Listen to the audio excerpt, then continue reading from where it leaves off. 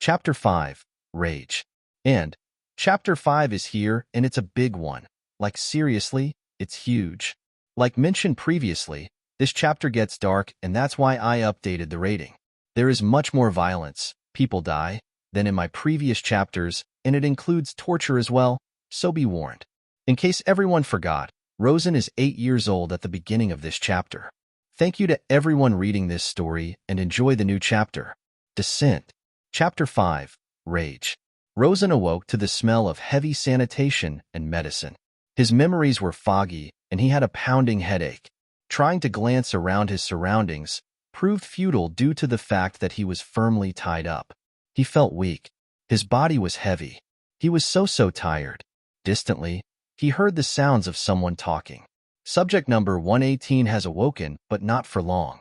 Breathing pattern appears to be normal. Heartbeat steady. May have a slight concussion. Reacts negatively to sea stone. Likely to have a devil fruit. Type? Unknown. Name? Unknown. Gender? Male. We will continue to run tests on him. We'll have him battle-ready as well as obedient as soon as possible. Unable to concentrate any longer on the conversation, he fell asleep again. This time, he was awoken by the actions of someone else. Namely, being shocked quite harshly across his body. Yelping, his eyes surged open and he attempted to thrash about in pain. This proved impossible, however, because of how tightly he was tied to a cold metal table. He noticed that there was some type of collar wrapped around his neck, but he couldn't focus on it for long due to the excruciating pain. Memories of the events that took place who knows how many days ago came rushing back, and Rosan gasped at the influx of memories he received. He remembered getting ambushed in the clearing by a group of men. He remembered them using some poison to weaken him, and he remembered how they waited for him to make a mistake before taking him out. He had been about to use modification, but he had been too slow. He had completely messed up, and it cost them. He was so stupid. Eyes widening, he mentally called out to his devil fruit. Mushen, are you there?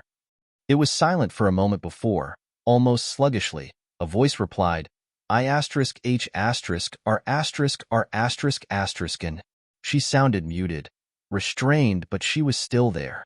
Rosan allowed himself to relax just a little bit, despite the pain, and he tried to get an idea of what was going on.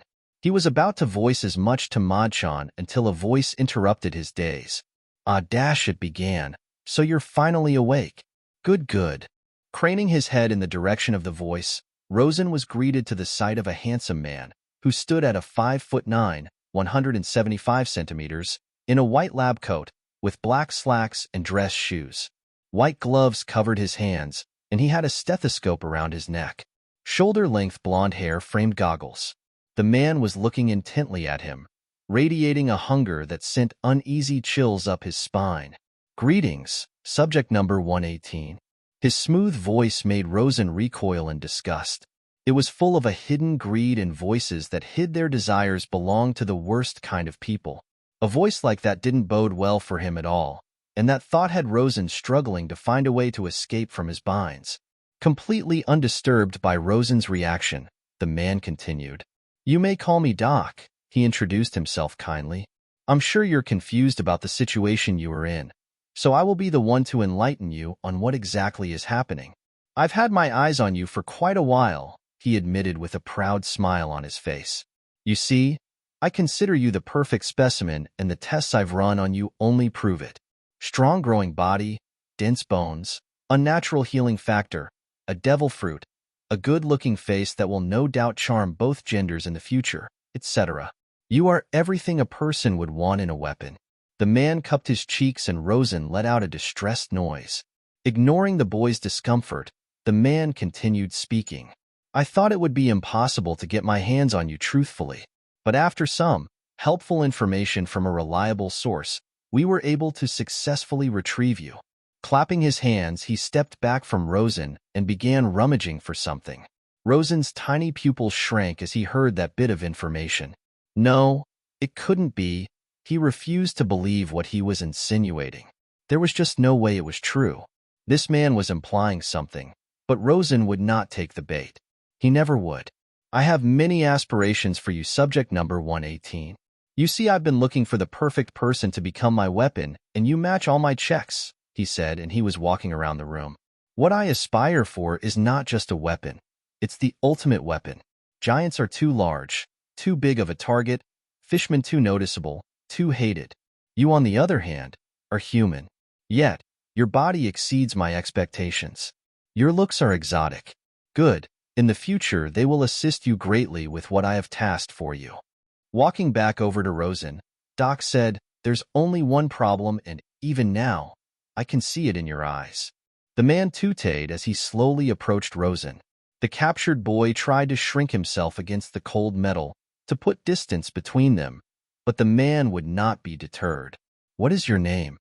Doc asked suddenly. Rosan blinked in confusion before stubbornly keeping his mouth shut. He wouldn't tell this man anything about himself, not even his name. That was a mistake. As if confirming his thoughts, the man sighed and shook his head. It's as I predicted.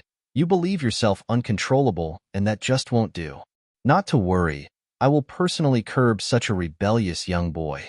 With that, the man pressed a button on the controller he was holding. White-hot pain filled Rosan as his entire body surged with electricity. Oh, the boy shrieked as his skin pricked in agony. It hurt. It hurt. It hurt. He had never felt anything like this before, and the pain was unimaginable. Suddenly the shock stopped. Rosan's body racked in pain at the aftereffects of being shocked, and he slumped over. Tears ran down his face as his body steamed from the electricity. The boy let out choked sobs as his steaming hair shadowed his face. What is your name? He asked again, and the 8-year-old shook in fear at Doc's question. But he couldn't answer him. He had promised Madchan to keep his identity a secret. This man couldn't know. Even if it hurt him, he couldn't tell him. As if expecting the silence, the man sighed in faux sadness. Why must you make me do this? Was all he said before pressing the button again. Rosan tried to brace himself for it this time, but there was no way to prepare for something like this. His screeches reached uncomfortably loud volumes as he thrashed around at the torture on his young body. This was unlike anything he ever felt. It hurt. It hurt so much.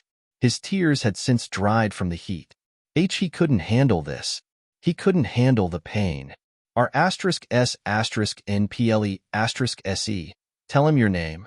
For a moment, Maud's muffled voice became clear. There was a horror in her voice that was utterly heart-wrenching, and her voice was so choked up it was obvious she was crying. Despite the torturous pain he was in, Rosan was able to register Maud's plea. Not wanting to worry her anymore, the boy choked out Rosan to his tormentor before seizing up again as the shock continued to course through his body. He couldn't even scream anymore. Clicking the device off in satisfaction, Doc asked, "Could you repeat that for me? I didn't quite catch that." "My name is Rosan," he stuttered, slumping over as the pain became too much for him. Maud had gone deadly silent. He wasn't even able to feel her faint presence anymore. Was she okay? Just Rosan? He asked, smiling threateningly. Rosan shook a bit in fear at the thought of being shocked again, before speaking up. "I am an orphan." Silence greeted him, and Rosan thought his half-truth would be caught. To his relief, however, Doc stepped back, seemingly satisfied with his response. Good. Now was that so hard? Not waiting for a response, not that he'd be able to get one, Doc tested the name on his lips. Rosan, a fine name. Much better than subject number 118, at least, don't you think? I hope you won't prove to be as troublesome as you have shown today. Somehow, though, I have reason to doubt that. Rosan couldn't hear anything the man was saying. He had already succumbed to the pain and laid unconscious, occasionally shuddering from the after effects. To be able to handle so many shock doses is already a good sign, Doc said excitedly. I will let you rest for now. Bring him to his cell. Doc watched as his two guards dragged the little boy away with that same deranged smile on his handsome face. Rosan awoke to the feeling of someone touching him. Quickly sitting upright, he let out a gasp of pain as his body disagreed with the sudden movement. The stranger gently pushed him back down, and Rosan tried to resist, but he felt too weak, and soon he was laying down again.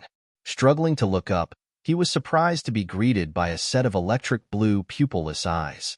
The owner of those eyes, a young girl, slowly put a finger up to her lips in a shushing manner and got back to work. Rosan thought he was being attacked, but upon closer inspection, he saw that she was applying some sort of ointment on his body. He hissed as she touched a particularly painful spot, and she had the decency to shoot him an apologetic glance. Who was this girl? Had she been ordered to heal him? Then why did she want him to be quiet? Maybe she wasn't supposed to be here. Was she being nice to him? Rosan didn't know the answer to these questions, but he was still tired, so he didn't make a fuss.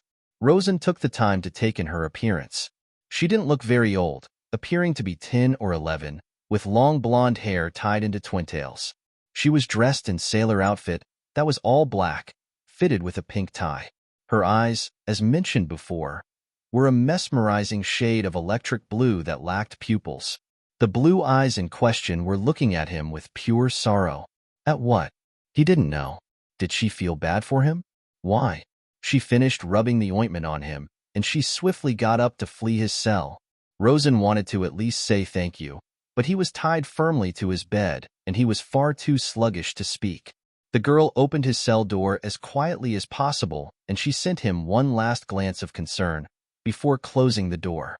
Looking at his body as much as he could, Rosan had to admit he wasn't in nearly as much pain as before, and it was probably because of that kind stranger.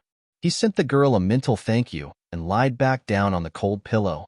The redhead tried calling to Madchan and was disappointed when he got nothing in response. Trying again, Rosan grew worried at the radio silence. He couldn't even enter their mindscape right now. Rosan sighed in defeat and allowed his mind to wander to more urgent matters, namely document. That man, he scared Rosan. He was a man full of pure greed. The smile he kept on his face despite being witness to a child screaming his heart out was a warning of what was to come. His utter lack of care for Rosan's safety, his penchant for torture, the way he treated him. No, he did not like that man one bit. He needed to get out of here, but he didn't know how. Maud was silent and his powers were being nullified at the moment. He was completely trapped. Where was Robin? His options were limited, but she would be able to save him when she found him. He wanted to plan more, but the lull of sleep was too great, and soon he submitted to it once again. He was getting real tired of his sleep getting interrupted. This time, it was the banging of his cell that woke him from his slumber.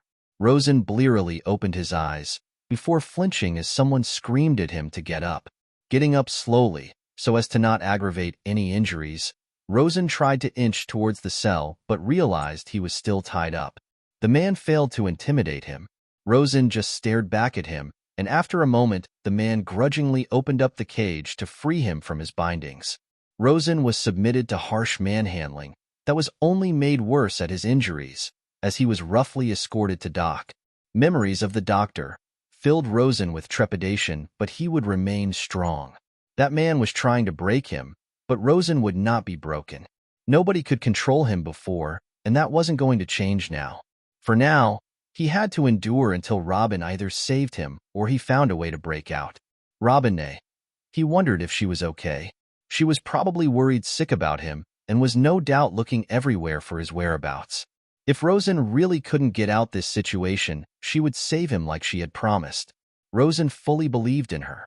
He steadfastly ignored the possibility that she could be the reason he was there. Such a thought was absurd. Robin would never betray him. Staring into Doc's unprotected, pupilless, viridian green eyes, Rosan told himself to just endure the pain, and he would be fine. He wouldn't break to someone like this. He had to become the strongest after all. Just wait for Robin. You'll be fine, Rosan, he thought, motivating himself successfully. With that, he was ushered back into Doc's clutches. Rosan really hated this place. He had figured out a few days in that he was in some sort of massive facility. What exactly was it? He didn't know. But he did know there were other prisoners here besides himself. Being called number 118 suddenly made a lot more sense. The prisoner was pretty sure that he was still in the North Blue. He had overheard the guards talking about it. They tried speaking lowly, but Rosan's hearing was sharp, and he managed to pick it up regardless. The boy snorted to himself at that. Idiots. Besides that, he was normally in too much pain to gain new information from his jailers. Doc was a monster. There was no other way to describe the heartless man. As far as Rosan was concerned, he was simply a plaything to the man who did whatever he pleased with the boy, all in pursuit of perfecting his ultimate weapon. Perfect his ass. He was an irredeemable sadist. Besides obedience training, the man would do routinely medical examinations on the boy that were always crueler than they needed to be. Rosan had been given a healthy fear of needles as a result of the man's prodding. One was enough to make him shrink away in panic, and it quickly activated his flight or fight. He had begun giving him pain tolerance training as well, and Rosan loathed every moment of it. He explained in that sickly sympathetic tone of his that it's a weapon's job to continue fighting despite the pain they are in.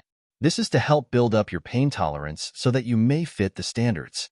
Rosan knew he enjoyed seeing the rebellious boy shriek in pain. The man was a sadist at heart, and Rosan was currently his favorite source of torment. The man subjected Rosan through various amounts of torture. Repeated beatings, shocking, simulated drowning, poison, etc. Doc was liberally abusing Rosan's advanced body, and they both knew it. The 8-year-old was already becoming largely resistant to what he was getting poisoned by, and Doc took that as a sign to increase the dosages. It was never enough to kill him, but it sure felt like he was dying if the pain sobs were anything to go by. It was awful. He had been here for nearly a month, and it was beginning to wear at him. Already, his sunny personality was steadily being replaced by fear and anger. But no, he would continue to persevere. He had to. He made a promise to Madchan, and he couldn't let her down again. Recently, Doc had begun subjecting him to training for some sort of event called Ash and Dust. It appeared to be this island's main attraction, and what Rosan was currently being trained so ruthlessly for. Wealthy people from all over the seas would bring their slaves to participate in brutal battles against each other. They would make bets on who would win while watching the contestants maim each other. They were allowed any weapon they wanted as they battled brutally in tournament format. Death was inconsequential as they could just find a new toy to torment. It was disgusting and inhumane, and Rosan despised them for thinking of something so terrible. They only saw him as a slave that could make them money. Doc wanted to take advantage of his soft features and tiny frame to give himself an advantage. No one would take the 8-year-old seriously and would be caught completely by surprise if he managed to win. It was a scheme to milk an incredible amount of berry out of the people. It made him quiver in rage at how they used him. That's why, despite the pain, Rosan refused to submit. Training for the arena was just horrible, though. Just thinking about it made Rosan frown. Flashback. Rosan stared warily at Doc, purple eyes narrowed in distrust. The man looked happier than normal, so that didn't bode well for him, but he wasn't sure why.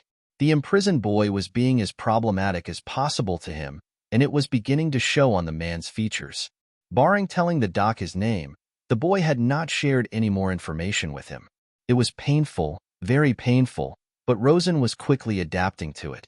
At least Doc was getting visibly frustrated, so he counted that as a victory. Seeing the man be so cheerful, though, set Rosan on high alert. Just what was he planning? Today, we will do something a bit different. Since you have been so willing to cooperate, his voice oozed cheerful sarcasm. We will be adding a core part of your training to the regimen now. That couldn't be good. A new part of this hellish torture he called training? Rosan continued to glance warily at the man, not willing to open his mouth at all. Smile dampening a bit, but no less excited, Doc simply clapped his hands together and said, "Follow." And with that he walked off. Knowing the consequences if he didn't, Rosan slowly trudged after him. The redhead was mindful to not aggravate his injuries from the previous day, but they were healing up quickly and he could move somewhat fine. Rosan glanced around in curiosity as he was escorted to an area he hadn't been to before. The facility was huge.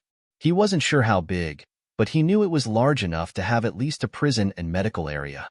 There were other areas, but he wasn't allowed into those parts of the building at the moment due to how disobedient he currently was. He watched as the whites of the walls slowly turned sandy brown. The people on this island must have been really rich, and soon, he was escorted into a large arena. The boy glanced around and noticed the large amount of seats that were currently unoccupied, and the large, mean-looking, bald man on the other side. Your new regimen is called Gladiator Training, Doc said calmly, and Rosan's eyes narrowed. We will be training you in combat in order to prepare for the upcoming tournament, Ash and Dust. Seeing as you have been gracious enough as to not inform us of your devil fruit, we have decided against removing your sea stone handcuffs. In the future, when you are more obedient, we will have them removed. A weapon must have everything in their arsenal after all, Doc finished smugly.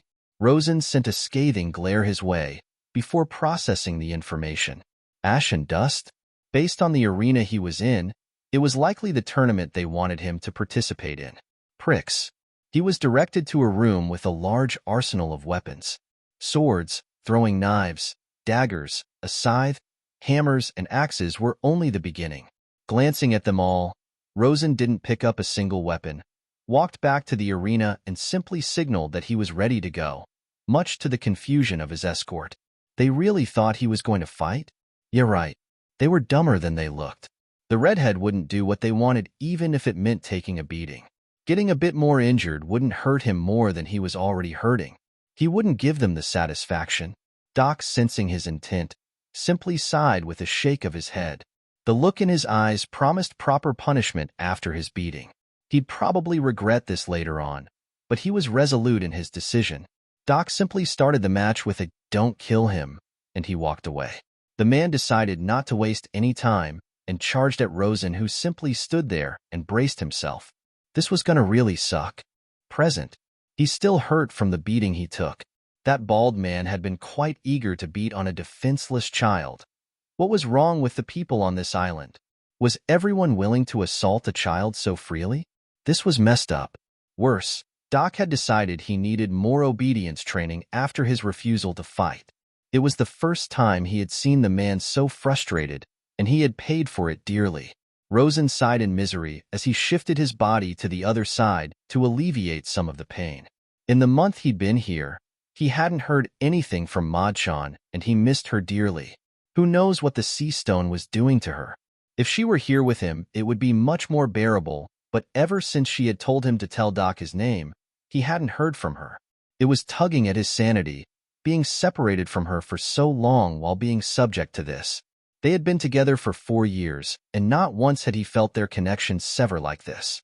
It left him feeling horribly empty, and that was affecting him more than anything.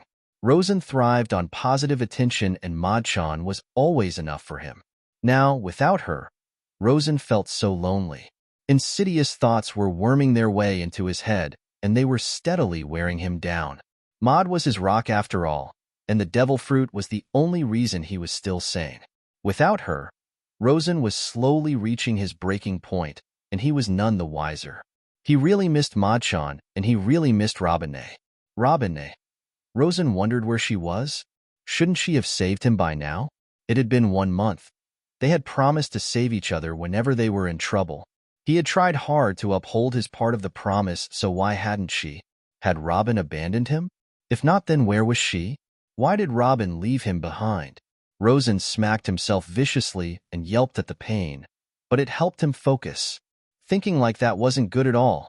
Robinne was still looking for him. He was sure of it. He needed to stop think like that. Robin would never betray him. She didn't. She didn't. She did. She didn't. He needed to think about something else.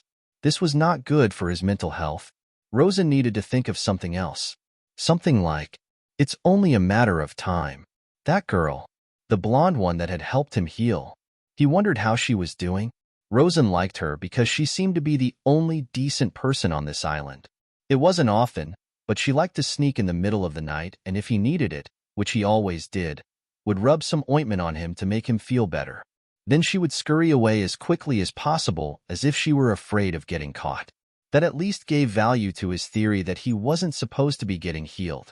Most of the time he was too tired to say anything back, but one time he had managed to thank her.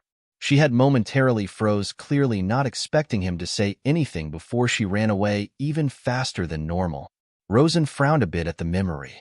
Guess she didn't like him very much. After he had thanked her, he hadn't seen her again, which sucked cause he wanted to talk to her. Rosan felt like he knew her, but he couldn't quite put his finger on it. Well, no use crying over spilled milk. He had more pressing matters, namely surviving Doc until he broke out. Sighing again, Rosan shifted his body once more. He just needed to endure until he escaped.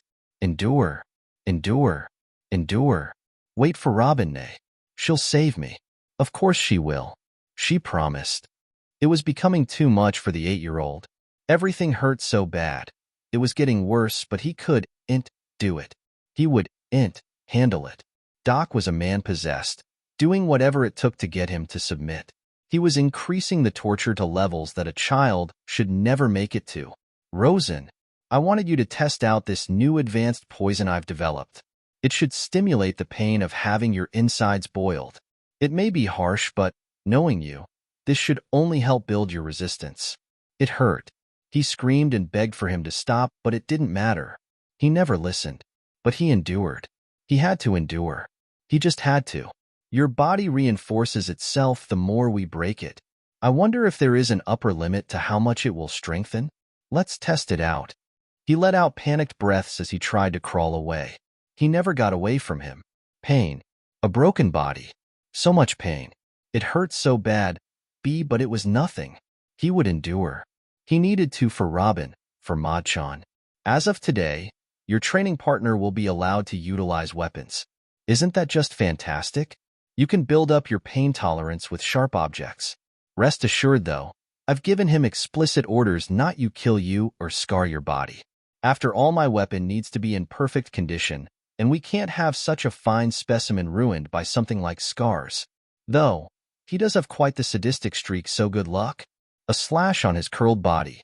Slow, agonizingly slow, cuts marred his body. There was blood. So much blood. How was he still alive? Was he human? He had to be, because he felt so much pain. Pain, pain, pain, pain. So much, too much. He needed to endure. But it hurt so much. Endure? He needed to endure. Because Robin would come. She would save him from these bad people. She promised. 2 months later, Robin wasn't coming. The soul-crushing realization came to Rosan one random day, as he sobbed on his bed at the latest whims of Doc. Robin wasn't coming to save him. 2 guards had thrown a newspaper at him that confirmed that Nico Robin had caused the downfall of yet another organization that resided in the West Blue. All without him. She didn't need him. Did she ever actually need him? No, she didn't. That's why she abandoned him. She wasn't even in the same sea as him. After all these months of enduring, hoping and praying that she would come save him, the revelation that she wasn't coming affected him more than he could ever imagine. The realization that he had been enduring all this pain for 3 months, it was too much for the child. He couldn't handle it. He just couldn't. Rosan felt his entire world shatter before his very eyes. Rosan broke.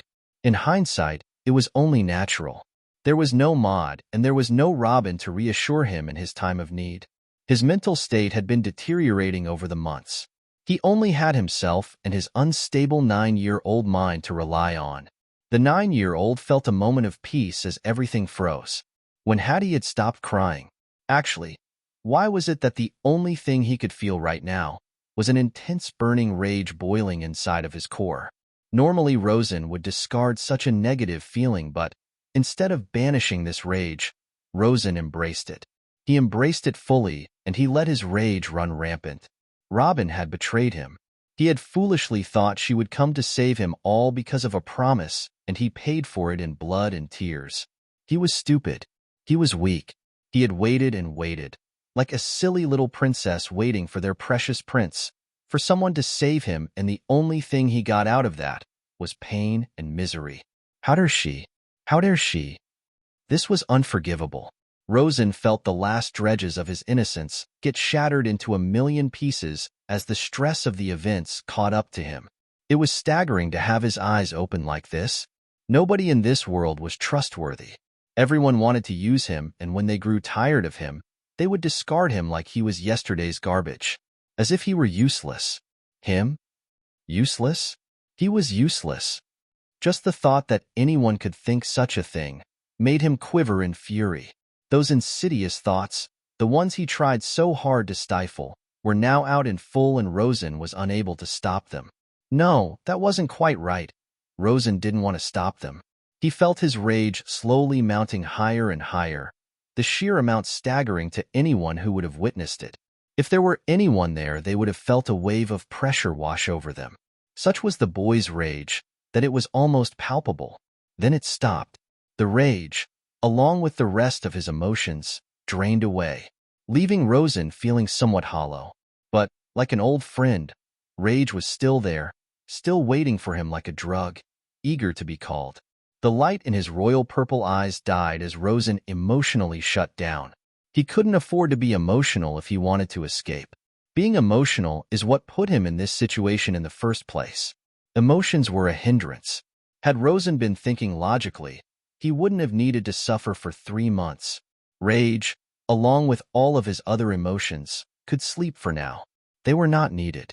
Unbeknownst to Rosan and Maud, his body, even through the sea stone, heeded his wishes. A large castle made of pure ice formed as his soul actually separated into two. One took the form of a sleeping 4-year-old Rosan, still filled with something. The other took the form of the current Rosan, the one full of a restrained rage and hatred. The sleeping boy flew as his body was forcefully dragged into the castle by chains, and he was laid gently on a bed. Those same chains wrapped once, twice, 3 times around the entirety of the castle, shutting off access. Nothing would get in, and nothing would get out. Yet there was still a crack, leaving the entrance slightly open. If Rosan had access to modification, perhaps he would have been able to stop this. If Maud was available, perhaps she would have been able to warn him. She would have been able to tell him that his soul had split into 2, and she could have personally stopped it even if Rosan wouldn't. But Maud was incapacitated and was unable to tell that this was even happening. Right now, no one could stop what was happening. Rosan, in a moment of clarity, realized exactly what he needed to do. Rosan closed his eyes and took a deep breath. He properly restrained his emotions because they would hinder him, and what was left of him was a cold, calculated monster, one who was now willing to do whatever it took for the sake of him and his devil fruit. They had wanted to make a weapon, and they had succeeded. He would show them how useless he was. He wouldn't be the princess or the knight in shining armor. Rosan would be the monster that terrorized them both. Opening his eyes revealed something entirely different from before. On his right eye was the same chilly purple, and on his left, a menacing blood-red eye glowed into the night. Rosan broke, but he would not submit. Someone like Doc, weak coward that he was, could never be the one to break him. They didn't have to know that, though. Rosan would let them think they succeeded. The redhead would play it smart and patiently wait until an opportunity arose. Pretend like his spirit had been broken. Comply with all orders. Become the perfect little weapon. Rosan could see now that Doc was getting desperate. His steady increase of torture methods was full proof of that. So desperate was he that he would take the 9-year-old's sudden obedience as a sign that he had finally won. After all, that was his goal. It would make him arrogant, sloppy, more prone to making mistakes. He would no doubt have some skepticism, but Rosan had been patiently waiting for 3 months for someone that wasn't going to show up. He'd have the man's full trust sooner or later, and that would be the most fatal mistake yet. When he let his guard down, though, he would pay for it with his life. Rosan scoffed lowly to himself. Perhaps enduring did have its uses. It would be instrumental in his victory after all. The more he complied, the better his living conditions would be. If he showed them that he would obey all orders without question, they would naturally begin trusting him. It would only be a matter of time before they released his seastone cuffs. They would want their weapon to be at full power after all, in order to better their chances of winning the prize money. Once they did that, Rosan wouldn't strike immediately. Letting his rage slip through momentarily, a sneer appeared on his neutral face. No, he wanted them to be completely relaxed, elated even. He wanted their guard to be completely down. He needed to catch them all by such surprise they'd choke on the air.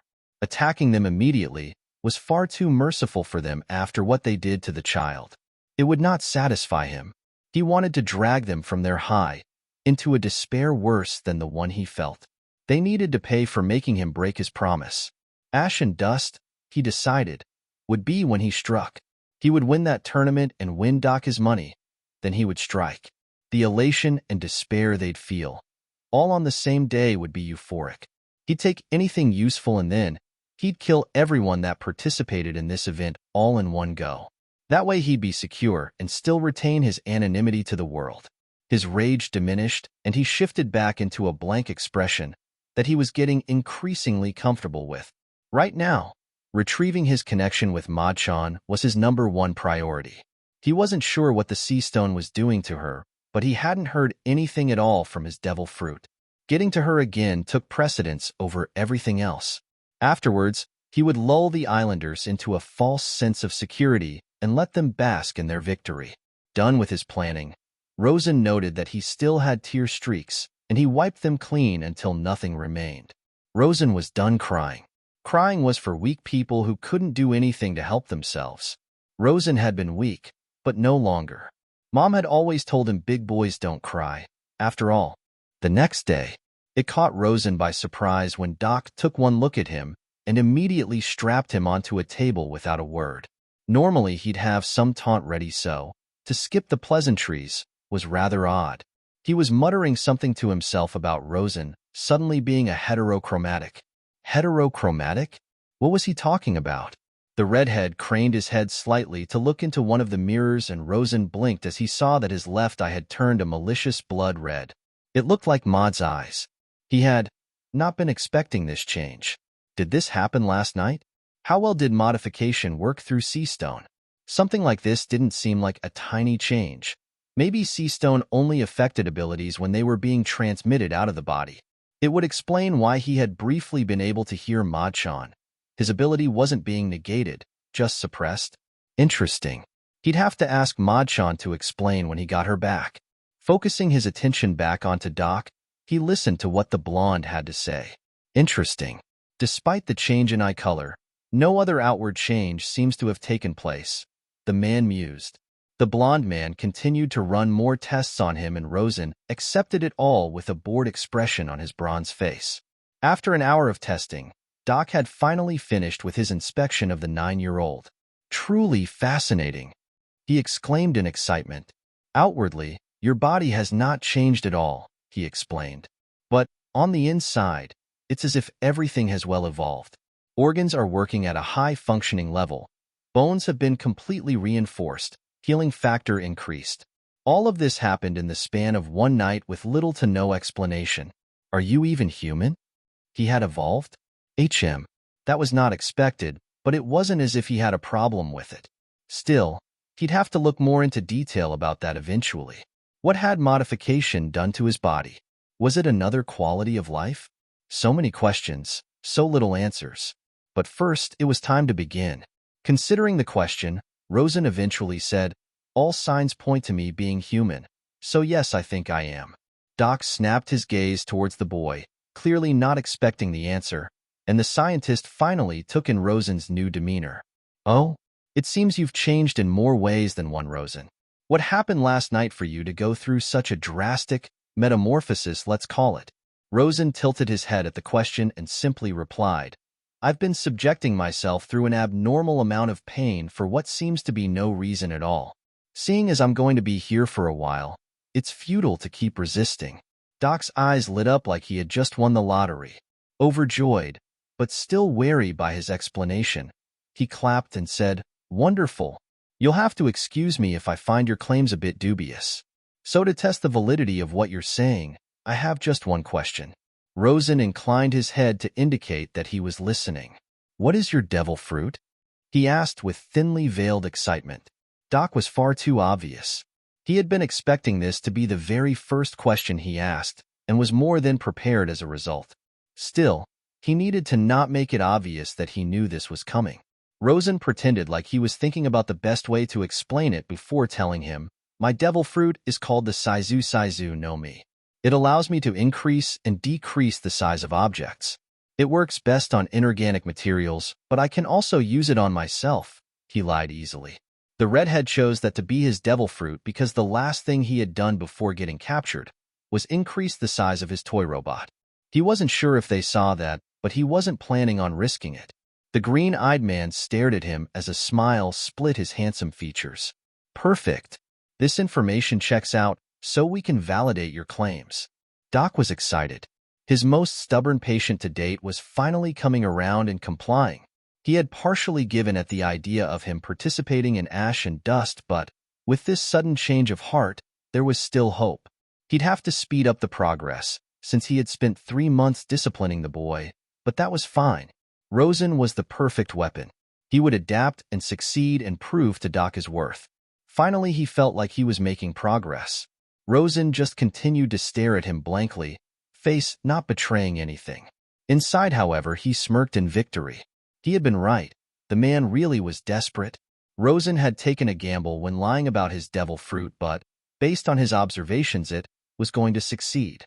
Doc had clearly implied that he had been watching Rosan for a long time, and Rosan abused that slip-up. He was glad that the only aspect of modification he used in public was the size-changing ability. It had served him well here. More and more, Rosan was beginning to understand the power of anonymity. If they knew of his actual devil fruit, they'd have tried much harder to break his mind. How unfortunate for them. We must not waste any more time. Doc smiled impatiently. We are months behind schedule, so we will have to accelerate your training. Though it's not all for naught due to the amount of tolerance you have no doubt built. The man murmured to himself. Come, he eventually commanded, already walking away at a brisk pace. Rosan obediently followed.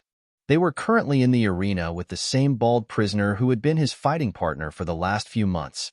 He seemed eager to begin the match, no doubt garnering joy from assaulting Rosan. Memories of multiple stab wounds, excessive bleeding, agonizing torture filled the prisoner boy's mind. Rosan's gaze turned slightly murderous as he relived those moments. This man had derived far too much pleasure from assaulting a defenseless boy who had no intention of fighting back. How unfortunate for Baldy. He had no clue that this fight would be his final fight, and this arena would be his final resting spot. Today, we'll begin with some gladiator training. Don't disappoint me, Rosan, was all Doc said before he was escorted to the weapons section. The same assortment of weapons that were available to him lay there. Rosan, unlike other times, actually contemplated which one he'd be using. Tilting his head, the boy grabbed a massive hammer that was much larger than he was and decided this would be his weapon. Grasping it in his palm, Rosan blinked at how light it was. No. It wasn't that it was light. He had gotten stronger. Seems Doc was correct in his assumption that he had evolved. At least in the physical aspect, this rang true. Rosan had been pretty strong for his age, but this was nearing boost levels of strength. Interesting. There was also the fact that he was being suppressed by sea stone, so he should be even weaker. He wondered how strong he would be with his boost activated and without restraints. Dragging it on the floor, to play up appearances, Rosan calmly made his way into the arena. The bald man took one look at him and started laughing uncontrollably. Bah! You're gonna fight me with that? Kid, you look like you can't even get it off the floor. You sure you don't want to just lie down and take the beating like you always do? The man asked as he clutched his belly, guffawing all the while. Rosan stared at him, tilted his head so that he was facing Doc and indicated that he was ready. Doc, seeing that, signaled for the match to begin. How sad. Your last moment, and those are the words you chose to die with, Rosan told him with a shake of his head. Crouching down slightly, Rosan took a deep breath before his eyes snapped open. The spot he was standing on cracked as Rosan launched himself forward. Baldy, who was still recovering from his laughing, widened his eyes as within moments, Rosan appeared before him. Hoisting the hammer in both hands to his side, like it weighed nothing, Rosan smashed it against his kneecaps with a nauseating crunch. His leg folded like a wet paper as every bone in it was turned into paste. The scream of agony was music to his ears. Baldy collapsed as his leg was turned into mush. He pathetically garbled and tried to gasp for mercy. Rosan would not be showing him mercy. This man did not deserve his mercy. Without any hesitation, he repeated the same process with his other leg. Rosan held the hammer over his head and swung down. Suffer, you piece of waste, the boy sneered mentally. The leg stood no chance at all. With another sickening crunch, it gave out. Baldy, unable to withstand the pain, began babbling nonsense as tears streamed down his pudgy face.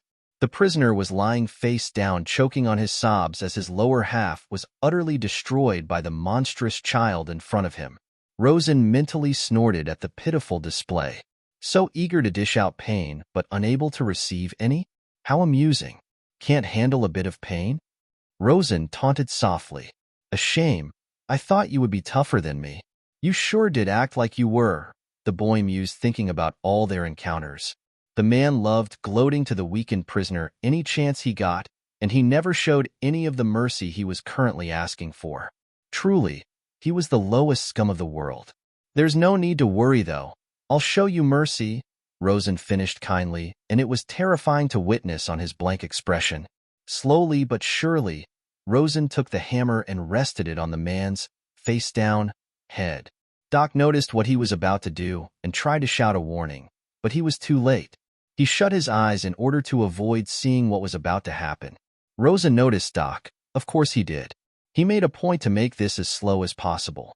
Raising the hammer at an agonizing pace, Rosan made sure to engrave the memory in his head. The memory of the absolute power he held over this man's life. This was what it meant to be strong.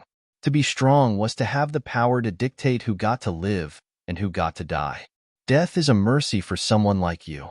With that, Rosan swung down the hammer for a third time on the still screaming man. The sound of screaming stopped. Instead, it was replaced by a steady drip of liquid. How curious. This isn't what he was expecting. Looking down at the crushed skull of Baldy, Rosan had expected to feel revolted at the sight. He had killed someone for the first time after all. Was he not supposed to feel disgusted? He had heard from Madchan that the first kill was always the hardest.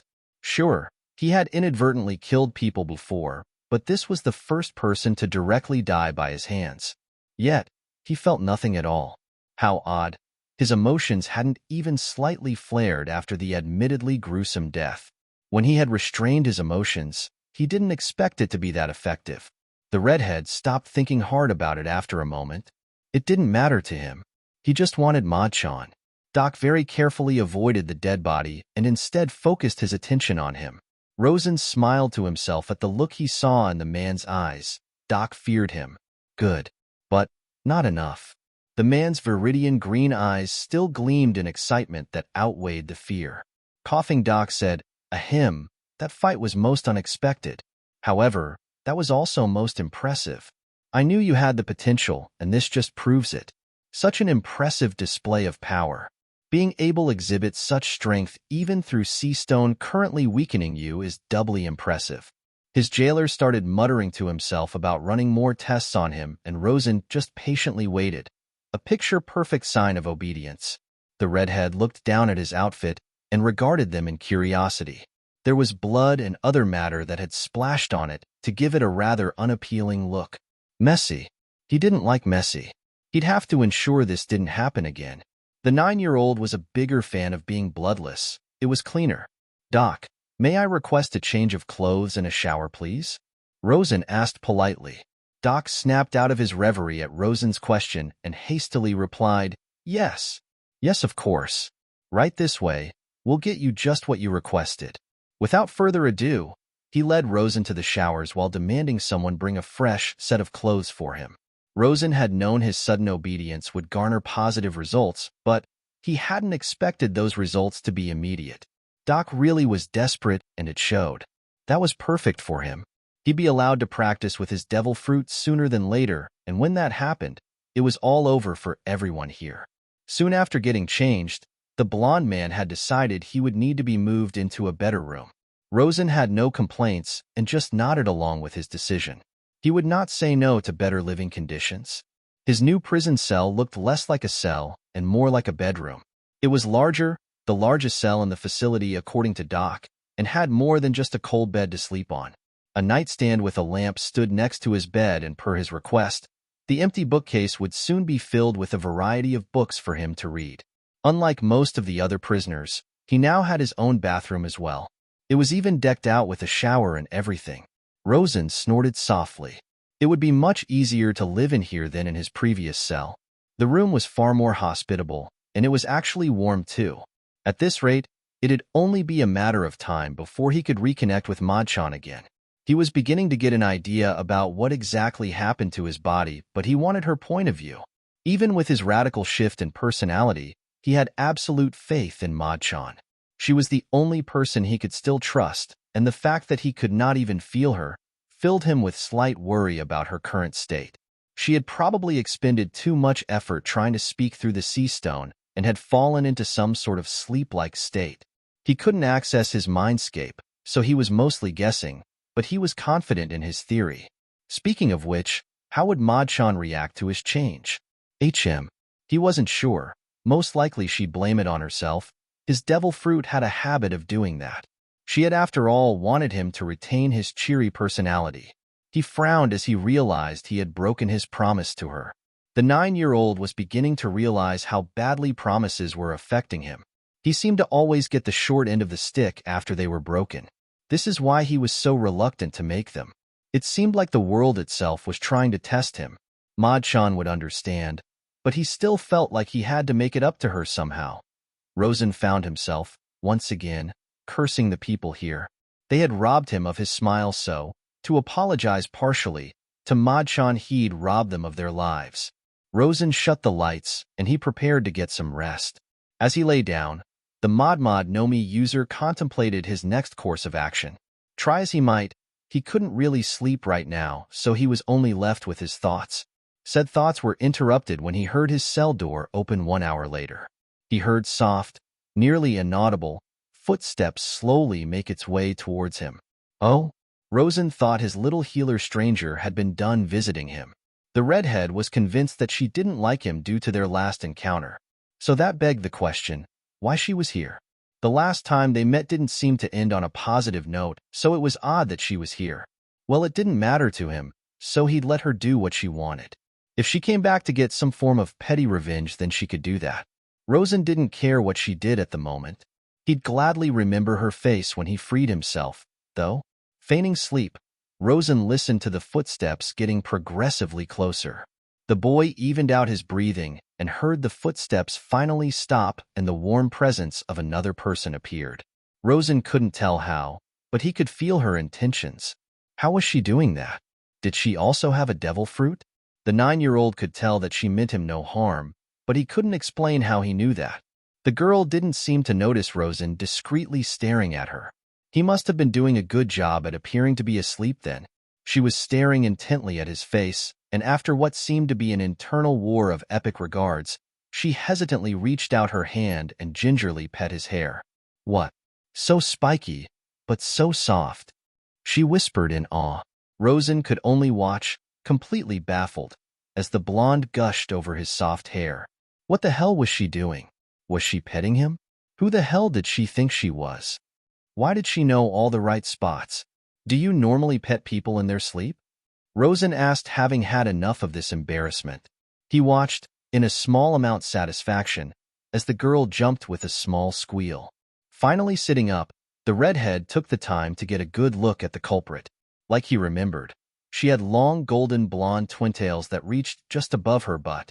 The only notable difference was that her sailor outfit had changed from black to white, and she had a red tie instead of a pink one. Wide electric blue eyes stared into his heterochromatic ones. Predictably, she let out a small gasp as she made eye contact with the shorter boy. Your eyes, they're different. Are you okay? Her voice was soft and sweet, and the boy found himself tilting his head at the concern in it. Rosan ignored her question in favor of staring at her. As he practically burned a hole into her, with just his gaze, Rosan repeated his question. Snapping out of her daze, the child stuttered a bit, clearly caught off guard by his question. He waited patiently for her and raised a brow when she reached behind her and shakily pulled out what he presumed to be the same ointment she used on him before. I wanted to help you heal faster, if you don't mind, was her rather timid response. The redhead didn't know she was this shy, but that might have explained why she ran away from him that one day. Rosan continued staring at her with his completely blank face as he processed what she said. So she was a weirdo. Good to know. Instantly she whispered, I'm not weird, I promise. That got her a strange look from Rosan. Even if he had been thinking it, for that to be her first line of defense must really mean she was weirdo. People must have called her that often. Holding her head in defeat, she simply asked, "Can I just rub this ointment on you?" Rosan nearly snorted, but stopped himself. Instead, he merely nodded at the girl in confirmation and stared at her. Smiling slightly, she quickly closed the rest of the distance and sat right next to him. She clearly had no idea what personal space was, but then again, according to Robin, neither did he. This close, Rosan picked up the scent of a fruit perfume on her. It wasn't too strong on his sharp senses, and it made her smell pleasant. She was humming softly, and Rosan almost thought he could relax due to how nice her voice was. That didn't stop the prisoner from keeping his guard up, though. Nobody around here could be trusted, no matter how pure the intentions seemed. She rolled up his sleeves and gently began rubbing the cool ointment on his tanned skin. Being so close to each other, Rosan could see that her face was extremely red. She felt embarrassed. Why? How did he know that? And why would she get so close to him if this was the effect he had on her? Was she an idiot? There was something off about this girl, and Rosan wasn't sure what it was. The girl looked like she really wanted to say something, but Rosan didn't care enough to point it out. So he patiently waited for her to gain the courage to speak her mind. "I'm so sorry about everything," she eventually blurted out. Rosan shot her a questioning glance, which prompted her to continue speaking. "I didn't come here for a while because I felt bad for running away from you after you told me thank you." Her face glowed in embarrassment as she explained her reasoning for not showing up. Was that it? She came back to apologize to him because she felt guilty? He raised a brow and told her, "It's fine to run away from people you don't like. It doesn't really matter to me." Instantly, the girl stopped what she was doing in favor of focusing wide, innocent eyes at him. Shaking her head frantically, she said, "That's not true. I do like you. You just surprised me, and I didn't know how to respond, so I ran off." She lowered her gaze and focused intently on where she rubbed the ointment. The redhead glanced at her with a bored expression, not believing anything she was saying. They didn't even know each other. How could she say she liked him? He supposed that this was just another trick by Doc to let his guard down. Even if it didn't feel like she was lying, Rosan wouldn't believe her. "You're going through so much, but you can still manage to muster up the strength to thank me. It makes me so happy." She finished with a flushed expression on her fair face. Looking into his eyes once more, Rosan was surprised to find fresh tears brimming in the girl's blue eyes. But now, they changed you, and while they did that, I was off being too embarrassed to even help." She let out a choked sob as she reprimanded herself. "Despite everything you went through, your eyes always had so much determination, and it was so inspiring to me. Now, you hide it well, but I can feel it. There's so much rage, and it's so suffocating, and I couldn't do anything to help," the child wailed. Rosan finally allowed a look of shock to appear on his face because he couldn't hold it back. She could feel his rage? That shouldn't be possible. His rage, it lay dormant right now. It was still there. It would always be, but Rosan had buried it so deep, not even he could feel it. How was it possible that this girl could feel his rage as if he wore it on his sleeve? Was he not hiding it as well as he thought? No, Doc wouldn't have been so pleased with him if that were the case. He would still be in his previous cell if anyone could sense it. Who was she? "I'm sorry. I wish I could help you more, but I'm really weak, so all I can do is rub this ointment I made on you. That'll never be enough, though. You don't deserve to be here," she said sadly, and she looked at his dual eyes with a look of sorrow on her face. Her cheeks were flushed, and she was actually crying. For him, he hated that. He didn't need anyone's pity. Rosan watched all this transpire with a stony expression on his face. Eventually, she quieted down and stared at him with puffy red eyes. He chose that moment to speak to her. "What's done is done," he said coldly. "All that matters now is how I handle the situation I'm in. I appreciate your concerns, but you don't need to apologize to me. You haven't done anything wrong. Thank you for helping me heal faster, but if you're done, you should leave. Something tells me that you aren't supposed to be here, and I wouldn't want you to get into any trouble after all."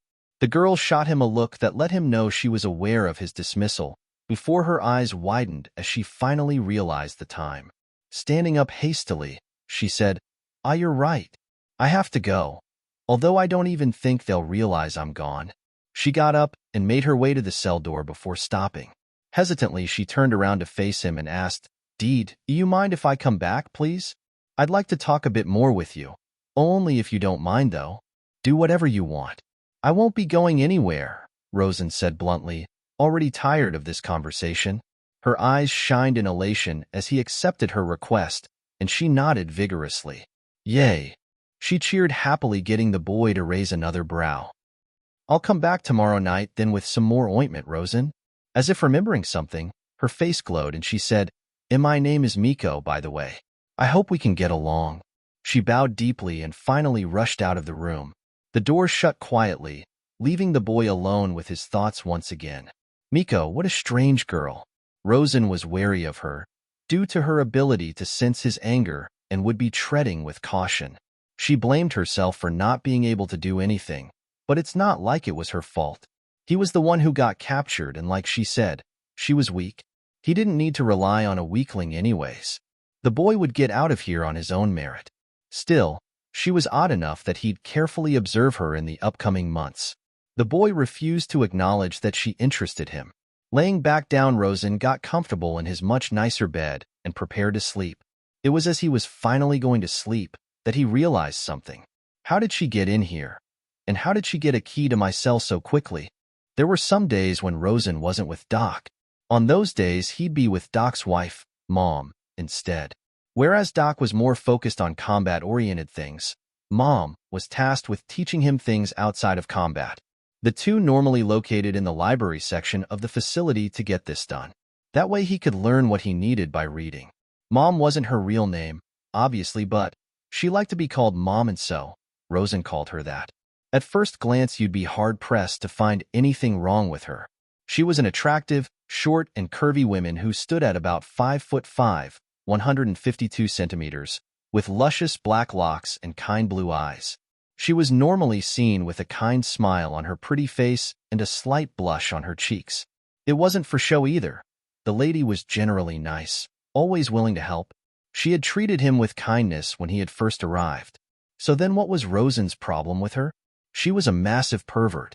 A massive pervert who really liked the 9-year-old boy. It wasn't subtle either. From him calling her mom, which always caused her to affectionately grab him, to the incredibly suggestive looks she sent him, to the way she liked to crush him into her large breasts. When she looked at him, her blush would deepen and she would start muttering inappropriate things under her breath. He was fairly confident he had once heard her say, "The things I'm going to do to you." This lady definitely wanted to rape him. Rosan knew he was pretty good looking. Mama had commented many times that she'd have to fend off women with a stick when he grew older, and Robin had said, on multiple occasions, that they'd have to be careful in the future if his appearance kept up with age. It would make him quite prized by various people. Hell, his looks is one of the main contributors as to why he was here. Rosan's only response was that future him had to worry about it. He thought his future self would have to start worrying at around 16, not 9. It didn't help that Mom being a pervert wasn't her only issue. The lady hated being denied. When they had first met, she had politely requested that he call her Mom. Rosan had only laughed in her face and denied her request vehemently. The boy only had one mother, and it definitely wasn't a depraved pervert like this woman. Her kind visage had shifted into one of cold fury, and the beating he had subsequently received made it difficult for the boy to sleep. After his change in demeanor, he had decided that denying her would not work in his favor, so he had begun calling her Mom like she desired. She had melted completely as she heard him utter the word, and the depraved look that appeared on her face made Rosan want to stay far away from her. It had worked out in his favor, though. So long as he did what she wanted, she'd spoil him rotten. If it helped him live easier until he escaped, then Rosan didn't mind doing it. They were sat currently in the back of the library, out of anyone's sight. Not that anyone inhabited the area besides them. Rosan, at Mom's behest, was reading up on the female anatomy. He was buried in her lap while his head cushioned between her large chest, just the way she liked it, and she softly caressed him. Rosan had to wonder how Doc felt about this. It was likely that he didn't care, considering he had seen the way those two interacted. The man probably had no intention of stopping it. Their relationship was cold but familiar. Maybe at one point they had loved each other, but that had clearly changed with time. Mom had to have had a lot of power in this relationship, though, if she was able to get access to Rosan so easily. Pervert. Still, if he played his cards right, he could potentially have another escape route. Despite being a last resort, he'd still like to have multiple options. It was never a good idea to put all his eggs in one basket. He would need to set up for that second option, so he'd have to get even further into her good graces. Fortunately, he knew just how to do that. Unfortunately, he knew just how to do that. Well, he'd already made up his mind to do whatever it took. Rosan idly got more comfortable, which had the added effect of getting him closer to her. Before, he had been sitting upright on her knees. Now, however, he had scooted up even closer to the woman and his back was rested right on her stomach. It also had the bonus of sinking him even deeper into her cleavage. Rosan felt her gasp at his sudden proximity, and she hugged him a bit tighter to herself. Moving his head in her cleavage to look up at her, Rosan felt he had done a sufficient job as he took a glance at the woman. Mom's eyes were a bit glazed over as they made eye contact, and the blush on her face had deepened. Her painted lips were parted in surprise, and Rosan nearly snorted at the clear shock on her face. As they made eye contact, Rosan said, "Mom, I noticed you look even prettier than normal today. Is there a special occasion? Your hair looks really nice, and you have different colored lipstick today. Normally it's blue, but this time it's red, and I really like that because I really like red." It was too easy. A subtle touch there, a smile solely for her here, a tilted head, and direct eye contact. He felt her panting get heavier as he spoke, and by the end of his sentence, Rosan was sure she was visibly restraining herself from jumping him. Her electric blue eyes had narrowed into slits, and the blush on her cheeks had turned darker than he had ever seen it. Mom visibly struggled to get her wits together, and when she did, she eventually responded to him. "Why, you're too kind, my dear," she stammered a bit before continuing. "I've recently gotten a new brand of shampoo for my hair, and I've been using it for the past few days. I am surprised you noticed. Nobody else has, and that makes me happy. Also, I wasn't too fond of it before, but I've really taken a shine to the color red now." Rosan flashed a grin, red eyes shining as he looked at the mess of a lady. The gesture came easy, too easy. "Red's my favorite color too, so I'm glad you of all people like it, Mom." Red was his favorite color, so that part he didn't lie about at least. He wasn't really fond of lying, but that only applied to people he liked, and the only person he liked right now could read his mind. Mom looked flushed. "Me of all people? I am not sure what you mean by that, dear," she whispered hopefully, and Rosan had her right where he wanted her. If he still had the capacity, he'd be actually smiling. "Well, I really like spending time with you. Doc can be really mean to me, and he likes hurting me. You're really nice to me, and I feel safer around you, so I enjoy being with you way more." He was practically gushing. Rosan decided now was the time to go for the kill, so he turned fully towards her and wrapped his small arms around her neck. Feeling her shakily return the hug, he planted an innocent kiss right on her cheek. "Thank you, Mommy." Her grip on Rosan tightened to a wild degree as she crushed him right in her bosom. Rosan could no longer see her face, but judging by the possessive hold she had on him, it was safe to assume that it had worked. He heard her try to speak, but it was cut off by a low groan. Her warm breath brushed into him, and Rosan was surprised that people like her existed in the world. "Madchan probably hates this lady with all her heart," he mentally snorted. She was quite protective of him and couldn't stand the idea of someone trying to take advantage of the little boy, especially a pervert like Mom. "I didn't notice how D-Doc has been treating you dash." She paused for a bit to catch her breath. "If why you want, I can talk to him about his rough treatment. Why you're still a growing young boy and possibly stunting your growth would be very detrimental. We would love to see you age properly. We have to make sure you are properly nourished, and needless injuries are counterproductive." Rosan knew the effects of what calling her mommy would do. She was utterly depraved, so of course hearing him call her that would have a more positive effect. The degree of success, though, was surprising. The redhead knew she liked him, but this was unexpected. Still, his manipulation tactics were working rather well. He had always been rather blunt, so to dip into more subtle things was like a breath of fresh air. Popping his head out of her cleavage, Rosan flashed a grin, allowing his sharp teeth to show as his large shining eyes glanced up at her. Yay. Thank you, Mom. You're the best. I knew I could rely on you. He beamed as he hugged her tightly. Pulling back so he could take a look at her face, Rosan was not disappointed. The woman's face was beet red and her blue eyes were focused solely on him. She was biting her lip as she looked at him with hungry, lustful eyes, and she was trying her hardest not to jump him. At least she had some morals, despite the fact that she was grooming him. She adamantly refused to loosen the grip on him either as she practically drooled. Too easy. Rosan. She called slowly, hesitantly, as if he were in control of the situation. Oh, odd, but he could work with this. Tilting his head at her, Rosan curiously hummed, allowing her to speak. She followed his gaze all the while. May I kiss you, please? She practically begged him. When had the power dynamic shifted? Was it because he had taken charge of the conversation so strongly? Rosan wasn't sure. Perhaps she was inherently submissive? Whatever it was, he would note it. Staying in control of a situation benefited him well and allowed him to dictate how things went. I don't know. Maybe we should wait to do that? I wouldn't want you to get in trouble for kissing the weapon.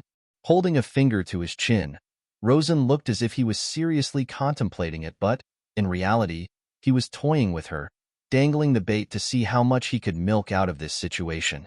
Mom's greatest weakness was her inability to accept denial. If Rosan told her that he would not be able to do something that she wanted to do because of someone else, well, her reaction would be less than stellar. As predicted, the brunette's face contorted into one of cold fury. She possessively grasped him and, in a dangerously low tone, said, They will not lay a finger on either of us. I will make sure of it. You have nothing to worry about because you are safe with me. Her face morphed back into its pleading from like nothing happened as she once again asked to be kissed. Rosan was totally victorious. He had carefully observed what made her tick and ruthlessly took advantage of it. Rosan marveled at how easy it was to manipulate a person. She had been reduced to absolute putty in his hands, and it was fascinating to witness. He would be sure to take advantage of her hospitality up until his escape. Well, in that case, if you promise I promise. She interrupted him and then flinched as she realized her mistake. Hastily apologizing to the boy, Rosan accepted it with a wave of his hand and said, Okay, you can kiss me then. But, he stopped her and the visible frustration on her face was delightful. You can't tell Doc about this conversation, okay? We wouldn't want him to get jealous that his weapon has a favorite that isn't him, you know? This conversation stays between us, then I'll let you kiss me, he finished with an impish smile on his face. Mom nodded vigorously at his request, demand, and Rosan let out a fond sigh. Nodding in a go-ahead motion, Rosan allowed the woman to do what she wanted. The black-haired woman looked like she had won the lottery and, knowing how much of a pervert she was, she probably thought she did. Cupping his cheeks, the pretty woman dove for his lips. The things he did for Ma-chan. She better not ever say he didn't love her. Rosan calmly removed his weapon, a sword, from the back of his opponent. Blood dripped steadily from the weapon in a steady pat as the man beneath him bled out. He stared coldly at the corpse. He was weak, afraid, and barely put up a fight. Worthless. If this was supposed to be training, then Doc was trying to turn him into a sadist. Clapping interrupted him, and he stared at the smiling document. The man was getting increasingly impressed with his results from these battles. He currently looked elated at Rosan's effortless victory over his latest foe. Well done, Rosan. At this rate you'll win this tournament with ease. You've proven yourself a reliable weapon, so I think it's time to accelerate part of your training. The man exclaimed and Rosan merely nodded his head. Was it time? Already? That was rather quick. Doc, who was out of reach, called in a guard and had them remove Rosan's handcuffs. The redhead hummed as he felt the thrum of modification roar to life. He nearly smiled at the feeling of slowly regaining his powers, but he held it back. He had been waiting for this and now, it was the beginning of the end for everyone here. Turning towards Doc, Rosan bowed his head and said, Thank you for this opportunity document. May I demonstrate what I am capable of doing with my devil fruit? The redhead knew Doc was testing him. It was fairly obvious, and the redhead had to wonder just how much he was being underestimated due to his age. He wanted to see how Rosan would use his ability with the sudden freedom granted to him. No doubt, he had placed countermeasures in case he tried to increase his size to escape. If they were meant to counter the effects of the Saizu no Mi, they would work well for someone who had it. But he didn't have it. His planning was still in motion, however, so for now, he would play along by solidifying his obedience. Besides, simply escaping wasn't enough for the 9-year-old anymore. He wanted he needed more. Doc let out a pleased sigh as Rosan made no attempt to escape. The best way for the boy to escape would be with his devil fruit, so right now was his best possible chance. He had been slightly worried that Rosan was pretending, but once again he had been proven wrong. The boy truly was 100% obedient now. Even if he tried to increase his size to escape, the room they were currently in was full of sea stone. Rosan would simply activate it if he grew too large, neutralizing him in the process. Luckily, that would not be the case. Of course, Rosan. I'll be bringing in the next opponent, so please return to the waiting area while we clean up the mess. If you wish to choose a new weapon, please do so. Rosan simply nodded and made his way through the gate to walk back into the waiting area. He had the location memorized, so he simply walked there on autopilot. Finally alone, but most likely being watched, Rosan sent a mental prod towards Madchan to see if she was still there.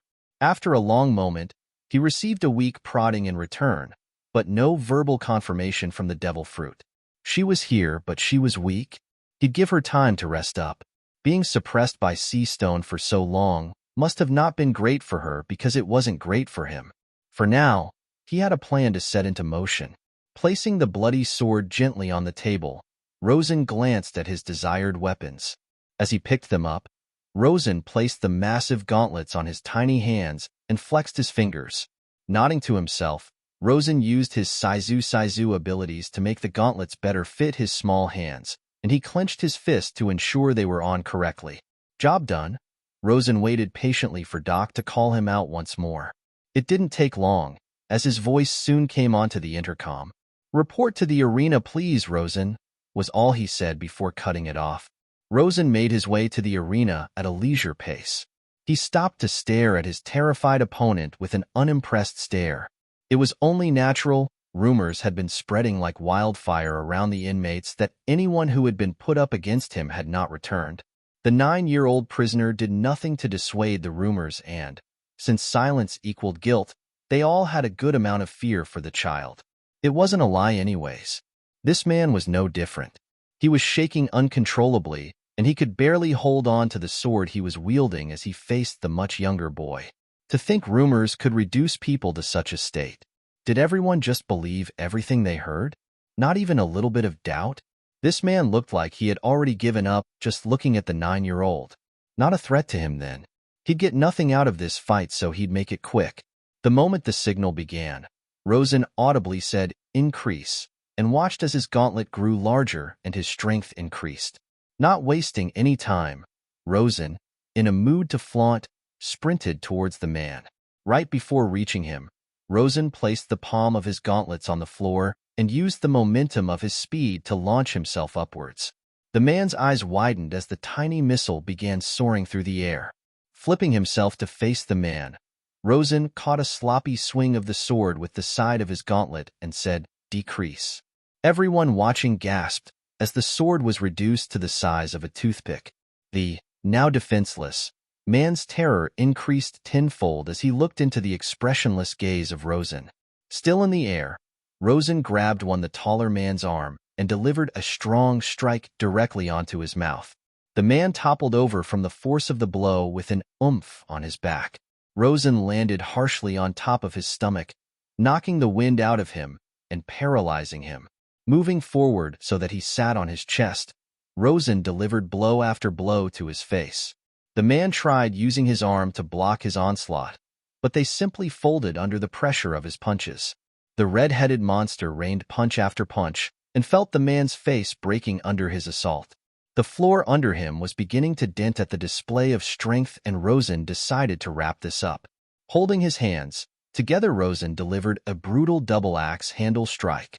The man stopped struggling immediately as blood was sprayed everywhere. His hands fell limply to his side as Rosan crushed his face against the gauntlet with a crunch.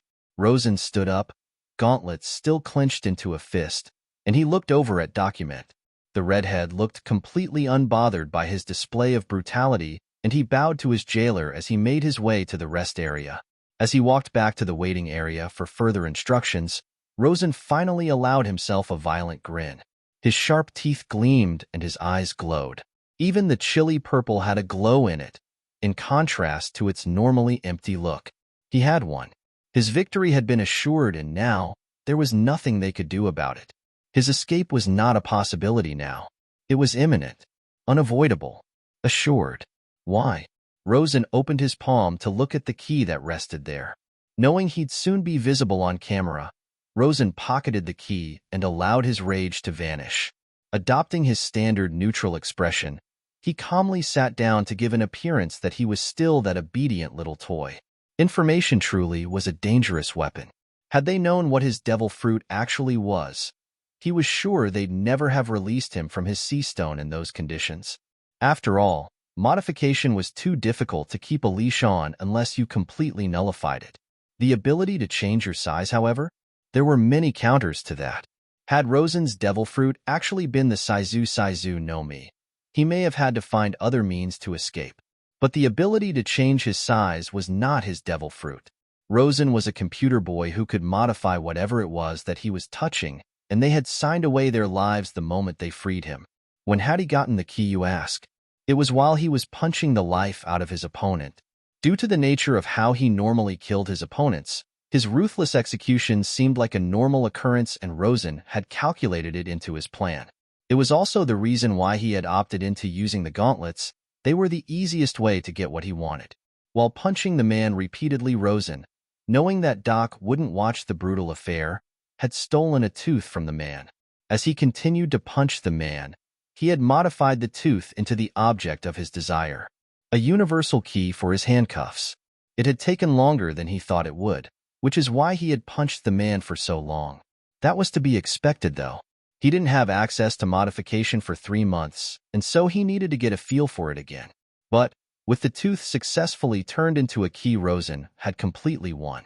There was nothing they could do anymore. If by some chance they wanted to replace his sea stone handcuffs, he wouldn't allow them and would just have to strike early. He doubted it, though. These handcuffs had never been removed from him. Winning just wasn't enough anymore, though. It would never be enough to simply win. Rosan wanted to crush the wills of the people who had given him hell. He wouldn't be satisfied until he heard them beg beneath him. Everyone that knew of his existence would have to die. Doc had likely advertised his newest weapon to the upcoming spectators, and so Rosan would have to take everyone out in one fell swoop. This way he would maintain anonymity, and no one would know how he looked or what his name was. Now that he was free, it would be easy to do what he wanted. After all, Doc had said himself that he was the ultimate weapon. Rosan had been handcuffed again and escorted back to his quarters to retire for the day.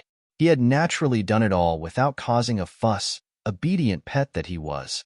He was now sat on his bed, regarding his cuffed hands in curiosity. They were an interesting variation of handcuffs. Instead of linking together like standard handcuffs, they were more so like bracelets on each hand.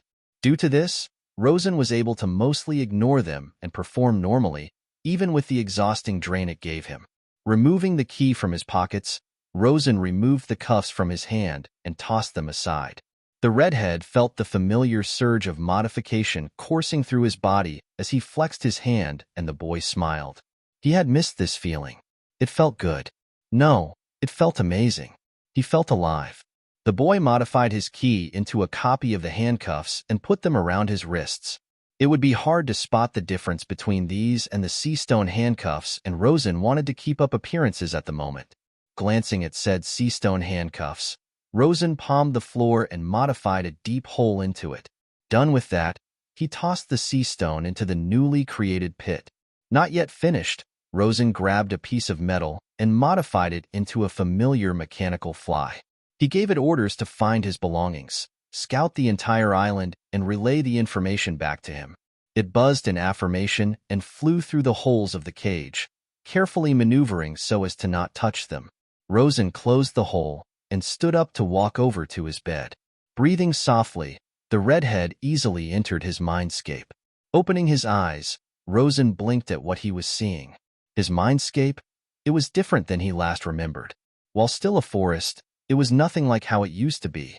The sun had gone down, replaced by the dark of the night, and the only source of light was the pale moon in the sky. It was now raining as well. Had it been changed to a rainforest? The leaves were a bit droopy, but otherwise, they were still healthy, and there was an ever-present endless amount of green. Rosan realized Madchan was nowhere to be seen. He could feel her, though, as a weak pulse inside of the house. The boy headed over there and quietly opened the door to the house and walked into the room he knew she was located in. Rosan frowned as he took sight of her. She looked terrible. The purple-haired woman was bedridden, and it looked like she had just woken up, which she probably had. Her tanned face was flushed from what seemed to be a fever, and her breathing was heavy. She saw him approach and tried to shoot up in joy at being able to see him once again. It had been so long since they had seen each other, and the woman was overjoyed to see him. Rosan quickly closed the distance between them to make sure she didn't get up. His devil fruit looked weakened, and he didn't need to see her overexert herself anymore. The boy gave her a tight hug as he felt relief flood his entire system. He had missed her terribly. She had been a constant presence in his life, and when their connection cut, he felt a horrible emptiness that he didn't want to feel again. "Ah, I missed you more than you could imagine, Madchan," Rosan said, hugging her cheek to cheek. She weakly returned the hug, but her grip on him was firm. She was shaking heavily, afraid that she could lose him again, and it filled the redhead with a familiar burst of anger. How dare they make his Madchan feel like this? Anyone who hurt Madchan didn't deserve any mercy from him. He was going to enjoy what he was about to do to them. Mad tried to talk, but Rosan shushed her. The woman looked like she was just struggling to stay awake. Seastone. He hated the effect it had on her. Rosan wouldn't allow himself to be captured and subjected to its effects again. "Don't worry, Madchan," Rosan reassured the bedridden woman. "Rest and restore your powers. I've got it handled now. You don't have to do anything," he said softly to her. She didn't have to clean up for his mistakes anymore. Rosan would do that himself, and this would be his start. She finally noticed his shift in demeanor and shot him a worried look, but Rosan ignored it in favor of getting up and walking out of the door. "I have company. I will allow you to rest until you feel good enough to speak to me, then I'll visit you again, okay? In the meantime, assimilate yourself with my memories that you've missed." Goodbye, Mushen. Before she could say anything, Rosan vanished and returned back to reality.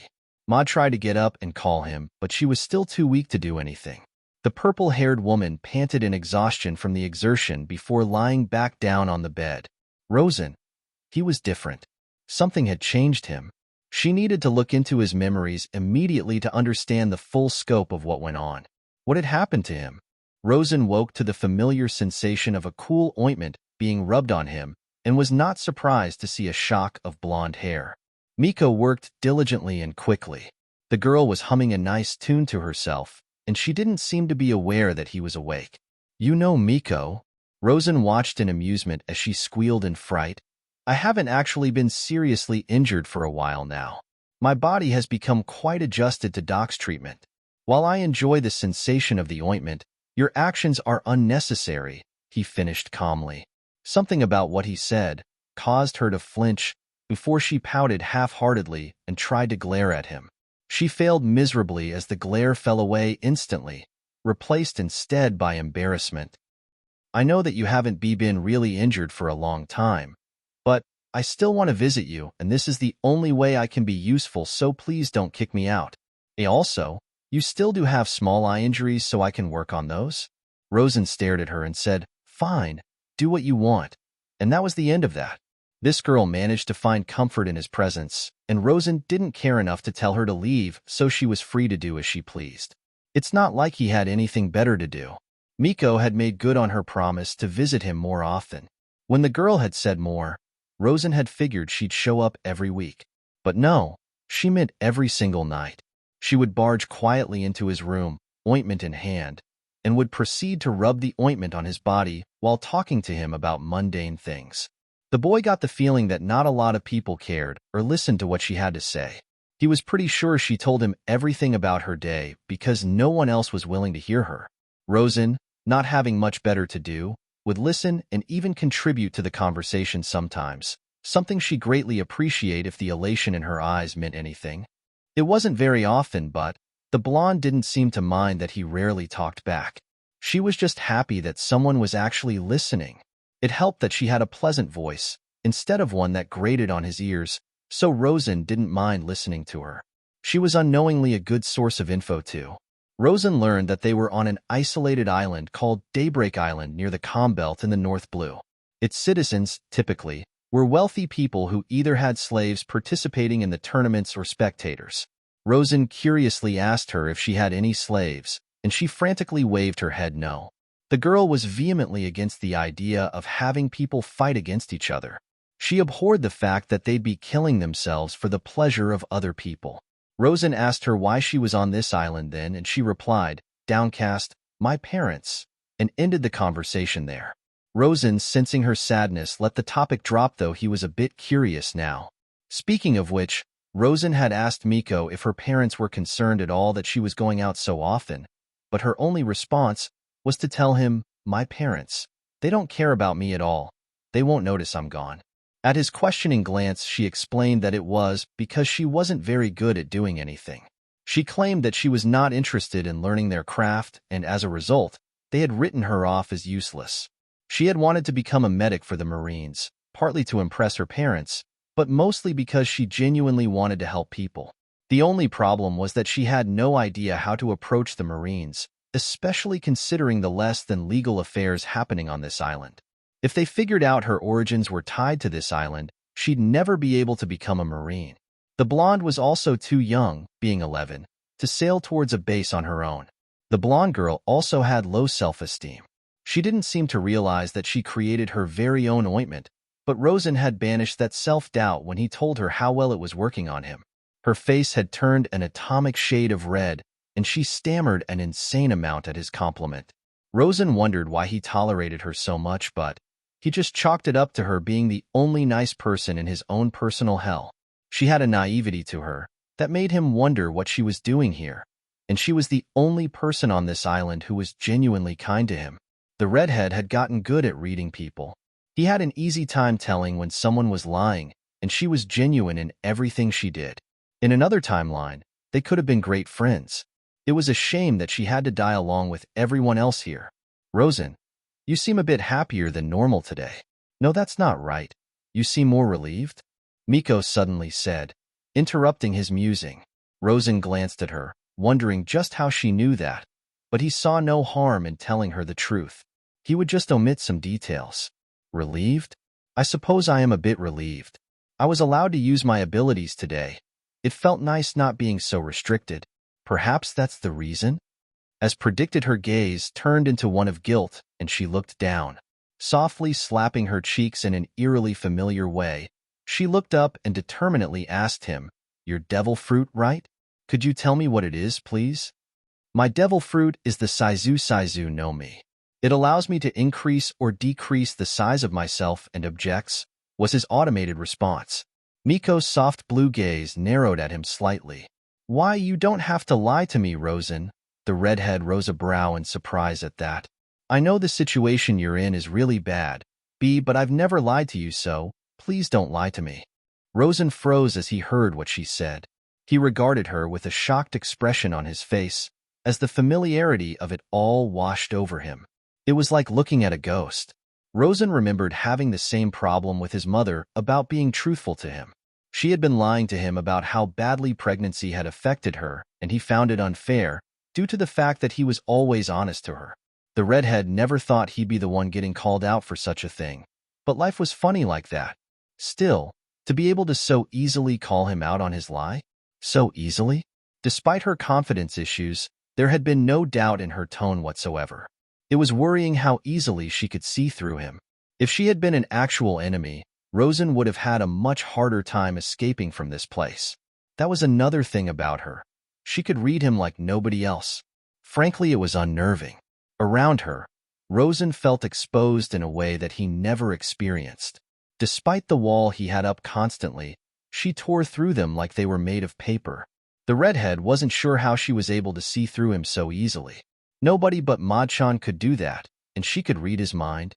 Not even Robin or his mother could see through him this easily, and he was an open book around them. That wasn't to say this was one-sided. Rosan had a frighteningly easy time seeing through her as well. Maybe that was why she kept coming back. They had some sort of bond that he couldn't explain. The two of them were compatible in a way that had him putting his guard fully up. It's why the redhead decided she needed to die. She was an enigma that could be dangerous to him. She needed to be eliminated due to the power they held over each other. Rosan could not risk having this person as an enemy. Rosan, with a critical eye, gazed at her as she called him out so bravely. She raised a fair and valid point. Rosan would be a hypocrite if he didn't realize that, because he had had the exact same issue with his mother. He watched as her once confident gaze wilted under his eye, and she had quickly reverted to her meek demeanor. Miko had a very good point, and he acknowledged that fully. If this were anything else, he'd have conceded. But this wasn't anything else. She didn't seem to understand the full scope of the situation that he was currently in. "I don't trust you," Rosan told her truthfully. Her expression turned a bit hurt, but he continued unimpeded. "Don't get me wrong, Miko. Everything you do is genuine, and normally I would have no problem trusting you, but I'm sure you know what happened to me. I can't allow myself to trust anyone so easily." No, that's not quite right. I won't allow myself to trust anyone. Why was Rosan telling her this? If she told Doc, all his planning could be ruined, and he'd have to settle for enacting his plan early. He wasn't sure why he was doing this, but something told him this conversation would stay between the two of them. Was it stupid of him? Yes, but this weird bond they had assured him that she wouldn't. He was getting pretty sick of lying anyways. It went against his character that his mother so caringly raised. Despite the hurt in her eyes, the understanding gaze she directed towards Rosan baffled him. Here she was, telling him everything she could, and he wouldn't even tell her one thing, with the reasoning being that he didn't trust her, despite being trustworthy. Yet she gazed at him with nothing but understanding and compassion. To see someone so caring, so friendly, so kind, Rosan couldn't believe it. How could someone like this exist? How could she direct such a gaze towards him? How could someone be so nice to him? It seriously pissed him off. Who the fuck did she think she was? She thought she had the right to look at him with those eyes. This weakling thought she could pity him? Just the thought that he was being looked down upon filled him with nothing but hot, burning rage. Quicker than she could react, Rosan forced Miko down and loomed over her. His dual eyes were positively blazing as he snarled down at her. It was the first time he'd actually lost his temper since this change, and the fact it was Miko who caused it made it all the worse. "You really think you understand me, don't you?" he questioned furiously to the frightened girl beneath him. His voice was low and packed with fury as he spoke to her. "You don't understand anything I've gone through, so stop pretending like you fucking do. Don't try to relate your life to mine just because your parents don't love you and you have no friends," he hissed venomously. The redhead was angry in a way that he couldn't even explain. Who did she think she was? Rosan wouldn't let someone with family issues try to relate to him. How dare she even try to compare the two of their issues? Last he checked, she wasn't a fucking prisoner who had been getting tortured for 3 months. That's cruel, Rosan. Why, you don't have to say something like that. Miko sobbed, but Rosan didn't care. She made him so angry. Did she really think that just because she could read him, she could just go and say whatever the hell she wanted? Rosan wasn't a naive idiot anymore. He wasn't going to believe anything a person said just because they honeyed their words. She needed to pay. Raising a fist, Rosan nearly swung down before stopping as he got a good look at her face. He was so consumed in rage, he assumed that she was crying in fear. But she wasn't. No, she wasn't crying because of his harsh words or how physical he was with her. She was crying because of his pain, and that realization froze him completely. "I am so sorry, Rosan," she sobbed out an apology, making him flinch. "I'm so weak and pathetic that I can't even properly help you when you're in so much pain." Rage left his body in an instant and was instead replaced by regret. The boy sagged slightly as regret for what he did. and was about to do to this girl, seeped into his body. What was wrong with him? He had let himself get possessed by rage, and had nearly struck the girl because of it. It was sloppy of him to allow himself to succumb so easily to his own emotions again. He couldn't allow himself to lose control like that again. Taking a deep breath, Rosan said, "You should go, Miko, and you shouldn't come back." He got off of her and let her pick herself up. She tried to protest his decision, but Rosan would not be swayed. Seeing that he would stay firm in his decision, she sadly got up and walked over to the cell. "I know you feel bad, Rosan, but it's not your fault, so I don't blame you." She began softly. Facing him, compassionate blue stared into a combination of rage-filled red and chilly purple as she said, "Rosan, I just want to understand you. Please? I know you can't trust anybody, I really do, but that's why I want to earn your trust. Because if you can't trust even one person in life, then can you really call that living? Nobody should ever be forced to be alone." A 4-year-old Rosan said to Nico Robin.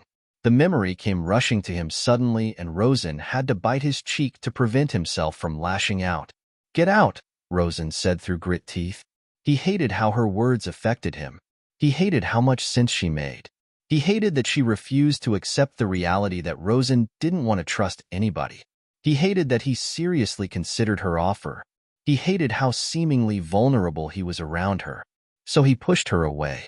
Opening the cage, Miko left a few parting words. "I knew you weren't going to hurt me, Rosan. Deep down, you're kind, Rosan, I know it. I'm so sorry that they did this to you, and I'm going to make this right. You may not trust me, Rosan, but I trust you," she told the younger boy with a sad smile on her face. I'll find a way to break you out, Rosan, I promise." Before he could respond, Miko softly closed the cage and scurried away. The heterochromatic boy stared in disbelief at her retreating form. She fully believed what she said. Miko actually did trust him, and that confused him more than he could imagine. It was impossible for someone to be so kind. It was a trick, it had to be. But it wasn't. This was just who she was. Someone like her didn't belong in a world like this. The blonde was too pure for her own good. Rosan didn't like her. In his 3 months here, besides rage, he hadn't felt a single emotion flare up, and yet she was able to get a reaction out of him so easily. She was lying about something. She had to be. The girl needed to be eliminated. She was a threat to Rosan, right? 3 months later. Like he had demanded, Miko hadn't visited him since the night he blew up on her. Rosan was unstable, and he could freely admit that. He had been rather unhinged ever since his mother died. Someone like Miko, who was too gentle for her own good, should not be around someone like him. It was only logical that she would heed his warning and stay away. He had to admit, he was slightly disappointed. Though he didn't like the girl, her voice was soothing. Rosan wondered if she knew how to sing. The redhead decided to focus on more important matters. Namely, Doc's walking form in front of him. After all, today was the day of ash and dust, and Rosan planned on winning the whole thing. Anything less would be a failure for a boy, and he wouldn't feel as good destroying everything on this island. Rosan's strength had increased greatly over his span here.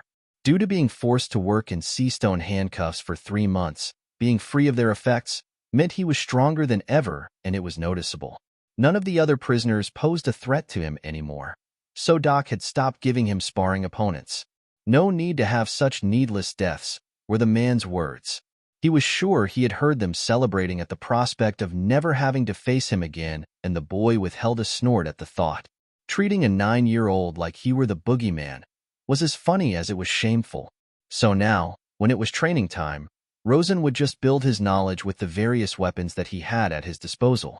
It had the added benefit of making sure he was with the much more submissive mom instead of document. Rosan didn't hate the woman as much as he hated Doc, and ever since his talk with the pervert, the power dynamic between the two had shifted, and Rosan found that he was able to get away with far more stuff as long as he sufficiently distracted her. Though, that had the downside of turning Madchan into a seething lunatic. He pointedly ignored the sudden feeling of being glared at. There were various books on how to use a majority of the weapons, so Rosan didn't have a hard time picking them up. He wasn't a master yet, but he had a good idea on how best to use each weapon. His preferred weapons were the battle axe, hammer, gauntlets, sword and scythe. Rosan was not a fan of the scythe, which was why it annoyed him to no end that it was one of his best weapons. Everything about the weapon irked him. Its exceedingly long reach, how the blade was so awkwardly placed onto the pole, how he had to hold it in a way that didn't interfere with his short stature. The weapon was so impractical, it was a wonder why people thought using it was a good idea. He despised the weapon, and the first thing he'd do when breaking out would be to find a way to make the scythe more accommodating to his frame. He had been reading a copious amount of random books since his stay here to accumulate his knowledge, and it was paying dividends. Blacksmithing, gardening, hunting, geography, calligraphy, etc. Rosan had soaked the knowledge of all sorts of books and added it to his growing list of skills to learn. He planned on utilizing every skill he learned so that he would not be reliant on anybody but himself. He would become a Swiss Army knife, so to say. Speaking of modification, Rosan had done a good job of making it appear as if he were being properly restricted. Doc still believed that, outside of training, he had no freedom whatsoever, and that was so very far from the truth. The bug he had sent out to scout had already gotten a full scope of the island, located his items, and relayed all the information back to him. In that time frame, he also had a conversation with Madchan. It went about as well as he expected. Flashback. Rosan sat idly in the lounge area of his mindscape. His face was a picture-perfect calm as idly raked a hand through his hair. Adjacent from him was Madchan with a blank look on her face. The woman appeared to be as calm as Rosan, but she couldn't hide the distraught look in her red eyes from the redhead. She had probably finished assimilating herself with his memories of his stay here then. This was going to go well. Rosan sighed at the look on her face. She was always trying to be strong for the both of them. It was as endearing as it was annoying. The redhead could take care of himself now, and, while he would still need her, the purple-haired woman needed to understand this. Rosan decided that now would be a great time to get that out of the way. "Something on your mind, Madchan?" Rosan asked her softly. Madchan flinched at his flat tone, and the 9-year-old softened his expression. "Without the sea stone limiting us, you look much better. I don't want to see you like that ever again." Rosan meant what he said. He hated seeing Madchan like that. He never wanted her to look so vulnerable. Just the thought of seeing her like that again made him sick. Madchan blushed, and a small smile appeared on her otherwise sad face. She thanked him before she turned serious again. Straightening herself, she said, "I'm sorry for calling you on such short notice, Rosan. It's just, I finished going through your memories and Madchan struggled to say what she wanted to say, visibly fighting back tears and failing miserably. The child shot her an understanding look as he waited patiently for her. Madchan was very protective of him, so seeing memories of him getting tortured for the better part of 3 months must have destroyed her. Rosa knew her. She probably blamed herself for this.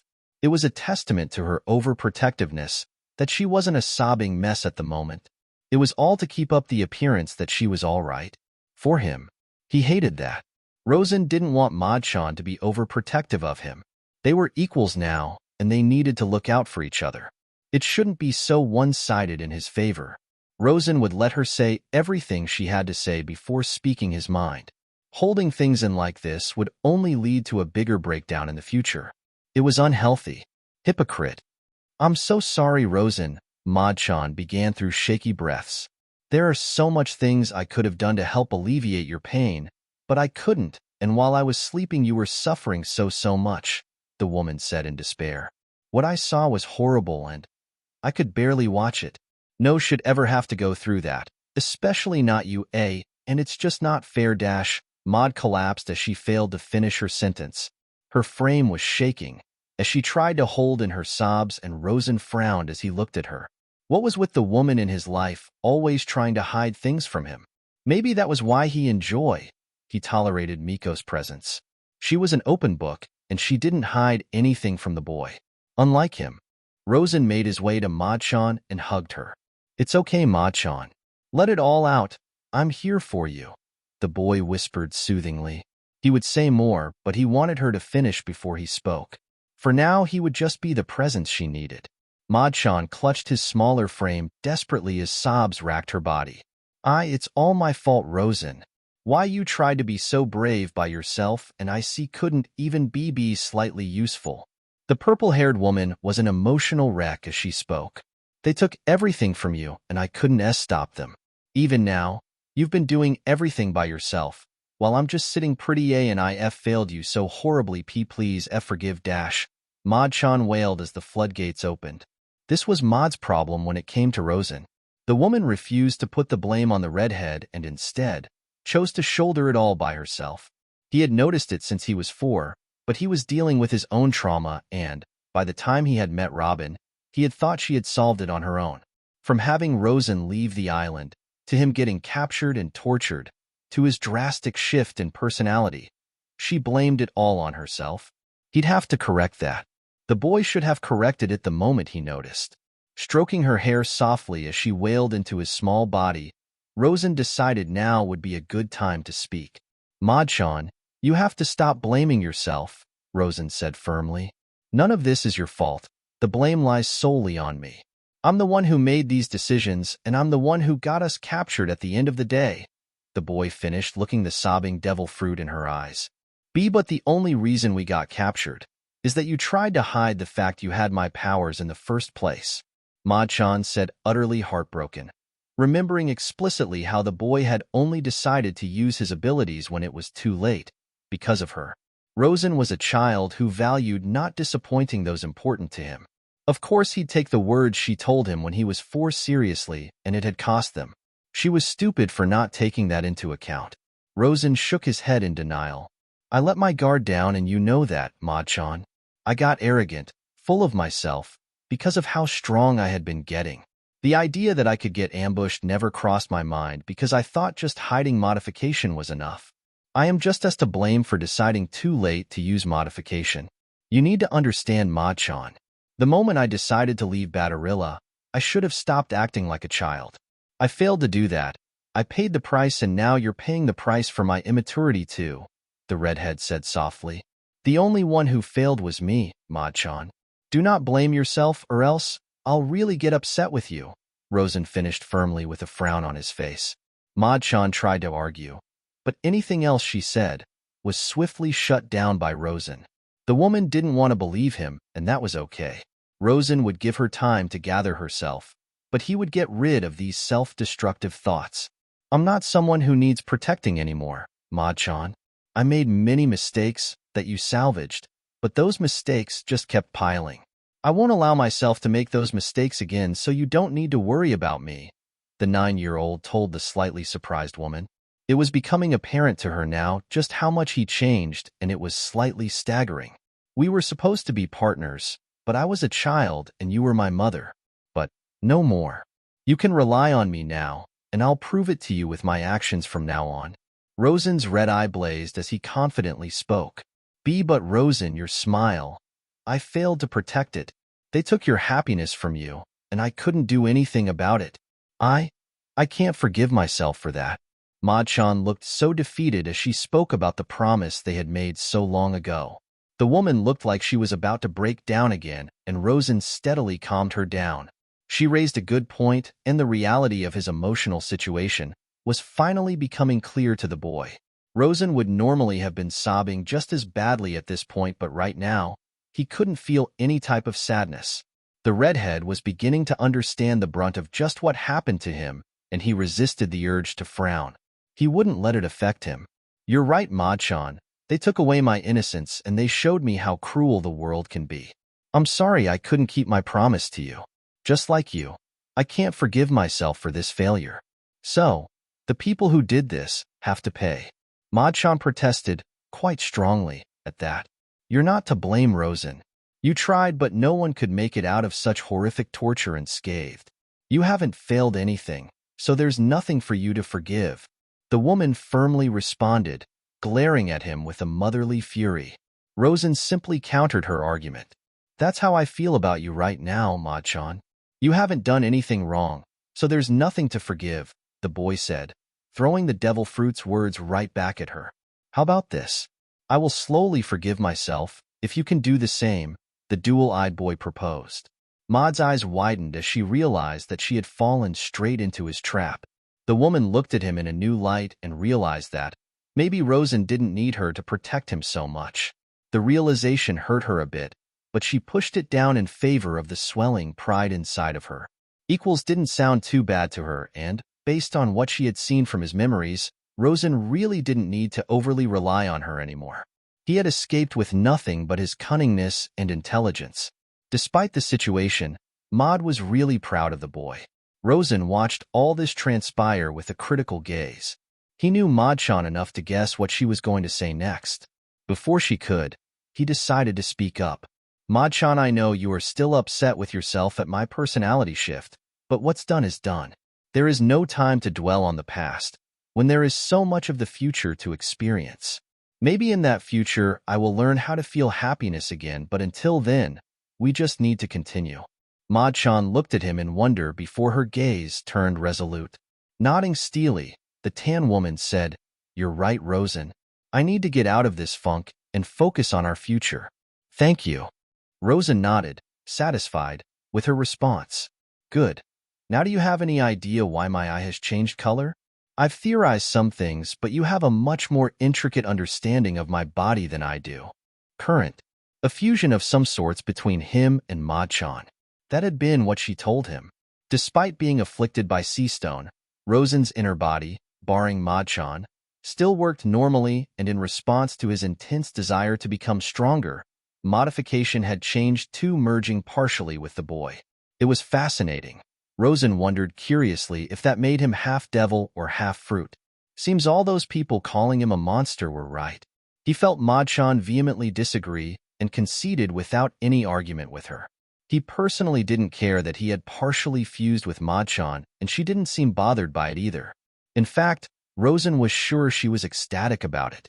It made their connection stronger, and Rosan would have a much easier time using modification.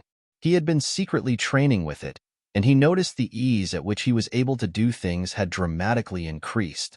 It was rather odd, though. Rosan thought the moment he ate the devil fruit he had fused with Maud. Maybe it had something to do with the fact that she appeared to be the only conscious devil fruit? He was positive that devil fruits fully combined with a person until that person died. Did that mean Maud-chan was not the Maud no Mi in full? Well, he didn't care too much about it. If that was what Maud-chan said happened, then that's probably what happened. The redhead had no reason to doubt her. Doc was none the wiser at the fact that Rosan had been free the entire time. To be fair to the doctor, Rosan gave no hints. He kept up the facade of having the Saizu no Mi, and due to that, his actual ability to increase and decrease the size of things had improved considerably. What had surprised Rosan was that Miko actually didn't tell anyone about their meeting or the truth behind his devil fruit. Though the blonde girl didn't know he had modification, she had already known that his fruit wasn't the Saizu no Mi. She could have ruined months of planning if she told them.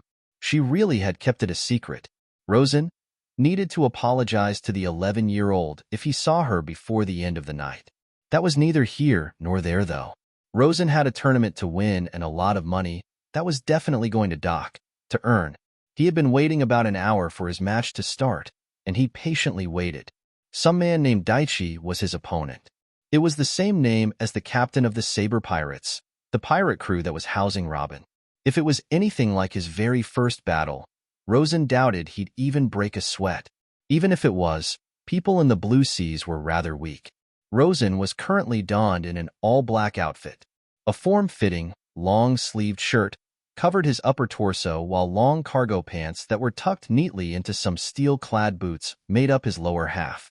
His messy red hair had been tied into a bun, so as to prevent anyone from having an easy way to grab him, though some strands still hung over his face that he made sure wouldn't get in his way. Despite being a massive pervert, Mom was good at what she did. Rosan was rather vain himself, so he was impressed by what she did. The outfit was approved by the both of them, and so he chose to wear it. Maud-chan begrudgingly approved of it as well, so he really knew it was good. His devil fruit always took the chance to hurl an insult at the black-haired woman, and it was funny to see the normally calm Maud so riled up. As he made his way to the entrance of the arena, Rosan felt the thrumming of people, all screaming, no doubt excited to watch two people fight to the death. He withheld a sigh at that. Rich people always claimed to be of a higher status than people, but when it came due to it, they were just as barbaric as the ones they showed disdain to. They just hid it behind curtains and pretended to be perfect. He knew better, though. They wanted to watch this because it was fascinating to them. Well, lucky for them, Rosan would put on a show that they'd never seen before. "Rosan," Doc began, speaking to him excitedly, "today is the debut of my ultimate weapon. You've got a lot of people expecting you to fail, and the bets have already been made. I'm the only one who believes you'll win it. Also, you'll win, yes?" Said Weapon glanced at him and merely nodded his head. He'd win the tournament. That was a guarantee.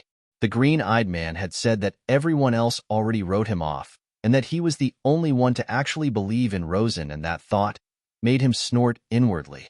How sweet. Guess he had to win then. His inner show-off flared as he thought about them doubting his ability. It was time to put those doubts to rest because Rosan wasn't going to lose here of all places.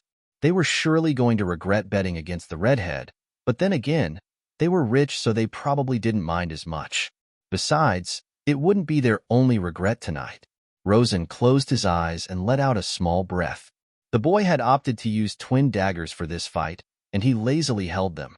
They were one of the few weapons that actually fit his tiny frame. The daggers were still made for adults, though, so they looked more like dual tanto on him. He quite liked using them. It allowed for a more speedy approach, and there was a certain type of beauty in the precise cuts. The redhead opened his eyes as the gate to the arena finally opened. "Bright," he idly noted as he looked around. The roaring of the crowd pounded in his ear, as thousands of people cheered at the spectacle. The cheers only amplified as both contestants walked out of their respective entrances and into view. "Ladies and gentlemen, welcome to the 7th round of the ASH and Dust Tournament." A booming voice, at the top of the commentator stands, said. Modifying his vision to get a better look, Rosan was able to see that he was a man in a full black suit with slicked-back brown hair and an obnoxious pair of sunglasses on his grinning face. On one side, hailing from the North Blue, "He's lean, he's mean, he's shorter than the 5 letters it takes to make green. Give it up for Rosan." Rosan hated this guy already. The crowd booed loudly for the newcomer, but the boy ignored it. They'd have a real reason to boo him soon enough. On the other hand, we have one of the most promising prospects to win the entire thing. He's last year's champion, and he's here to reclaim his throne. Give it up for Daichi. The crowd roared in excitement, and Daichi basked in the noise of their cheers. He was a brown-skinned, muscular man with a buzz cut and a cocky grin. He wore a sleeveless blue shirt with camouflage pants and boots. For weapons, he had brass knuckles equipped. He was a muscled brute in every sense of the word. This would be easy. This looks like it's going to be a fast one, folks, so don't get too comfortable. Oh, if only he knew. No doubt, they thought he was going to be easy pickings. They immediately set him up against a fan favorite and reigning champion. After all, nobody expected such a small child to win a tournament, much less this fight. Wasn't it just ironic that only Doc had complete faith in him to not just win this fight, but the entire thing? "I'll have to repay his goodwill," Rosan thought mockingly. A fast one, HM? Very well, Rosan would go against this notion because he had nothing better to do. He would toy with their little golden boy and give them the show they wanted. It wouldn't be fast. They could get as comfortable as they wanted while they witnessed his performance. Both of his arms laid lazily by his side as he stared at his opponent. The brute let out a laugh at what probably looked like a hopeless struggle. He didn't yet understand that the one who would be dictating the pace of this fight was Rosan. This could have been a quick fight if Rosan had wanted it to be, but he didn't want it to be. He wanted to torment this person. "That's quite cruel, Rosan," Ma-chan said, tone not disapproving. He would have been surprised if it was. Ma-chan generally didn't care about anyone that he didn't care about. She would barely bat an eye at what he did to anyone else. It was a healthy reminder that the devil fruit was intended to be a weapon before he, luckily, managed to find her. "Just doing what the crowd wants, Ma-chan," was his response as he got ready. A horn blasted, signaling the beginning of the fight, and Rosan took off. It was funny how everyone who fought him reacted at his speed for the first time. They always underestimated him, and when he did this, they hesitated for far too long, giving him enough time to do what he wanted. Case in point, Daichi's eyes widened at the sight of him vanishing and let out a cry of surprise as shallow cuts suddenly marred his chest. For strips of his shirt fell off as Rosan stood before him. The little shit stared mockingly up at him, as a small amount of blood dripped off his daggers. Daichi felt a vain throb at the look in the boy's dual eyes. The look of utter dismissal, as if he weren't even worth his time. Why was it that even though Daichi towered over Rosan, he was the one being looked down upon? That look in his eyes, it suggested he wasn't being taken serious at all. Unbidden, sweat began forming at the thought that he was only alive because the kid didn't want to kill him, but he quickly shook those thoughts away. This kid was messing with him. Ha, as if he could kill him. Nice try, but he wouldn't fall for such tricks from a child of all things. He had been planning on giving the crowd a show, but the little brat had pissed him off to no end with his little bravado play. Rosan leapt back as Daichi crashed his brass knuckles where he was standing. He smirked at the fact that he had successfully provoked Daichi, and, as he soared backwards, he began his next course of action. The moment his feet hit the ground, the redhead was already on the move. He was always on the move. Never let your opponent think of their next move. Dust was kicked up as Rosan once again vanished from Daichi's sight, overwhelmed them every step of the way. Glancing around wildly, Daichi couldn't help but let out a gasp of pain as 4 more cuts appeared on his body, this time on his back. He wildly turned around in an attempt to punch at the offender, but Rosan anticipated this. The child deftly dodged the blow and, using his much smaller height, he jumped on the man's overextended arm. The redhead smiled at the man as he balanced himself perfectly on his flailing arm. Daichi saw red at the cheeky boy's actions. Who did this brat think he was? Did he think he could afford to mess with Daichi of all people? The thought made him gnash his teeth in anger. Daichi tried to shake him off, and when that failed, he used his other arm to swing at the annoying gnat. Rosan leaned back, completely avoiding the blow, and stabbed deeply into the offending arm. Blood gushed down his arm as Daichi let out an agonized scream at the pain he was feeling. The idiot tried to withdraw his arm, but that only had the added effect of making the dagger-lodged weapon dig deeper. Rosan decided to reward his tenacity with more stabs, this time to his biceps. The man wailed in pain at the boy's assault. This was unreal. How was this kid so strong? What had they been feeding him? Done with his arm, Rosan leapt up his arm so he could reach the man's face and decided it would look better if he put 4 more cuts there. A slash appeared on both his cheeks, his forehead, and across his nose as the man fell on his ass. That was a grave mistake. Rosan smiled maliciously and, like a shark in the water, the redhead pounced on him. Cut after shallow cut appeared on his body as little monster gingerly took his time. His shirt had been completely shredded from the little boy, and any attempt he made to defend himself only ended up with that appendage getting a new wound. The crowd had gone completely silent. Whether it was at the fact that their former champion was losing so handily, or to the fact that his opponent was clearly toying with him. Whatever it was, they had been hushed completely. Finally, Rosan got up to admire his handiwork. A rose was carved neatly onto the man's muscular chest. The man let out gargled choke at the brutal pain of having your chest carved into with a sharp weapon. The dual-eyed boy almost scoffed, but he didn't care about the pathetic state the man was in. Finished with his job, Rosan grasped one of his blood-soaked daggers and slit the man's throat. The boy watched as his latest victim choked on his own blood with a passive gaze. Red and purple bore into brown, as the man gagged and grasped at neck with his hands, but it was useless. Rosan had made sure his strike was fatal. The sight of the 9-year-old boy covered in blood etched itself firmly into the minds of the spectators, and Rosan was declared the winner. He bowed mockingly to the crowd before making his way to his designated waiting area. That would teach them to doubt the boy. It was like the floodgates had been broken as the crowd's roars increased tenfold. Rosan realized that they were cheering for him, and a sneer almost made its way onto his face. These disgusting humans, he didn't want or need their cheers. They could save it for the other contestants because they would need it far more than he did. Cheering at the sight of a 9-year-old killing in cold blood. How barbaric! Mod-chan sighed at the sight, and Rosan agreed with her. Don't worry, Mod-chan. Their time in this world is reaching an end, he said softly as the gate shut behind him, crowd cheering loudly for him all the while, unknown of the fate that was going to befall them. Rosan made his way back to Doc, who looked positively ecstatic at his performance. Yes, yes. Well done, Rosan. The blonde man congratulated. The fact that you didn't even sustain an injury against the previous champion is nothing short of incredible. I knew you would perform most impressively. Rosan held his disgust at the gushing man before him. Come, let's get you cleaned up right away. Rosan closed his eyes as he let himself get taken away. After getting cleaned up by Mom, Ma-chan was filled with fury the moment she laid eyes upon the woman.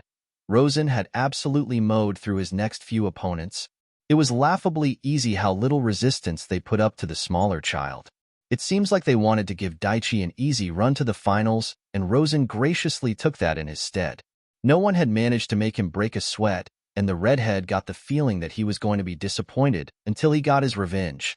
The crowd loved him now, due to his tendency of showing off. Seems old habits die hard, and how versatile his weapon choice was. He had yet to use the same weapon twice in the 4 matches he had after Daichi. In said matches, he chose to use a sword, a nagi, a staff, and a sickle. He had comfortably made it into the finals, and for his last match, he chose to wield the scythe. He lazily held it over his shoulder, and as a result, the blade dragged slightly on the floor. He figured he'd get some more practice in with the strange, hard-to-wield weapon that was bigger than he, and what better way to test him than against his final opponent. He had no idea who his final opponent was going to be. The contestants were not allowed to view other fights, so as to keep the battles fair. As a result, they were both going in blind. Not that it mattered to the dual-eyed boy.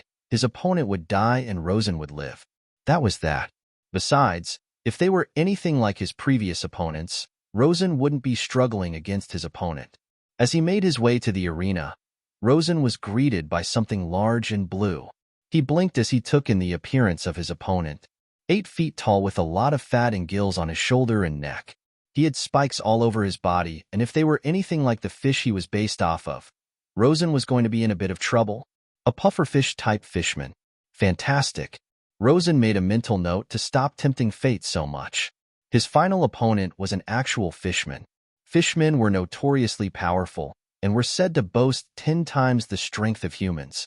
They were made of much sturdier stuff as well, and this one in particular looked like he'd be able to tank a lot of damage.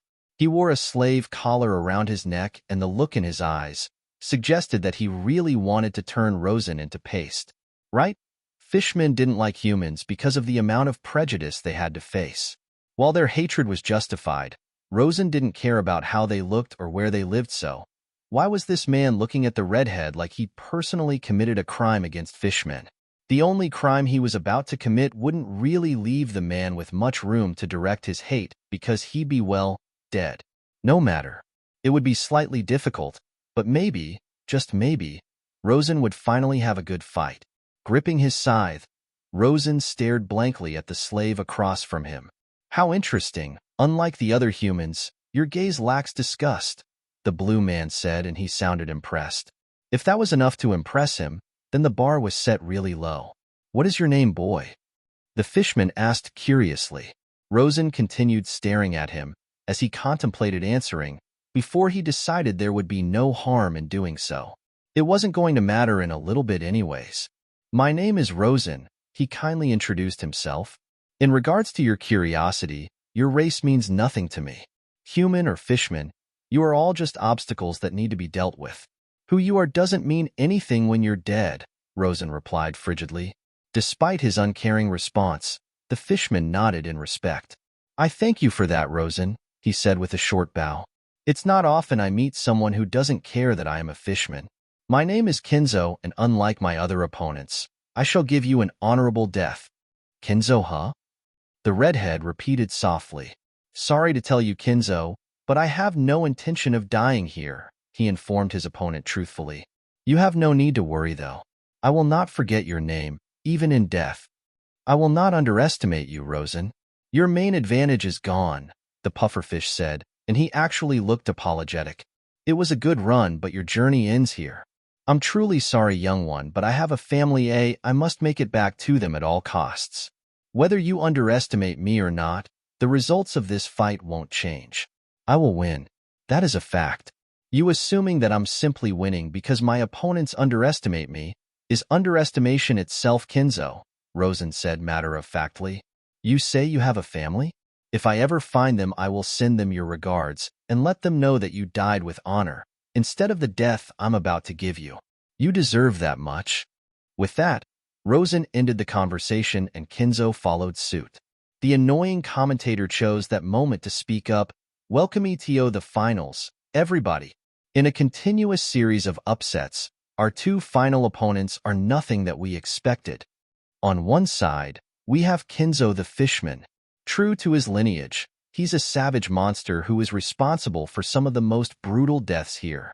Rosan scoffed as the crowd jeered and booed the Fishman. All of this just because he looked different?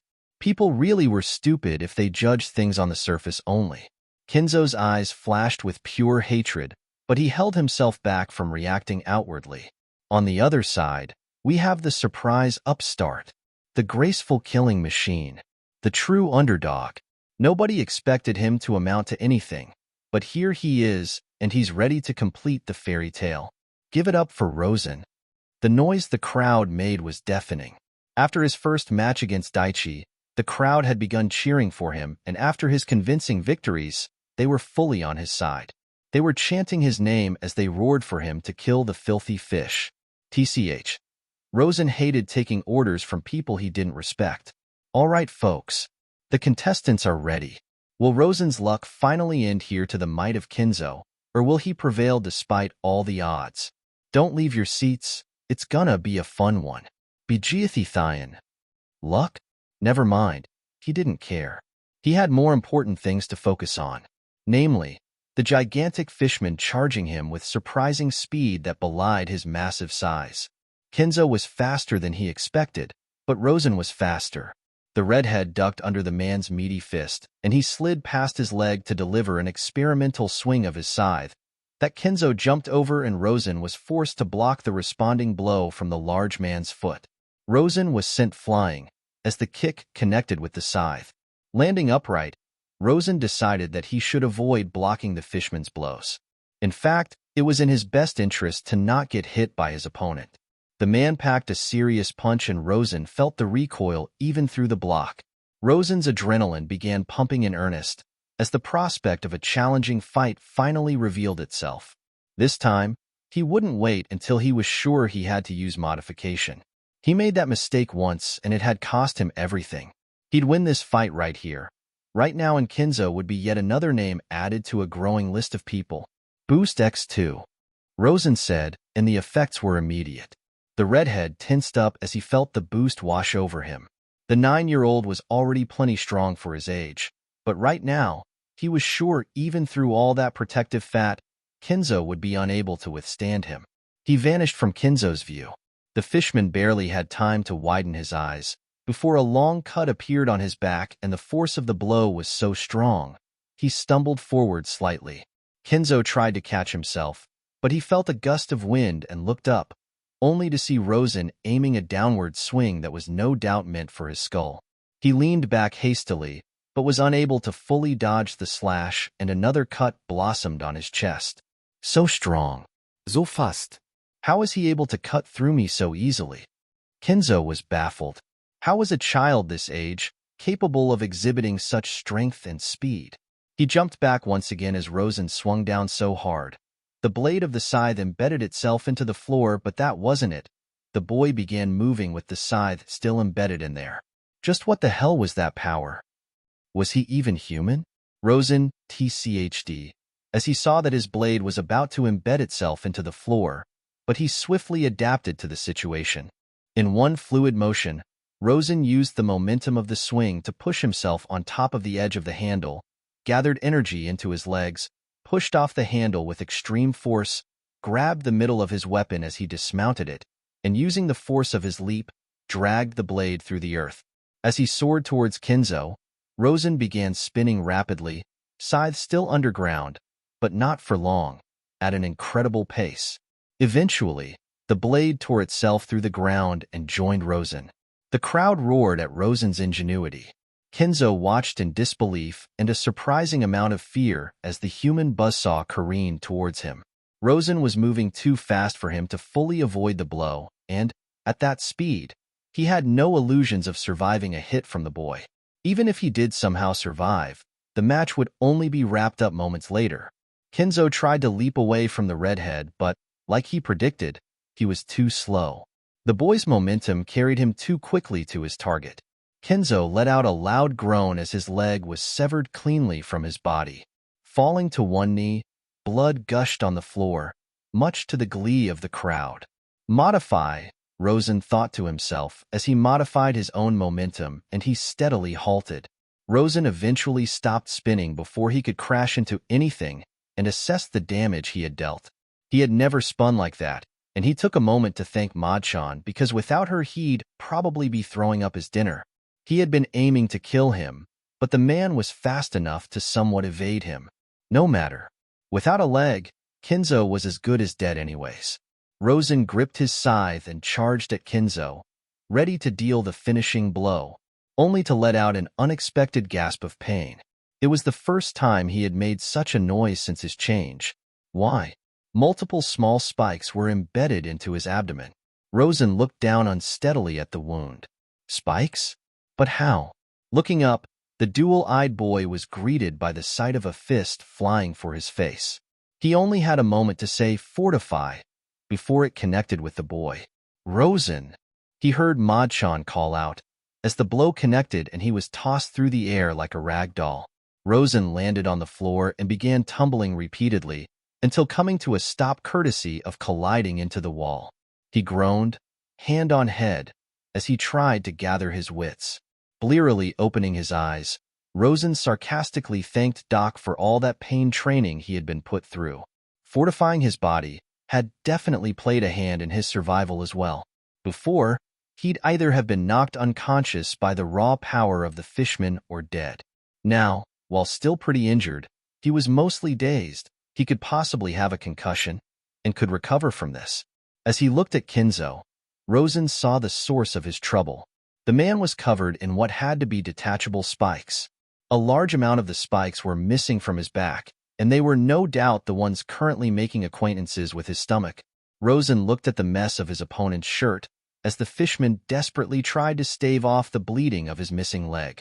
He was using his shredded shirt as a sort of wrap to apply pressure onto the gaping wound. Detachable spikes, just his luck. Rosan had calculated a lot of possibilities, but a fishman who could detach his spikes was not one of them. He knew they were for protection, but the extent of that protection was lost to him. Could pufferfish even do that? "Are you okay, Rosan?" Madchan asked worriedly. That punch had been incredibly strong, and the fishman connected all of it. She wanted to make sure Rosan was okay to keep going. If Mad had to, she would take over his body and finish the fight for him. Gingerly touching his nose, Rosan winced a bit and verified that it was broken. He let out a grunt as he forcefully straightened it into place and began gingerly picking the spikes out of his body. "I'll be fine, Madchan. I modified my body so that it was more resistant to poison, and thanks to Doc poisoning me so often, I've built quite the tolerance," the redhead informed her. "Please ensure that my body is properly checking and purging any foreign sources, though." "Right. We should wrap this up now so I can focus my full attention on healing your injuries. He only has one leg and he's losing a lot of blood. Seeing as you can still move normally, this fight is as good as over," Madchan said with a proud smile on her face. Nodding in agreement, Rosan ripped the last spike out of his body with barely a wince. His movement managed to catch Kenzo's eyes, and he soaked in the sheer surprise and fear the man displayed. He had probably not been expecting Rosan to get up from the combination of poison, pain, and power behind that punch. Maybe on anybody else, Kenzo would have already won the match. But Rosan wasn't anybody else. And now, it was time for the finale. What an amazing turn of events. In a shock to absolutely everybody, Rosan has gotten back up. Incredible. Is this boy a machine? A monster? A demon? The commentator's grating voice rang out. Rosan ignored the annoying voice in favor of slowly bending over to pick up his scythe. He'd have to move a bit slower, lest he aggravate his injuries, but it would be more than enough to finish the fight. Decrease. Rosan intoned as the size of the scythe decreased, looking much more like a comma. Kinzo, Rosan began making eye contact with the fishman. I'm impressed. You were the only one capable of injuring me to such a degree. You have my respect, and as such I will give you the death you deserve. Stand up. Die Fichting. Despite the fear in his eyes, Kinzo stood up, balancing himself on one leg. Blood dripped sporadically from his stump, landing with a squelch on the floor. I must admit, perhaps I did underestimate you, Rosan. I thought, combined with my surprise attacks and my strength, your neck would have snapped from the blow. I commend you for surviving, but I cannot accept defeat just yet. My wife and daughter are waiting for me, and if I die here, how will they survive? With that question asked, the fishman got into a defensive stance. The lives of you, your wife, and your daughter mean nothing to me, Rosan said ruthlessly.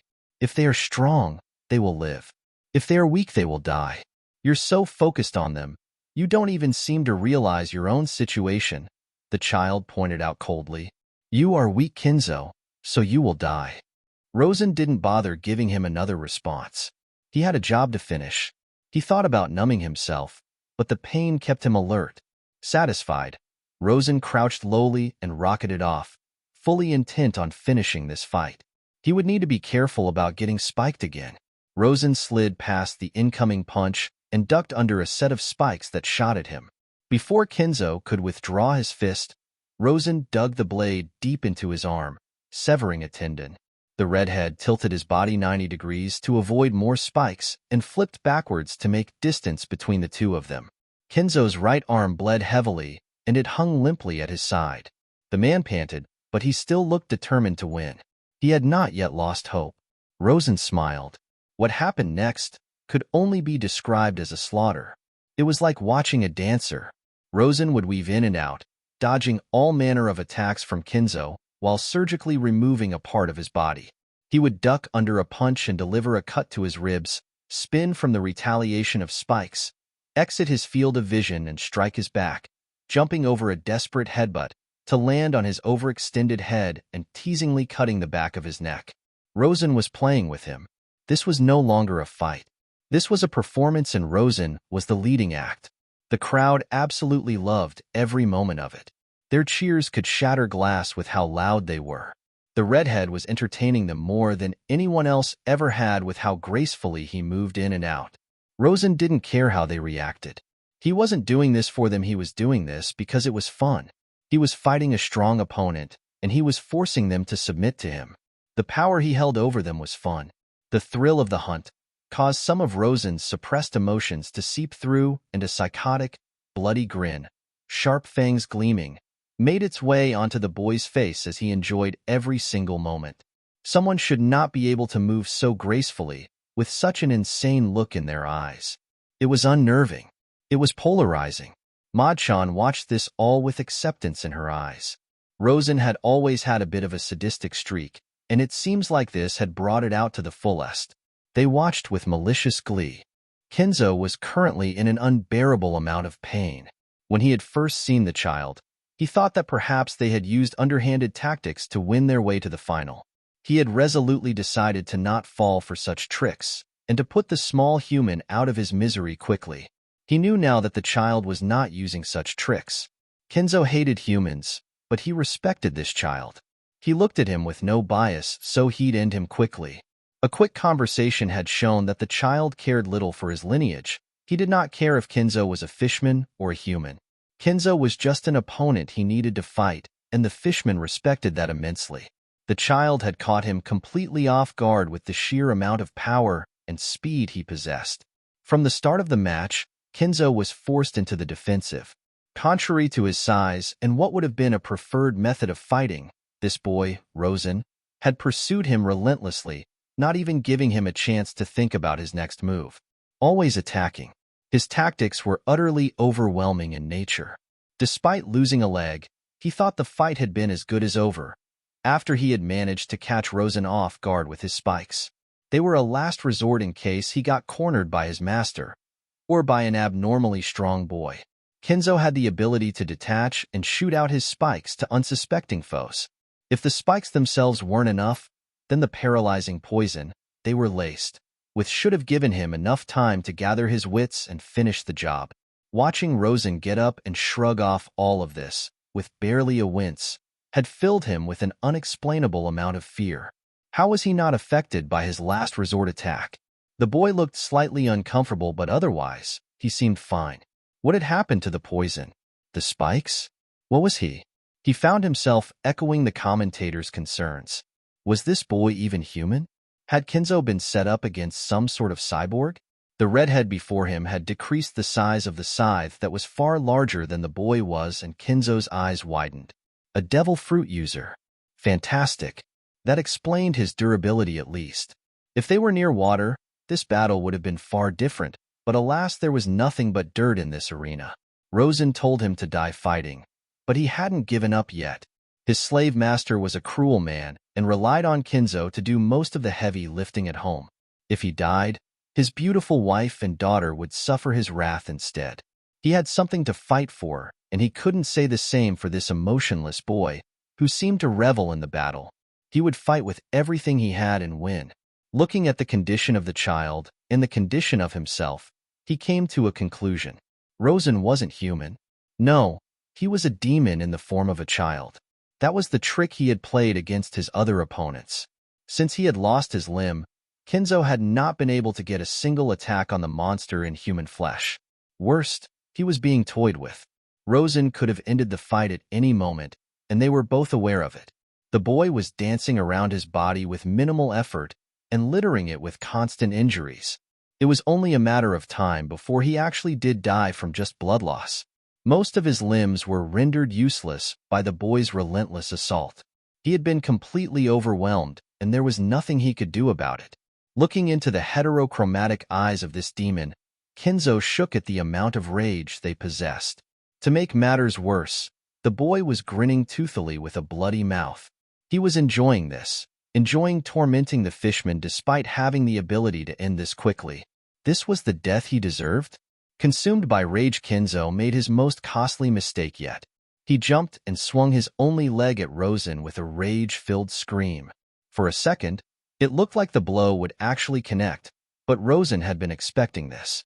After all, every other limb had been rendered useless. As his legs soared through the air, Rosan, in an impressively display of flexibility, leaned back completely to evade the blow. Hands touching the floor from this position, Rosan angled both his feet up as he got into a handstand and connected squarely with the man's extended leg. Kinzo was unable to balance himself any longer due to his one foot being airborne, and he fell on his back. Still in a handstand, Rosan thought, modify weight, lighten, and launched himself upwards with a push. As he practically floated through the air, Rosan began spinning. He grasped the comma and said, increase x3, and watched it grow back to its original size. It didn't stop there, however. The crowd gasped as they bore witness to the scythe growing to ludicrous sizes. Rosan himself couldn't even wrap one hand around the weapon anymore. As he placed both hands around the handle, the weight of the weapon made itself apparent and began dragging his spinning, lightened body downward at a rapid pace. Kinzo tried to muster up the energy to move, but he couldn't. Rosan had made sure he'd be incapable of movement. Looking up, he saw a gigantic something flying towards him in that same buzzsaw motion that had cost him his leg. Closing his eyes, he accepted his fate. Today, he had fought a real monster and lost, and this was the price he had to pay. Masumi and Kaori, I'm sorry, but it seems like I won't be able to make it home soon, the fishman apologized. Please stay strong for me. I know you two can do it. I will always be watching over you both. My only regret is that I wasn't able to free you two and see Kaori grow up into the wonderful woman she would be, were Kinzo's final words as the buzzing of steel reached closer and closer. Masumi and Kaori HM? Rosan thought to himself. I will remember those names. Don't worry, they will be safe for years to come. You and your master will both die tonight. The human buzzsaw was seconds away from connecting, and this time he would not be denied. Red and purple glared down uncaringly at his victim as Rosan uttered, Meteora, and crashed into his target. A cloud of dust rose as the only sound heard was steel connecting with flesh. Masaru, or Doc as well all knew him, had been watching Rosan for a long time. It hadn't been intentional, but plenty beautiful things happened by accident. He didn't know about Rosan at all before he received reports about the Devil Child traveling in their area. Doc didn't have any illusions about being able to fight someone able to sink 6 battleships, but it would do good to get info on what she was doing. Imagine his surprise when he gained info that she was traveling with someone who seemed to be even younger than her. Another demon, perhaps? The new info intrigued him, and in moments he was telling his sources to glean more into the new individual instead. It had been his best decision yet. Rosan was a masterpiece. At first, he had just been watching Nico Robin in hopes of getting info on what she was planning, but the boy had stolen the spotlight in a heartbeat. He was the clear fighter between the two, and he relished battle. Everything about him was perfect. It was as if all his desires in a weapon were mashed into this one child. It was only natural he concocted a plan to capture him. He hired a group of men to tail Rosan and ambush him when he was alone. There was no way they'd be able to fight both the boy and the Devil Child. In fact, they probably wouldn't be able to even handle him alone. So he graciously supplied them with an invisible toxin that would render him unconscious after a certain amount of time, while progressively making him sluggish. The plan had worked beautifully, and soon the boy was safely in his clutches. The boy had proven to be difficult, but Doc would not be deterred. He finally had his desired weapon, and so he'd make it work. Rosan was stubborn, but he'd be able to break through the boy. What Doc hadn't expected was for it to be this difficult. No matter how much punishment he inflicted on the child, or how much the child begged him to stop, besides his name, he had not made any progress at all with him.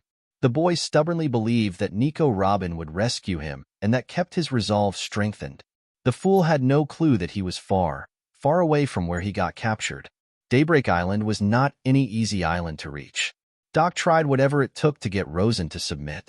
He increased the amount of punishment and progressively got more creative with it, but nothing worked. The boy refused to be broken, and the man was at his wit's end. Normally, he'd be impressed that his perfect weapon was so resilient, but right now, it was infuriating. Imagine his surprise when one day Rosan walked into his lab with a completely different colored eye. Doc had taken one look at him before he immediately began running numerous tests on Rosan to get to the bottom of what happened. He had been able to see various changes in the boy's body, but frustratingly enough, he couldn't pinpoint the reason why these changes happened.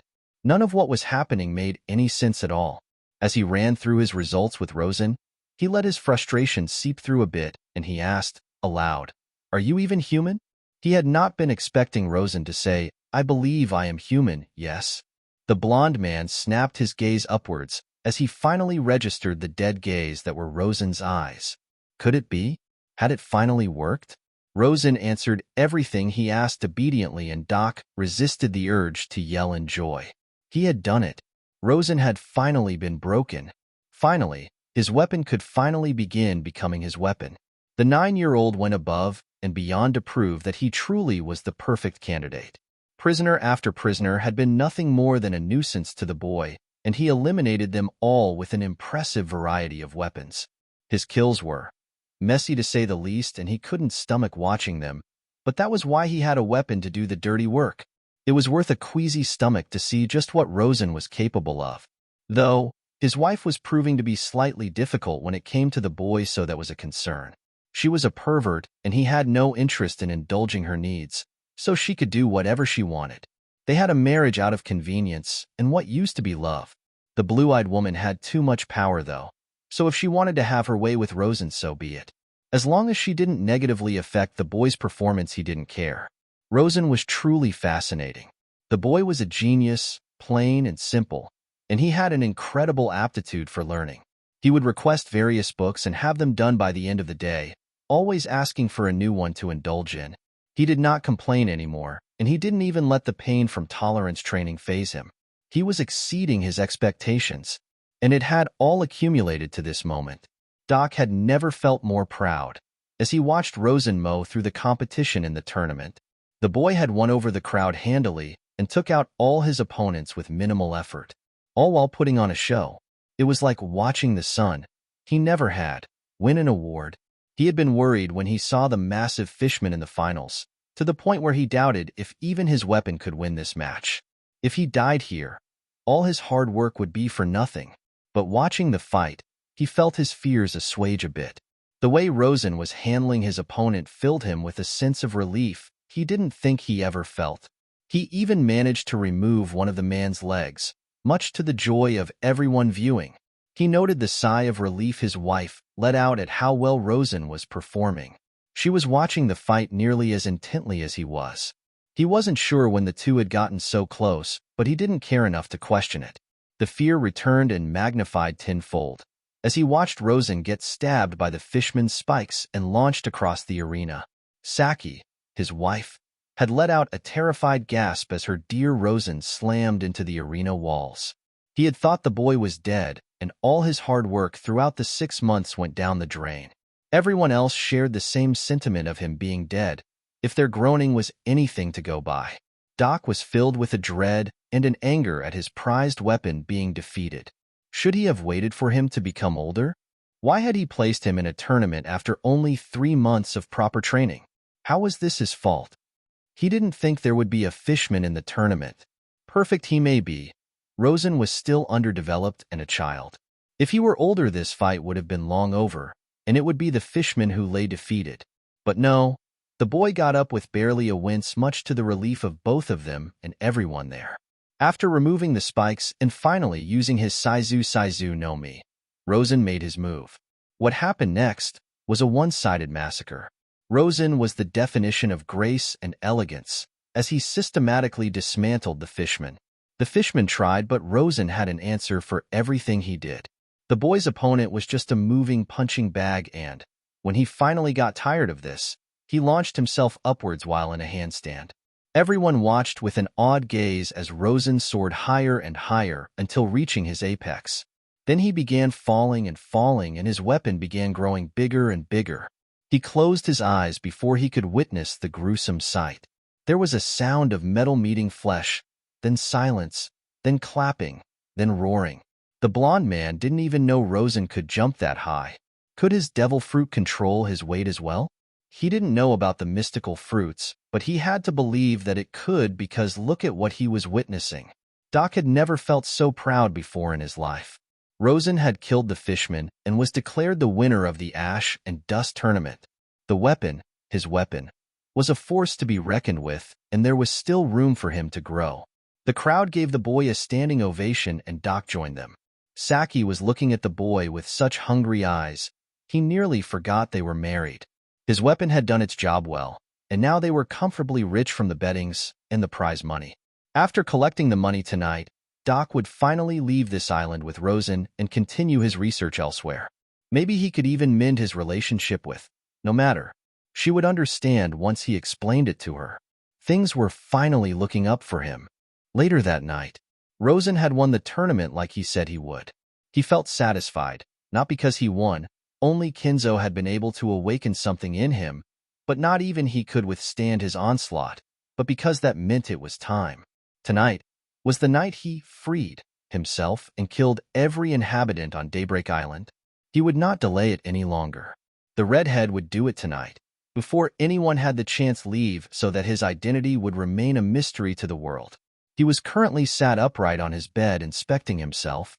His skin was still a bit tender from getting turned into target practice from Kinzo, but it would heal quickly. Mom had patched him up, and he was glad for his injury because he was positive that if he didn't have it, he wouldn't be in his cell currently. It didn't stop her from her suggestive touches, though, deranged pervert that she was.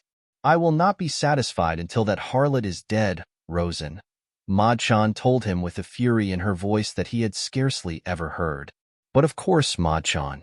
Anything for you, was his easy response. Rosan didn't really care for Mom, but if Ma-chan wanted her dead, then she died. She sent him a warm pulse, and Rosan sent her one back. He had a mental map of the entire island, and he decided on the best course of action. Thanks to his bug scouter, he had the entire layout of the island memorized. It had also found all his belongings in the facility, so Rosan wouldn't have to waste time looking for it. Rosan really needed to think of a name for his bug. It was incredibly useful and difficult to spot. The redhead sighed at his lack of creativity when it came to names. You can't be creative in everything, Rosan, Maud smiled cheekily, and the boy rolled his eyes. His thoughts were interrupted, as the door to his cell was gently and quietly opened. The boy's gaze snapped towards the noise, and his face was one of shock. It couldn't be, but why? Miko walked into vision nervously, with both arms held behind her back as she avoided eye contact with him. Rosan's brows furrowed at her as genuine confusion overtook him. What was she doing here? Even after he told her to stay away. She came back? Didn't I tell you not to come back? The 9-year-old said bluntly, and the girl jumped. He rarely initiated the conversations, content to just let her speak, so he had probably surprised her. Actually, why you said I shouldn't come back in, I just chose not to listen, was her meek response. Miko shut up at Rosan's unamused gaze and shyly removed her arms from her back to show him the ointment and some gauze. I heard you were in the tournament today, and you won. I wasn't allowed to watch, but I wanted to see if you were injured, the blonde girl whispered softly. Rosan felt his dormant emotions flaring, like they always did when he talked to this girl. The redhead sighed and simply said, I have some here actually. Mom patched it up a bit, but she didn't do a very good job, and he pushed his shirt up. The girl's face lit up as she frantically waved her hand and tried to cover her eyes. She failed miserably and, as her eyes peeked through her hands, she gasped at his wounds. The holes were closing up quickly, but they were still pretty noticeable. A worried look overcame Miko as she saw his wounds. Not wasting any time, she closed the distance between the two of them, and after sending him a questioning glance, to which he shrugged uncaringly, she began rubbing her ointment on him. It stung slightly, but it was nothing he couldn't handle. Rosan simply took the time to stare at the humming girl working on him. She was so earnest in her work it filled Rosan with a strange, inexplicable feeling. I'm sorry, Rosan suddenly said to the diligent girl. She paused what she was doing to look at him with wide eyes. Why you're sorry? She stuttered, and her bright blue eyes stared into his own. The last time we met, I attacked you unprovoked and nearly struck you, Rosan began softly. I replayed that conversation in my head, and I was completely out of line, he admitted, much to the surprise of the girl before him. It's just, everything about you is different, and it irritates me in ways I can't explain. We hardly know each other, but it doesn't feel that way, and we can read each other like open books. No matter how hard I try to deny it, you can tell exactly what I'm thinking, and that aggravates me, but that doesn't mean I should strike you. For the way I acted, you have my sincerest apologies. Miko gaped at Rosan's confession. She knew the boy had been trying hard to deny the fact, and truthfully, the fact that they could read each other so easily confused her as well. They just clicked together. The blonde had felt this sensation since she first laid eyes upon his unconscious figure when spying on him being brought in. She couldn't explain it, but she hoped that hanging out with him would help answer some of her questions. She had never met anyone like this, and based on the way Rosan was handling it, neither did he. Unlike him, though, who strongly rejected it, Miko fully accepted it. It felt nice to be looked at, to be acknowledged. When having their one-on-one conversations, despite his general aversion to speaking, he always focused all his attention on her. He would even have some things to add to the conversation, which always made her happy. She liked Rosan. He was so considerate, despite his situation, and even though he was dealing with his own things, he still let her talk to him. Rosan, you don't have to apologize because I know you weren't going to hurt me, Miko said with a smile on her face. This whole experience, I know it's jarring. I don't know if anyone has had to deal with a situation like this before. I know I haven't. To feel so exposed is really weird, and I can see why you reacted the way you did. That's why I'm not mad at you, the blonde told the younger boy. I meant what I said, Rosan. I trust you completely. Deep down, you're a kind person, and I hate that this had to happen to you because you don't deserve it. Even still, I know this is horrible of me to say, but I'm glad I met you. Miko grinned brilliantly at him, and he felt his chest constrict. It was bright, too bright. Miko's smile was like the sun, and it was blinding him. She was pure. Too pure for this island. Too pure for Rosan. Despite his nature, his atrocities, his actions to her, she still had that look. Those caring, electric blue eyes focused on him with nothing but understanding, not a hint of fear in them despite what he was. Despite who he was. Rosan hated it. Miko, thank you. Your words, they mean a lot to me, and I'm happy that some people still have faith in me, Rosan said. Closing his eyes, the redhead said, I trust you, Miko. You not telling anyone I lied about my devil fruit is enough for me. Her smile, if possible, got even brighter. Which is why I'm sorry, the boy finished after a long pause. What? You're sorry? Confusion overtook the little girl, before realization seeped in. Miko took a step back in fear as she saw the boy tense. She could feel it. Rosan, he was planning on attacking. Modify target. Rest mode. A voice behind Miko said, and a hand made contact with her. Looking up at Rosan in betrayal, the last thing she saw was the remorseful look in his eyes. I trust you, Miko, but you should never have trusted me. With that final statement, she lost consciousness. Rosan caught the falling girl and placed her gently on the bed. The strange feeling in his pit had refused to go away. In fact, it had only gotten worse at the look in the girl's eyes. She had looked so hurt, so betrayed. She truly had believed in him, and he chose to stomp on that trust. He was a monster. So why did he feel this way? Why did he feel so bad? It's because you're not heartless, Rosan. The fact you feel this guilt is proof of it. You are simply doing what needs to be done because of the circumstances you've been put in. Don't let anyone tell you otherwise, Maud said soothingly. You're right as usual, Maud-chan. I'm simply doing what I have to do. But a small part of him still felt bad for the girl. Miko didn't deserve the fate that she was about to receive. She was a good person. Still, there were things he needed to do. He was getting off this island today, and nobody would stop him. Removing his fake handcuffs and grasping them, Rosan closed his eyes and said, Modify, form, and watched as they transformed into two humanoid figures. The dual-eyed boy simply modeled them after the easiest thing he knew, which was himself. Not yet finished, Rosan touched them both and said, Modification, Seed of Life. This technique was a bit different than when he made the bug or the blue jay. The previous two had no will of their own and simply followed Rosan's commands. They would dutifully do exactly what he asked of them. With Seed of Life, while they were still loyal to the redhead, they were also much more independent. Rosan watched as he breathed like into the two synthetic copies of himself. Nodding in satisfaction, he pointed at his first clone and told it, Number 1. You will retrieve my belongings and find the money dock 1. Once you find them, go to the closest ocean source and signal me. Number 1 nodded in confirmation. The redhead then looked at his second clone and said, Number 2, your job is to loot everything of value. Begin with this facility and progress to the entire island. If you believe in your abilities, feel free to take from the people as long as you do not get spotted. You may take your time. I have matters to attend to. Glancing around, Rosan walked over to his bed and tugged the blanket off. Modify form was all he said, and the blanket transformed into a bag. Modification link, user White Rose. He handed the modified bag over to number 2, who accepted it without prompting. That bag is connected to the White Rose. Wait for number 1's signal before you begin storing items in there because the ship is shrunken. Ensure that you two are not seen. Number 1, when you are done, assist number 2 inch. Yes, sir. They both replied. Rosan looked at the sleeping Miko. She looked so peaceful, contrasting the hurt look on her face moments before he put her to sleep. Rosan, she doesn't have to die. I know deep down, you don't want to kill her, Ma-chan said worriedly. The boy was conflicted right now, and he was leaning towards killing her because of his identity. Ma didn't care that much about keeping his identity a secret.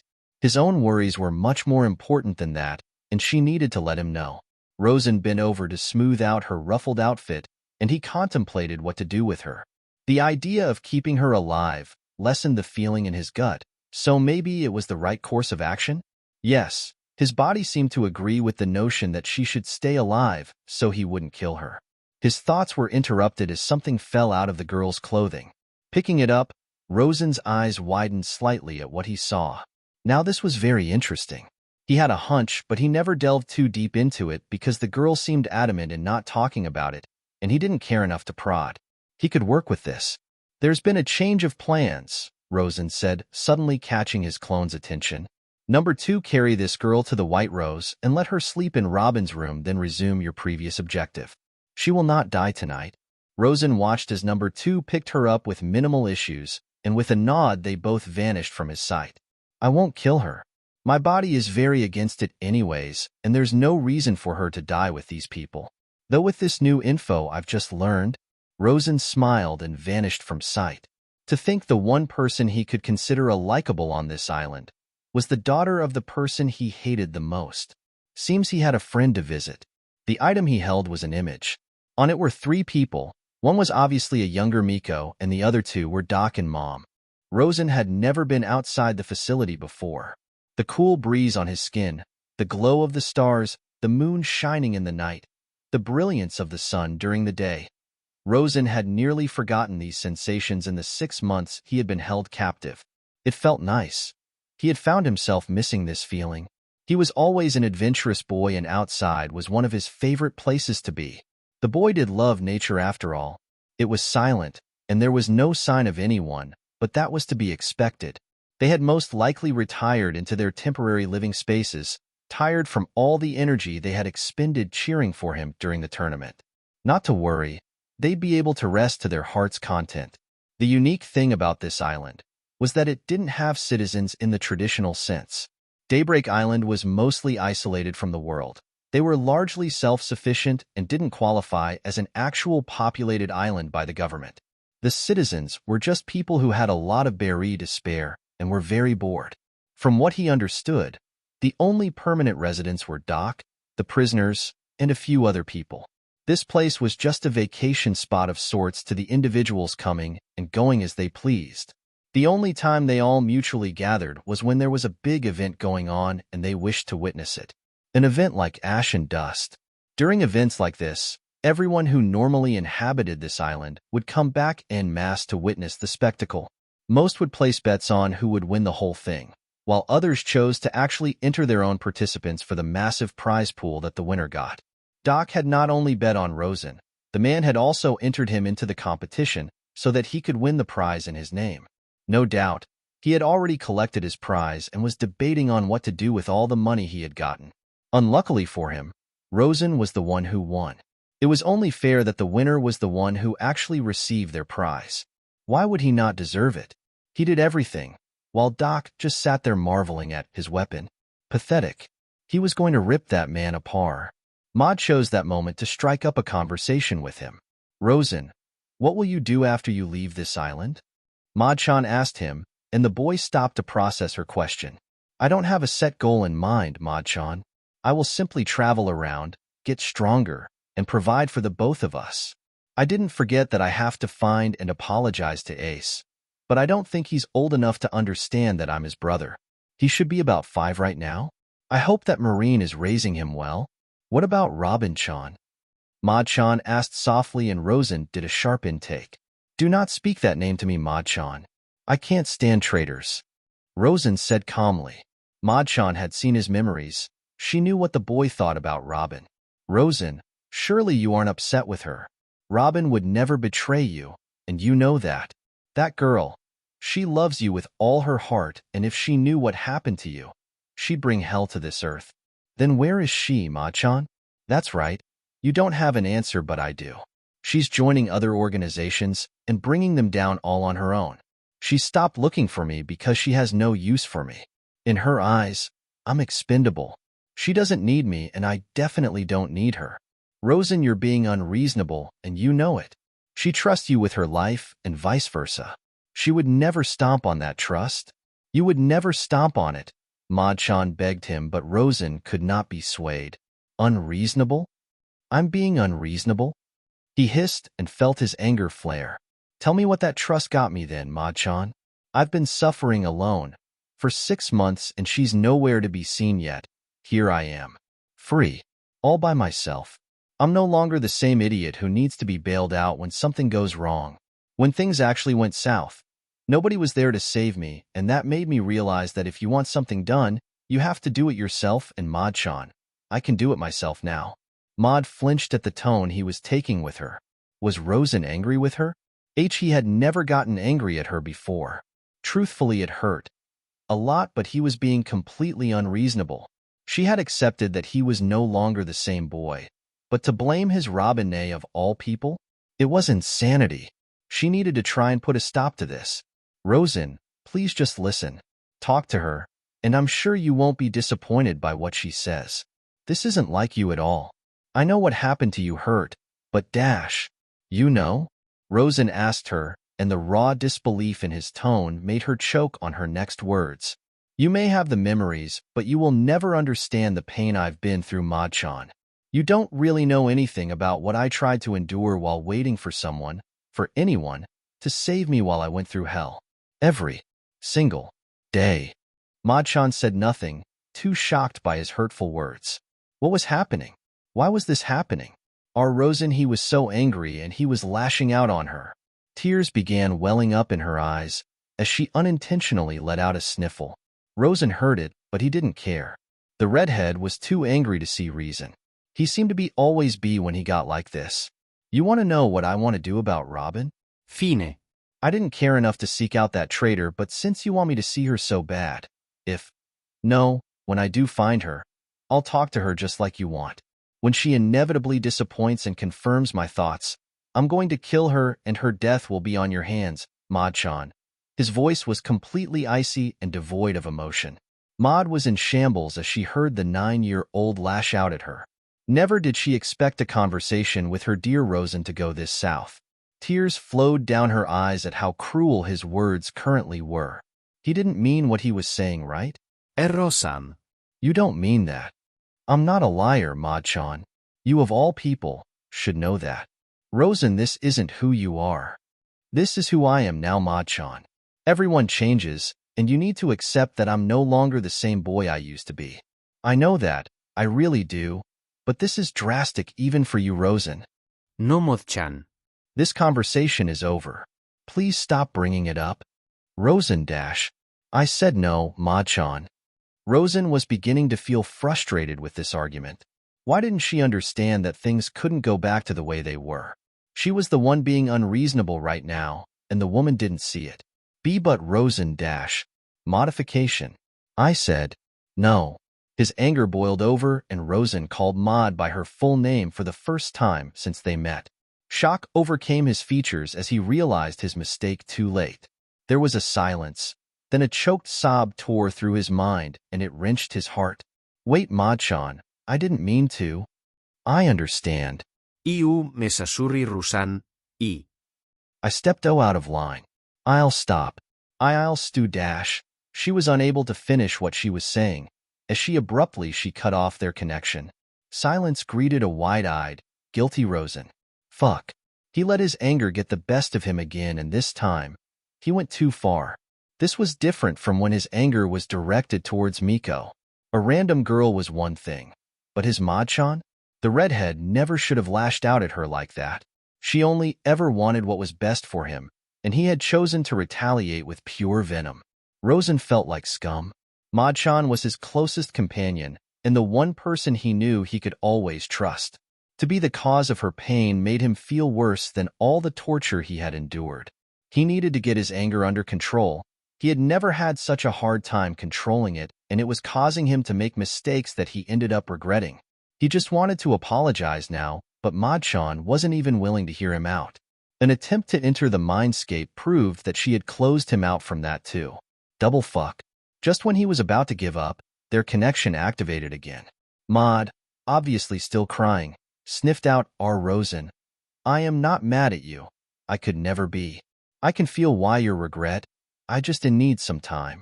Please focus on getting off this island and then I'll be ready to talk. I'm sorry, but I won't be of much help. I love you, Rosan, don't forget that. And with that, she shut the connection back off. This time, though, he felt the steady pulse of her presence. Rosan felt conflicted. He could forcefully enter the mindscape to talk to Madchan, but she wanted some alone time, and the redhead valued her needs. Besides, she was right. He needed to get off this island.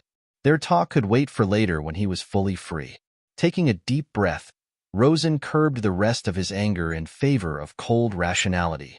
He made a mistake and he would amend that, but for now, he had people to meet and an island to escape. Rosan idly poured love through their connection, and he knew she could still feel it. He needed to make it up to her somehow, and the first step to that was to listen to her request. That wouldn't be enough, though. He hurt her feelings, and that wasn't something he was used to doing. Damn, he really had messed up. But that was for later. Rosan focused his attention on the mission at hand. Standing back up, when had he even sat down? Rosan headed in the direction of where Doc resided. Despite himself, Rosan allowed a cruel smile to dawn his face. It was time for him to have some fun. When Doc awoke, it wasn't pleasant. In fact, it was quite the opposite. A slap connected to his face, and he woke with a startled yell. He tried to get up but found that movement was not possible. Looking down, he saw the source was a piece of rope tied around him quite tightly. He was sitting upright in a chair in what appeared to be his living room. What on earth was going on? It didn't take long for his confusion to be answered. "Ah, you're finally awake," a quiet voice said. "Good." A familiar quiet voice. Sitting on the kitchen table across from him, idly polishing a knife, was the source of his good fortune itself, Rosan.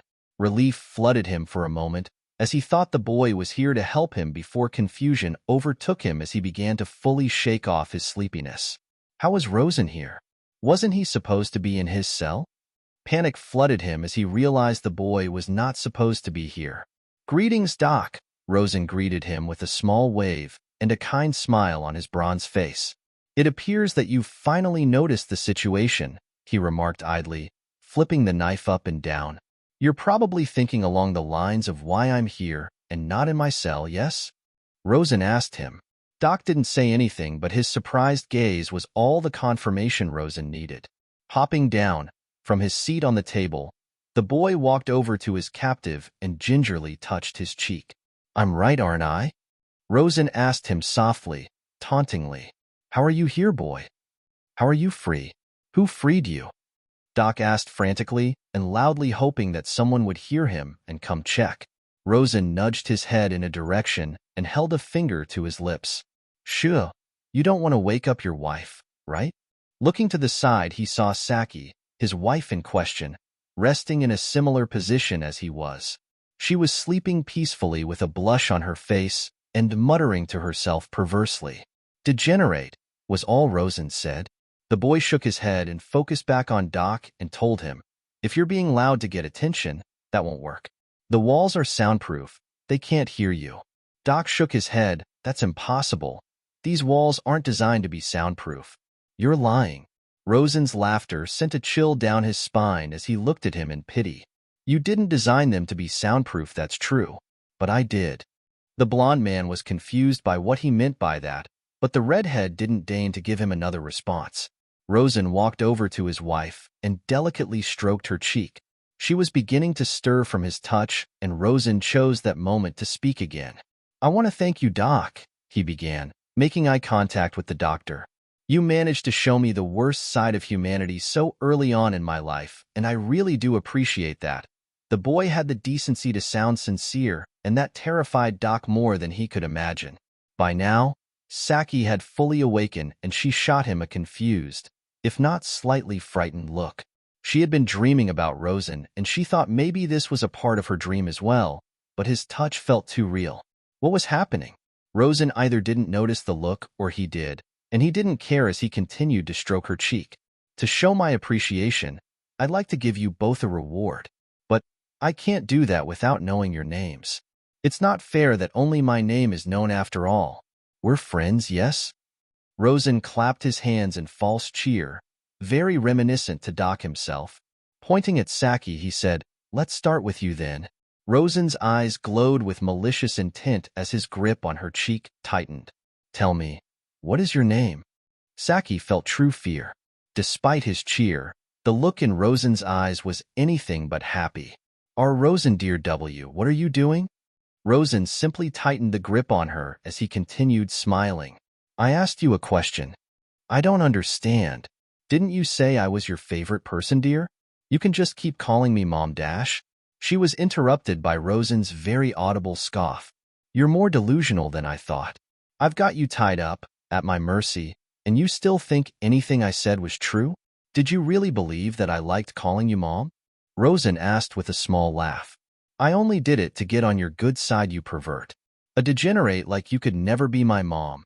Only one person is worthy of being called my mom, and it will never be you, he finished cruelly with a grin on his face. As Rosan tore into her verbally, her eyes narrowed into that same cruel gaze she had donned when he first refused to call her mom. How dare he? How dare he? He had tricked her? She had showered him in nothing but love and affection, and this was how he treated her. This backstabbing little brat. Oh, seems like the pervert is finally mad. Do you plan on doing something about it? He taunted, and she glared at him in pure hatred.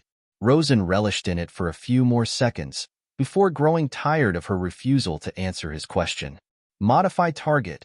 Sensitivity, the redhead thought to himself, and he watched in satisfaction, as her expression shifted from hatred to pain. He hadn't changed his grip on her whatsoever. All he had done was increase her sensitivity. Whereas the grip was slightly uncomfortable before, it was now too painful for her fair skin to bear. Answer my question.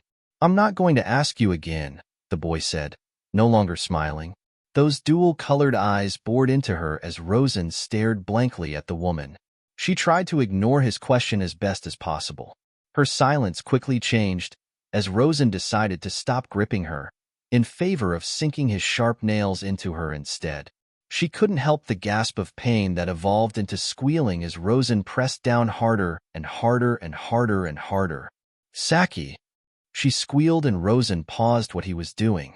Panting harshly, she said, My name is Saki. Now please stop. Nodding in satisfaction, Rosan stepped back, removing his hand from her cheek in the process. He looked down at her with a smile on his face, exuding a staggering amount of superiority. Rosan shook his head and said, Now is that so hard?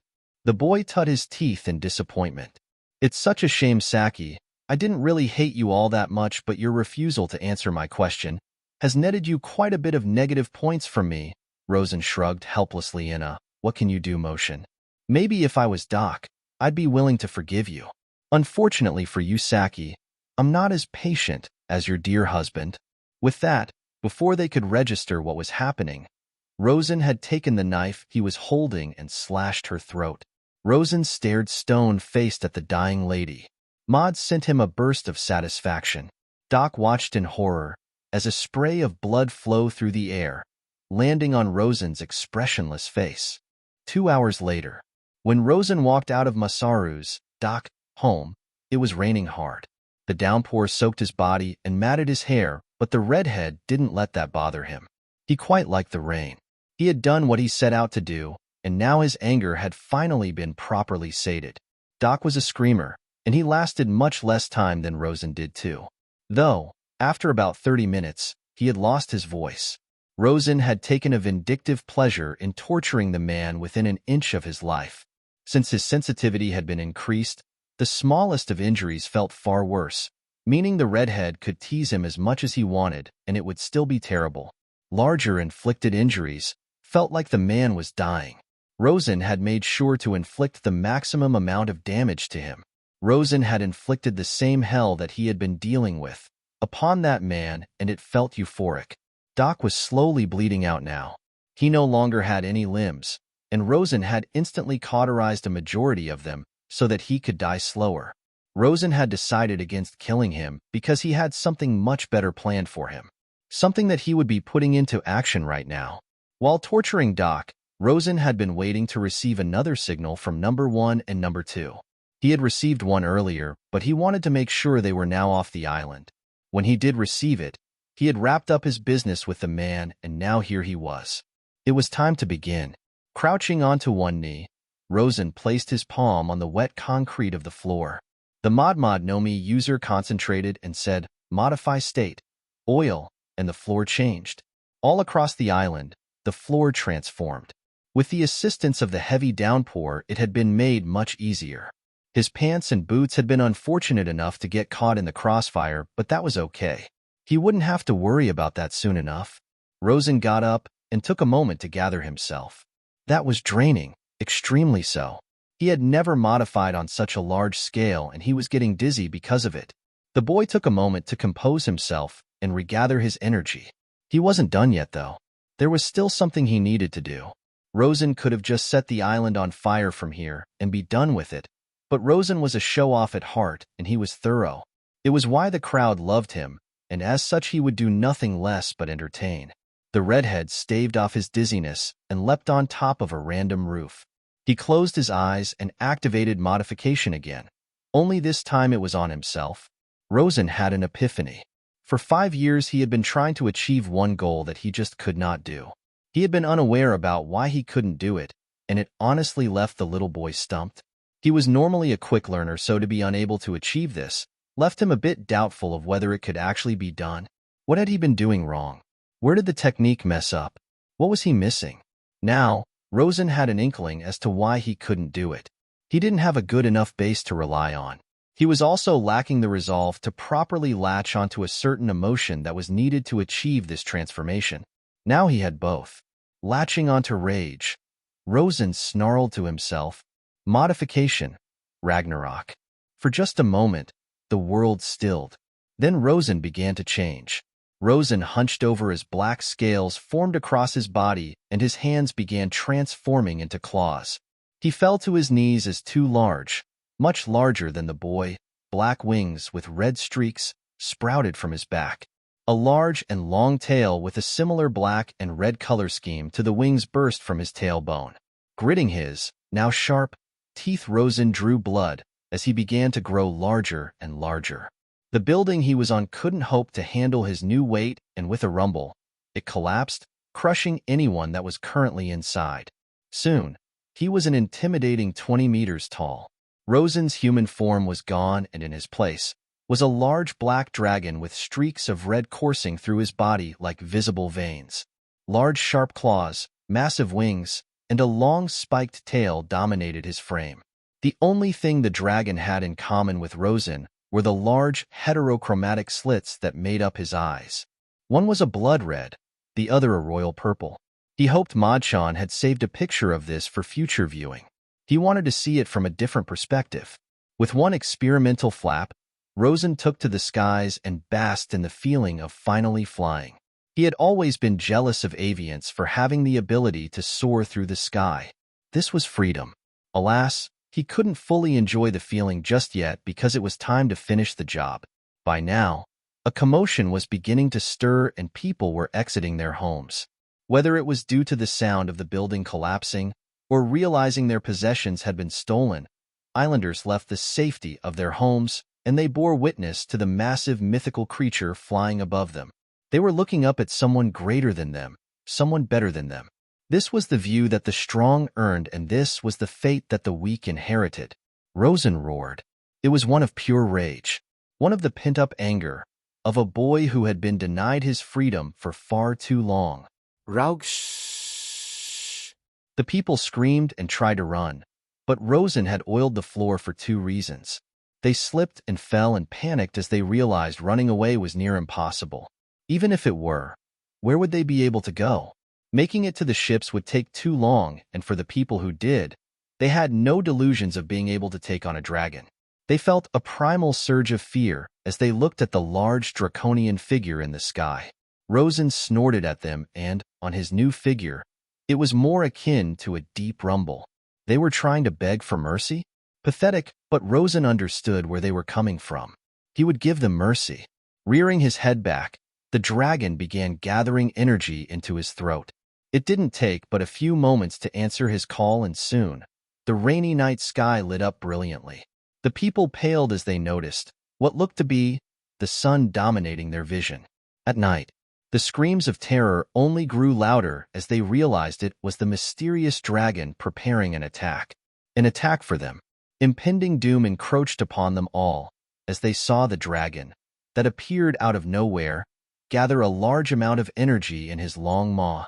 Some people cried, some prayed, others even tried shooting at the draconic figure. All of them failed, and when that failed, they were reduced to praying to a god. But, at this moment, the only god that could save them was Rosan.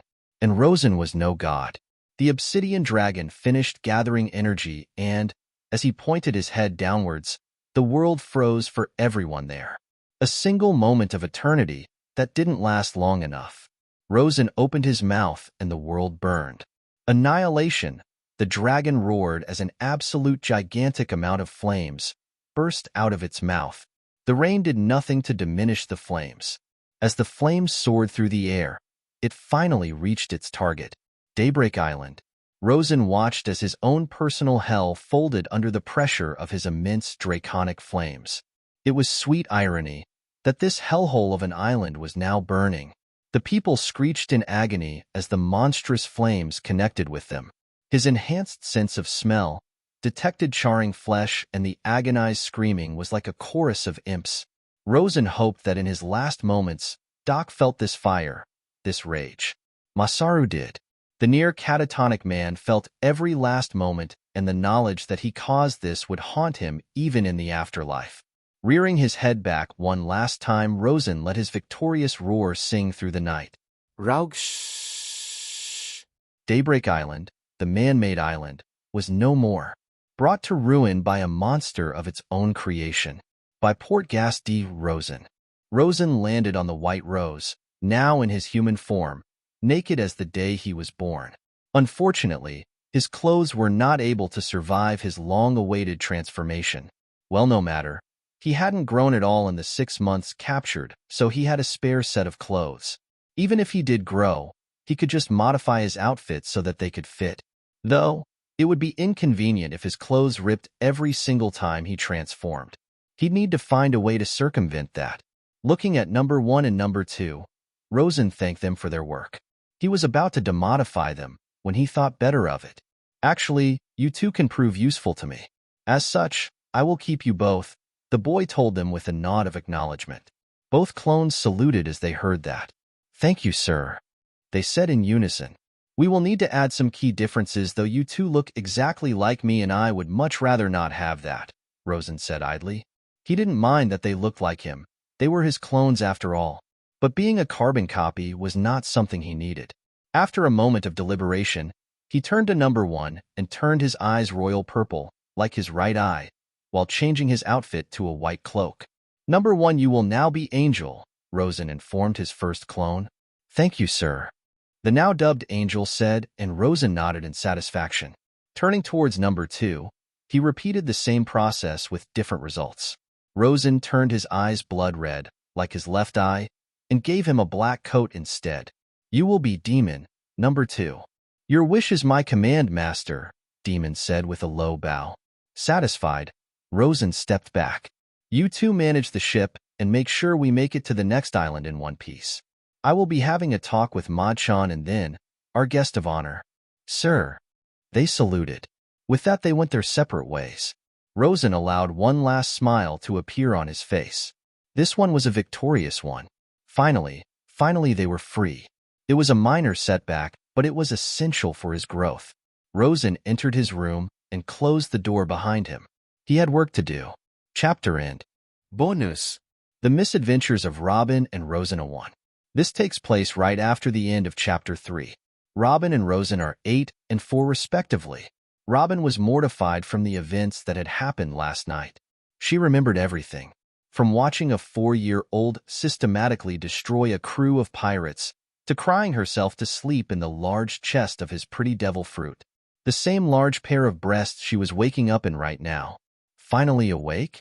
A soothing voice said, and Robin looked up to find Ma-chan looking down at her with a gentle smile on her warm face. Robin, noticing their compromising position, turned beet red and hastily removed her head from the woman's chest. I'm sorry, I didn't mean to fall asleep there. Robin stammered out an apology. She hadn't planned on crying herself to sleep, and now she had probably gotten snot and tears all over the Ice Queen. Ma-chan let out a soft chuckle, and her long purple hair bobbed in time with her laughter. It's okay, Robin-chan. I really don't mind. You barely bothered me, and I know you really needed that. Ma-chan said understandingly. Besides, you looked so cute. I couldn't dream of waking you up, Ma-chan finished, with a larger smile this time.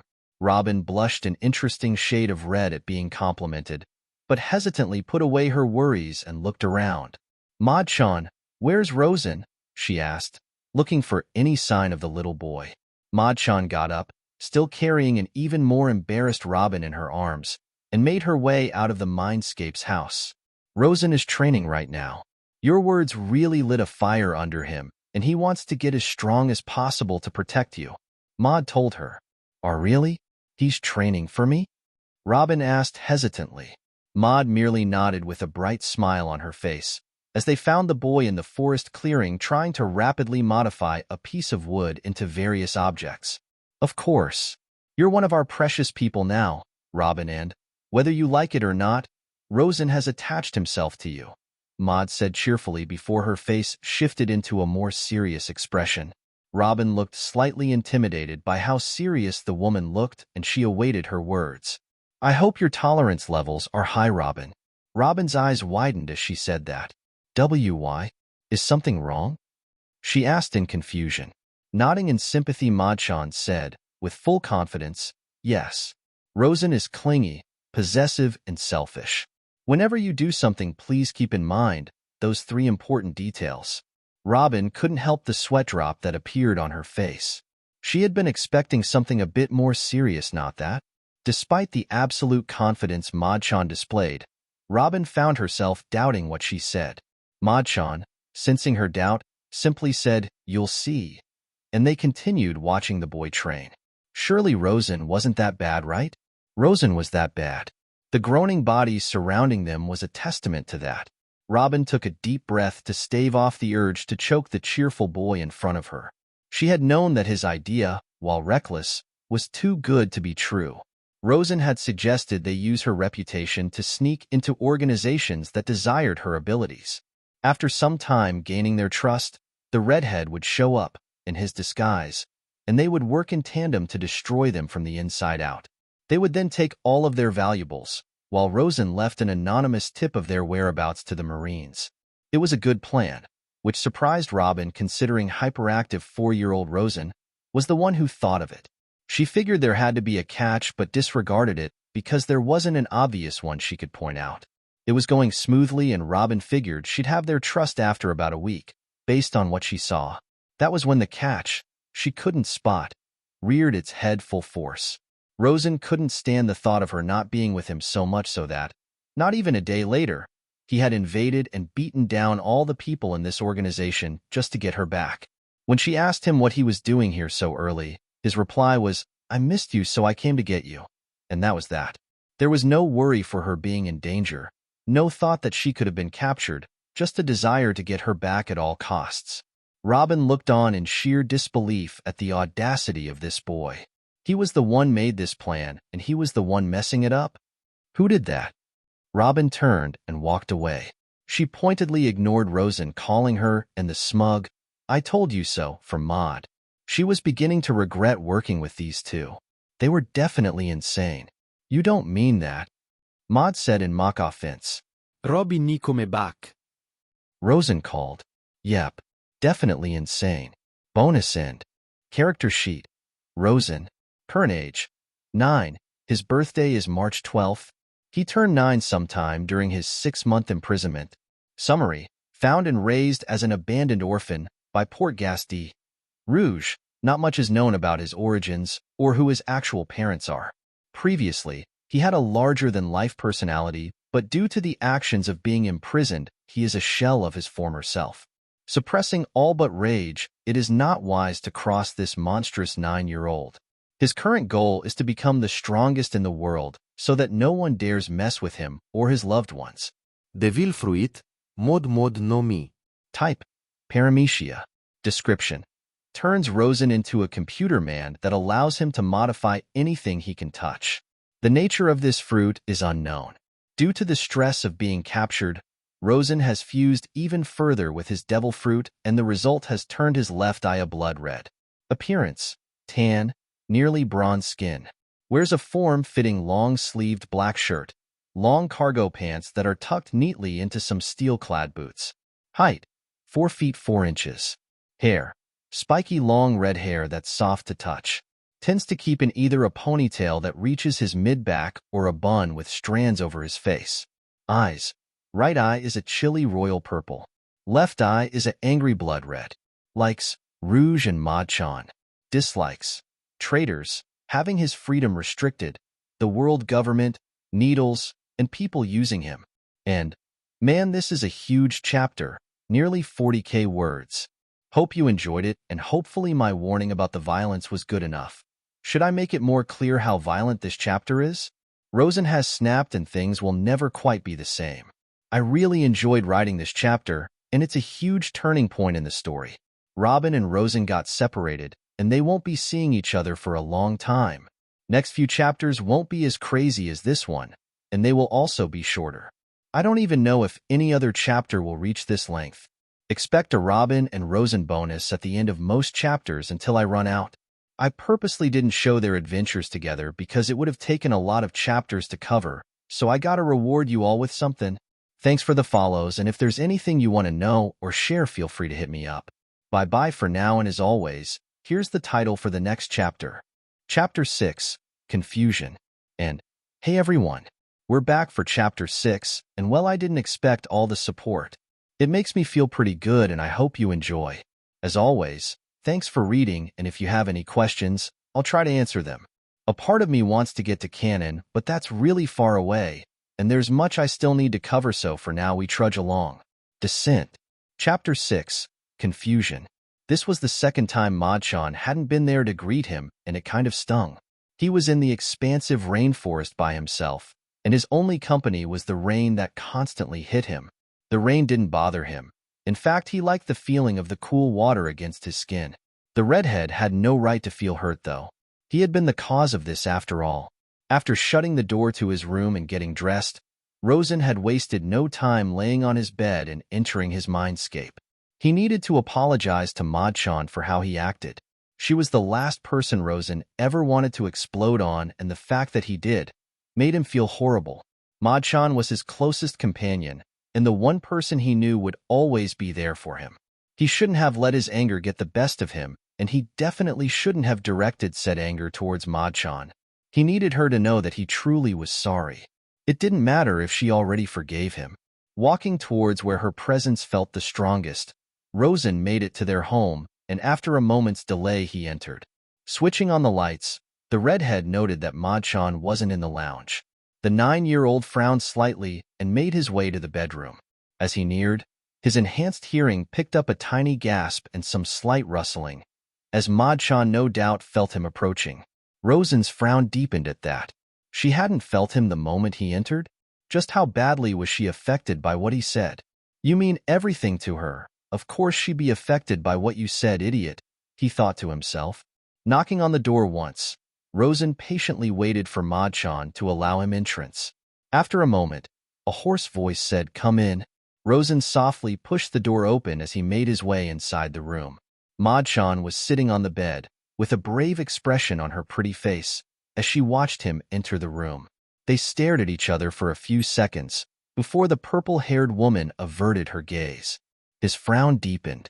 He hated that he caused her to react like that. "Machan, can you please look at me?" Rosan asked softly. She hesitated for a moment, before taking a deep, shuddering breath and focusing back on him. As soon as they made eye contact again, her mask broke and she let out a strangled sob as she turned away from him. "I am sorry, Rosan, I don't know what's wrong with me." Mulsopt. "I'm really not you used to feeling L like this. I really don't understand B, but I'm so sad."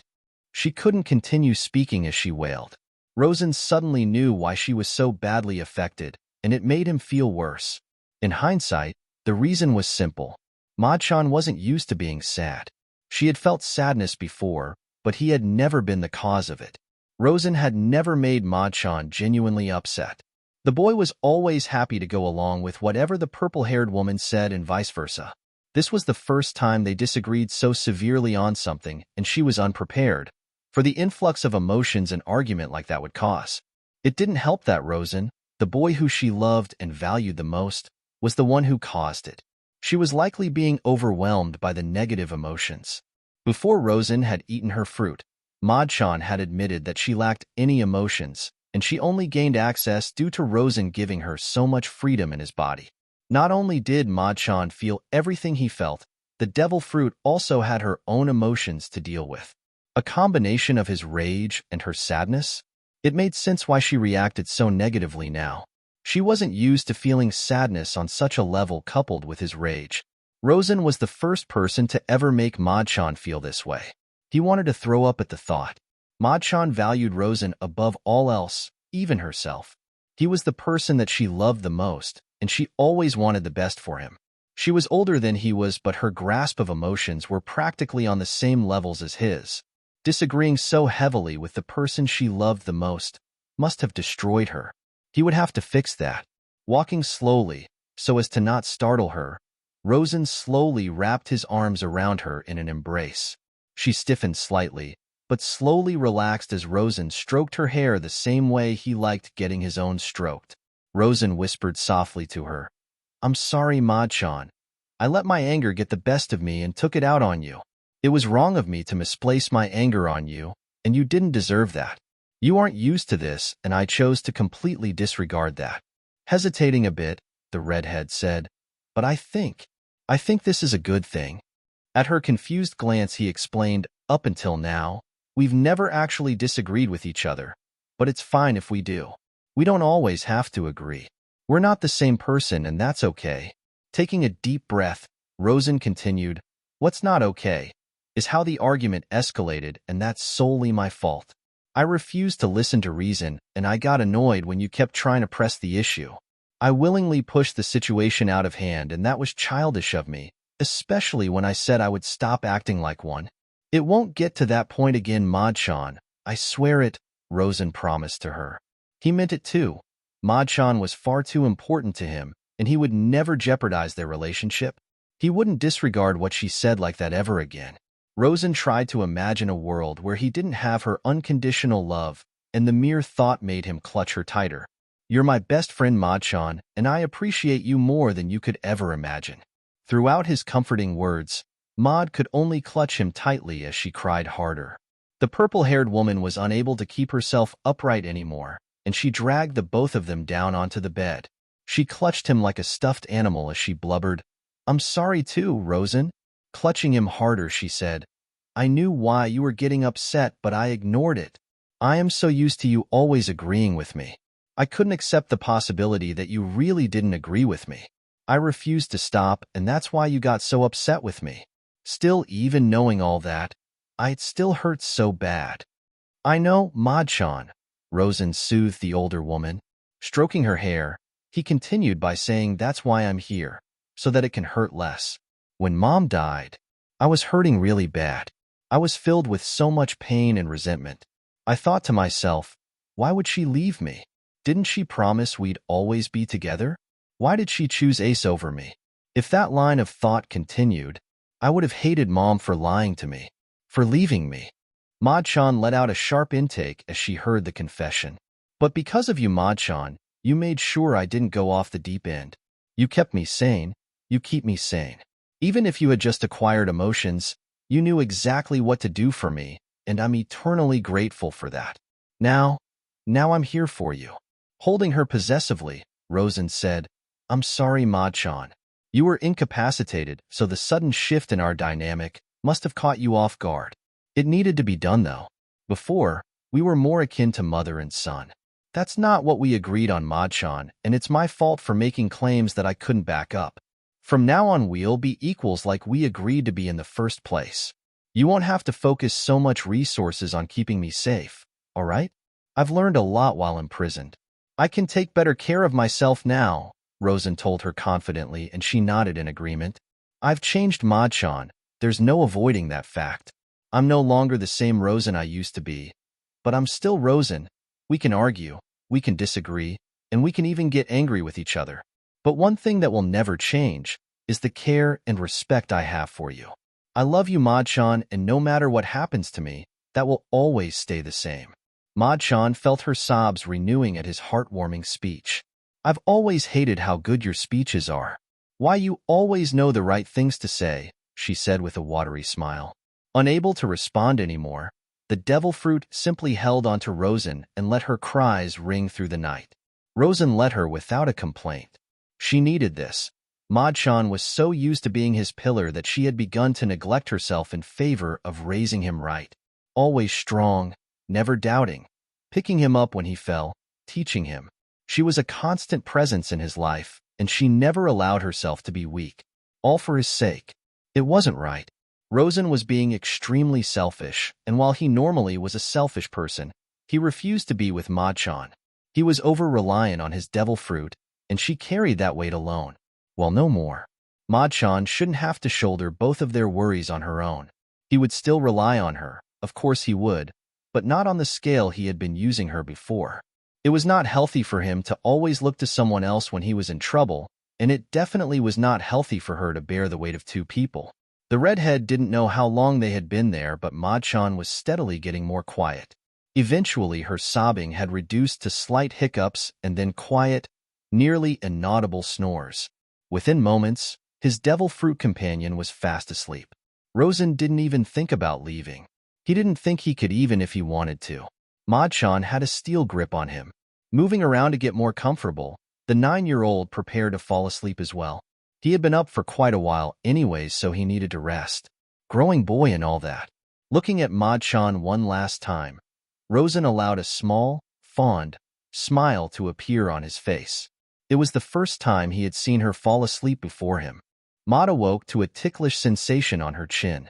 Too tired to laugh, she instead sluggishly looked down, only to be greeted by a shock of red hair rustling against her. The owner of the red hair had their head buried in the nook of her neck and a rather possessive grip on her black dress. She realized this wasn't much by choice because she was crushing Rosan into her taller frame. Mortified by what she was doing to her wielder, she hastily released him. In hindsight, that probably wasn't the best decision considering that Rosan hadn't been free for even a full day.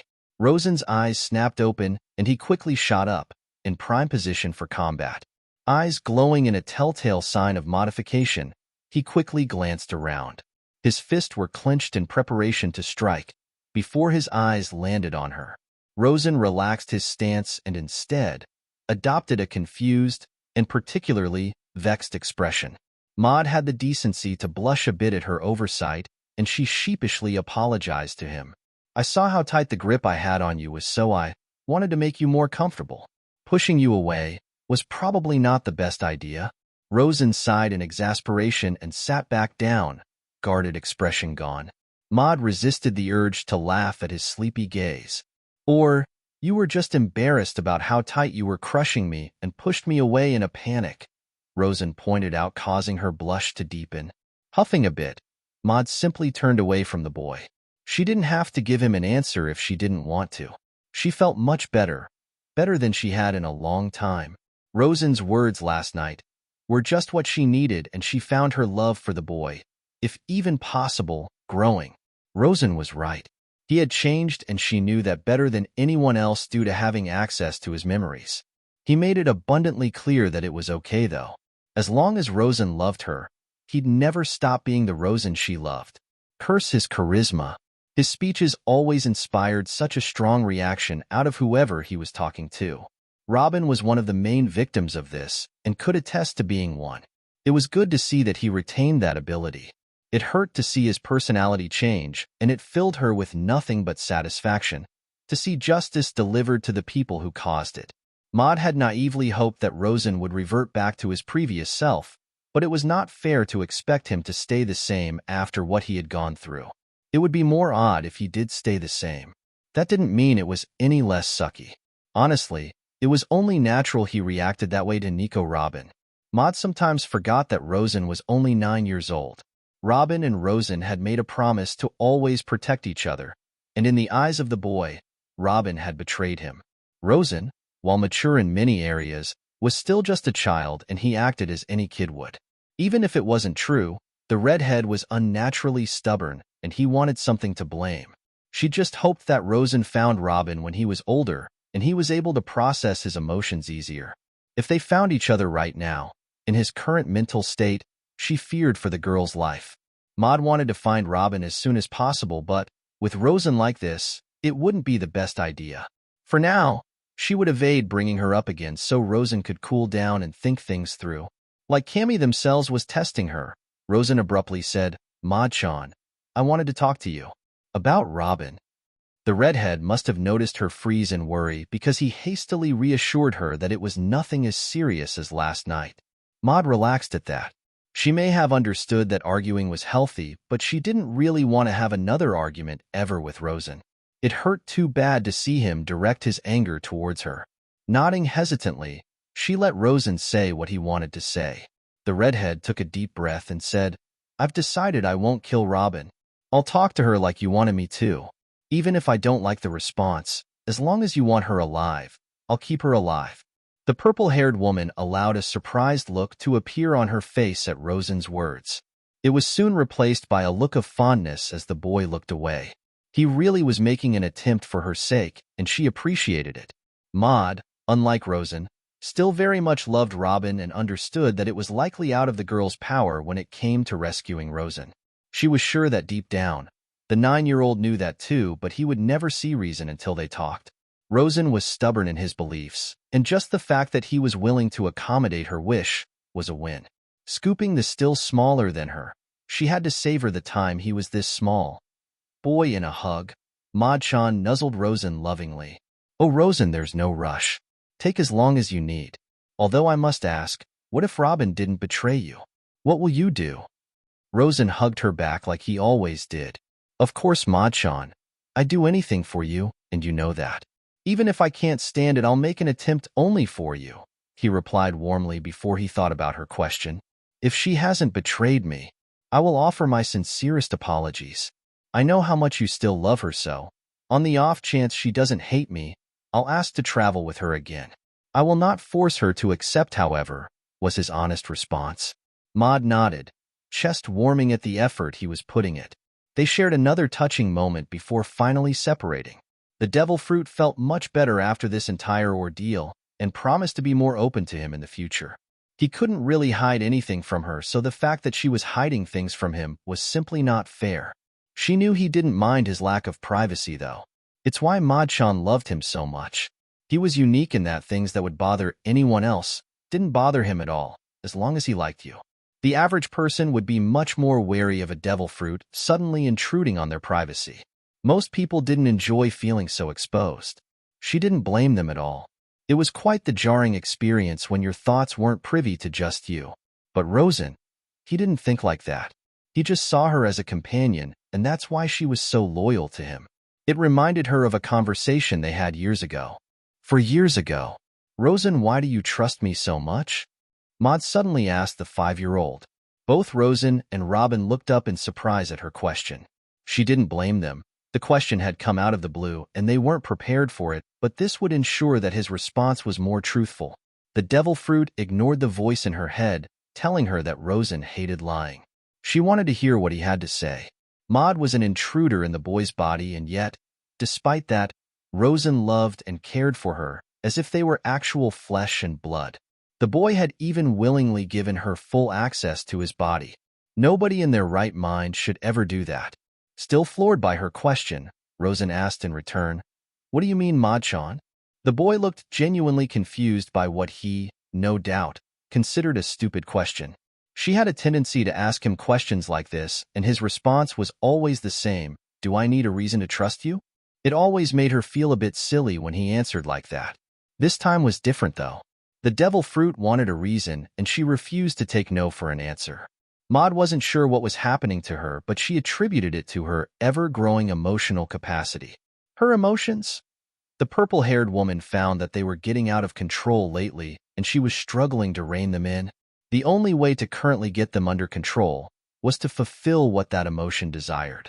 When she was angry, she'd take control of Rosan's body and let her frustrations out on some unsuspecting criminal. When she was sad, she'd take Robin and Rosan and cuddle the life out of them until she felt better.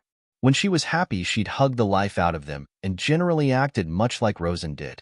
It always gave Robin a nice headache when there were basically 2 Rosans running around. Right now, she was a weird mix of sad and afraid. The idea that Rosan could grow up and realize she was a nuisance made her scared. That's why she needed him to confirm her thoughts. She wouldn't be satisfied until Rosan answered her question. Maud needed to hear it from him, or she might go insane. "Yes, Rosan, you do. I know you're only 5, but you should be more wary of what I am. You haven't doubted me even once since we've met, Maud exclaimed in indignation, a frown set on her face. Surely me being your friend isn't enough of a reason for you to give me so much control of your body? Shouldn't you be more concerned? We're literally called devil fruits. Robin stayed silent as Rosan's face shifted into one of understanding. The Hana no Mi user sensed that this was between Rosan and Machan, and so she would stay out of this. She wouldn't need to intervene anyways. Rosan had this handled. The boy was a natural empath. He was very good at reading people and picking up on what they were feeling. In truth, she was curious too. From what she understood, Rosan and Machan had not been together for that long when she had first met them yet. The boy had absolute faith in everything she said. It was odd but, to be fair, Rosan also trusted Robin enough to let her enter his mindscape after only a few hours of knowing each other. The boy was trusting, worryingly so, but to not even question the fact that he had a so-called intruder was odd. She wanted to see what answer he'd come up with, and if it was enough to assuage Machan. He did not disappoint. Machan, is that what has you so worked up? Do you think I'm going to just throw you away one day? Rosan asked her softly with a hint of anger. Machan narrowed her eyes at Rosan, but nodded stiffly. Rosan let out a fond sigh and said, "Dummy! I trust you because not once have you ever given me a reason not to trust you." Oh? What did he mean by that? Judging by the wide-eyed gaze of Machan, she was confused too. Rosan continued, completely unfazed by her reaction. From the moment we started talking, you've been helpful to me, Machan. You offered to help me before I even knew you existed, so why wouldn't I trust you?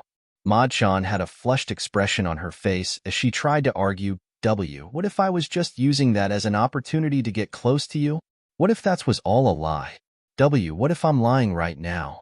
Rosan would not be deterred as he shook his head in a no motion. That's not possible. You suck with emotions, Machan. She blushed and pouted as he said that. You're like me. We don't like lying. When you first spoke to me, it seemed like you didn't get to talk to people often, and that must have been so lonely. You're just like me, Machan, he said softly. That's why I wanted to be your friend. You were so surprised that I wanted to be your friend. That's how I knew you weren't faking it. The boy grinned at her, and she felt a strange sensation pulsing through her body. What was this feeling? She was unable to identify it, so she let Rosan keep talking in hopes that it would become clear to her. Besides, you didn't ask to be here, Machan. The redhead laughed, sheepishly rubbing the back of his head. I'm the reason you're here. When you were just a fruit, I ate you without really thinking about it. If anything, you aren't an intruder, you're a prisoner. My bad. He apologized, clearly not meaning it in the slightest. Robin's sweat dropped at how insincere his apology was. Maud resisted the urge to grab her head. I don't regret anything though, Machan. If I could, I'd eat your fruit again. You asked me why I trust you so much?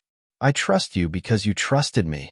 You're my first and one of my bestest friends, Machan, Rosan said passionately, with a beaming grin on his childish bronze face. It was relief. That was the strange sensation she had been feeling. Maud was relieved that Rosan accepted her so readily.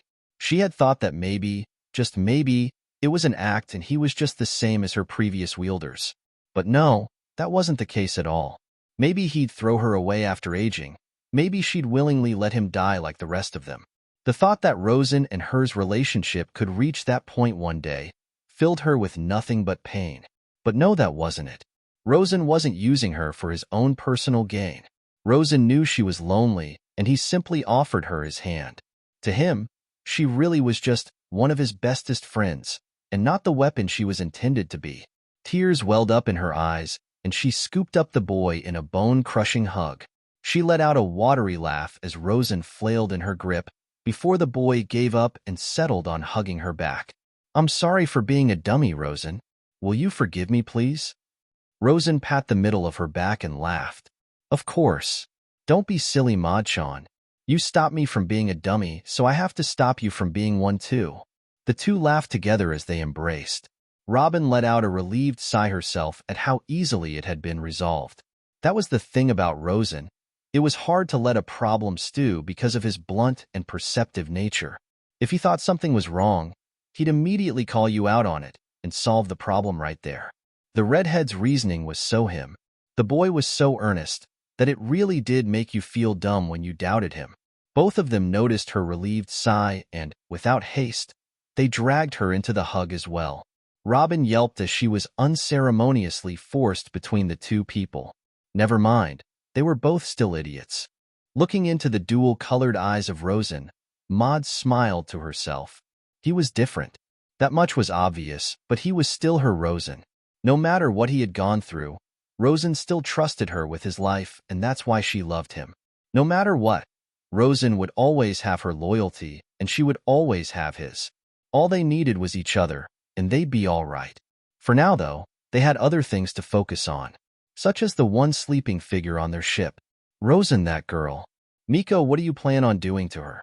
I recall you telling her parents that you'd take good care of her in quite the sadistic tone. Rosan waved a hand dismissively. Oh, that. Don't worry, I was lying to them, was all he said. Maud's sweat dropped at that. The boy had been lying to them? The boy had always had a bit of a mean streak, but this was downright vengeful. Seeing her question gaze, Rosan simply said, I simply told them that so that even in death, they couldn't rest easily. I don't plan on doing anything with the girl. To blame her for the sins of her parents would make me the biggest hypocrite in the world. I simply thought of it when I saw her family photo. Rosan looked strangely at her. Maud-chan, are you all right? Shouldn't you already know this information? Are you still upset? He asked, a bit worried about her well-being. Waving her hands frantically, Maud said, No, I feel much better thanks to you, Rosan. There's no need to worry. It's just... Maud looked away embarrassed. I noticed that you were receiving some of my emotions as well. So when I begun feeling sad, I cut off our connection. As a result, I was only able to catch a few things and was not privy to your true intent. The redhead nodded, and his face morphed into a thinking expression. Maud-chan, how do you feel about this partial fusion? Do you have a better idea of how it happened? He asked her. Maud thought about his question. How did she feel about it? She knew Rosan didn't mind, so she already knew how she felt. I'm totally fine with it, Rosan. I wouldn't want it to be anyone else, and I'm sure you feel the same way. Now, as for how we fused, I looked a bit more into it since our last talk, and I've come to some conclusions. Sea Stone does not get rid of your abilities, they simply suppress it. Externally, you lost your abilities, but internally your body still operated as if it had modification, just more subdued. It's very likely that to get to previous levels of performance, modification partially combined the two of us. Rosan hummed in acknowledgement. A forceful evolution to circumvent the effects of Sea Stone. It would explain why he felt so much stronger. When the Sea Stone had been removed, his body's performance returned to normal, and it combined with the enhanced state his suppressed form had. It still didn't explain everything, such as how he wasn't fused with her in the first place. But if Maud didn't want to reveal that information, he wasn't going to force her. Weird, but he could roll with it. I'll likely drop Miko off on the next hospitable island and give her a partial sum of the money we got so she can live comfortably, the boy decided. Maud-chan smiled at that. It was incredibly thoughtful of him to give her money so she could manage. There was one problem with that, though, and it was the fact that Miko was a normal 11-year-old girl. She wasn't Robin or Rosan. There was no way she could manage by herself, unlike the resourceful duo. It was unfortunate for the girl, but it seems like she would have to. It's daytime now. Rosan and I imagine our guest of honor is going to be waking up soon. Try and avoid dying to her, she said cheekily. You don't need to remind me. She probably hates me, but I deserve it. I tricked her after all, but what's done is done. I won't be surprised if she attacks me, Rosan said. The boy stood up and closed his eyes. Waving at him, Maud simply said, good luck, and he vanished. This wasn't her room. The smell was more akin to coffee and flowers, lavenders to be exact, in contrast to her room that smelled of fruits and fragrance from her perfumes. The second thing that tipped her off that she wasn't in her room was the bed. This bed was far more comfortable and much larger than hers. She almost sunk into it. It felt so good that if not for the fact that she knew something was wrong, she'd have gone back to sleep. Probably the most damning fact that Miko wasn't in her room was the fact that her room didn't move. Wherever she was, most likely a ship, was steadily swaying as she slept. That couldn't be right. Memories of what happened last night came rushing to her, and the blonde girl shot up in haste before grabbing her head. She had a pounding headache, and it took her a few seconds to get it settled. The blue-eyed girl glanced around, and she confirmed that this was in fact not her room. Whoever this room did belong to seemed to really like violet and black.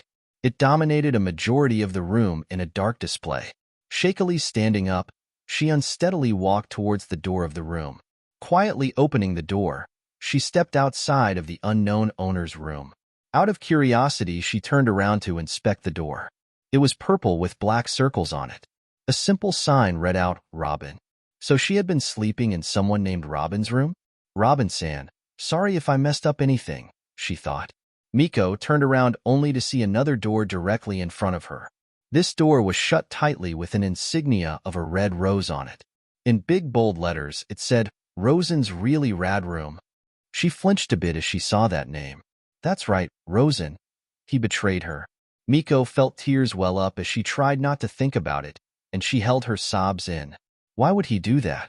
She really did trust him, and for him to say she shouldn't have ever done that felt like a slap in the face. The girl had wanted to help him escape. She even managed to steal her father's key on the night he knocked her unconscious. Her only reprieve was that she knew he genuinely regretted it. There was an unmistakable remorse in the boy's eyes as he attacked her. It also helped that he had decided to take her with him. She did want to travel with the boy who intrigued her so. If he chose to escape with her, then maybe he did like her? It's not like Mom and Dad would care if she was missing. Mom definitely would. The woman actually cared about her daughter. In fact, if they did come searching, it would more likely be for Rosan himself. To them, their daughter barely existed in their world. Maybe Rosan taking her from them wasn't that bad of an idea after all. At the very least, she enjoyed being in his presence. It's why she visited him so often. Mom and Dad could shove it. She didn't want them searching for her after all. Wiping her tears, Miko blushed as her stomach rumbled. Maybe she could find the kitchen and make some food. She wasn't tied up, so she doubted she was being held prisoner. Maybe she should make some breakfast for Rosan too, in that case. It was the least she could do since he had given her the freedom he had been lacking for 6 months.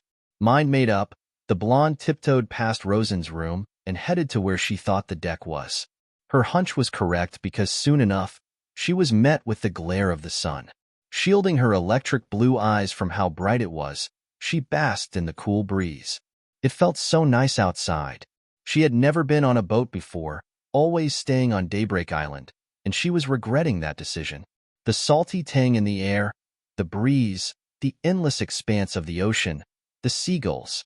Miko was beginning to fall in love with the sea. It was so big. It looked to be early morning, which was good. She could make breakfast for them if it was early.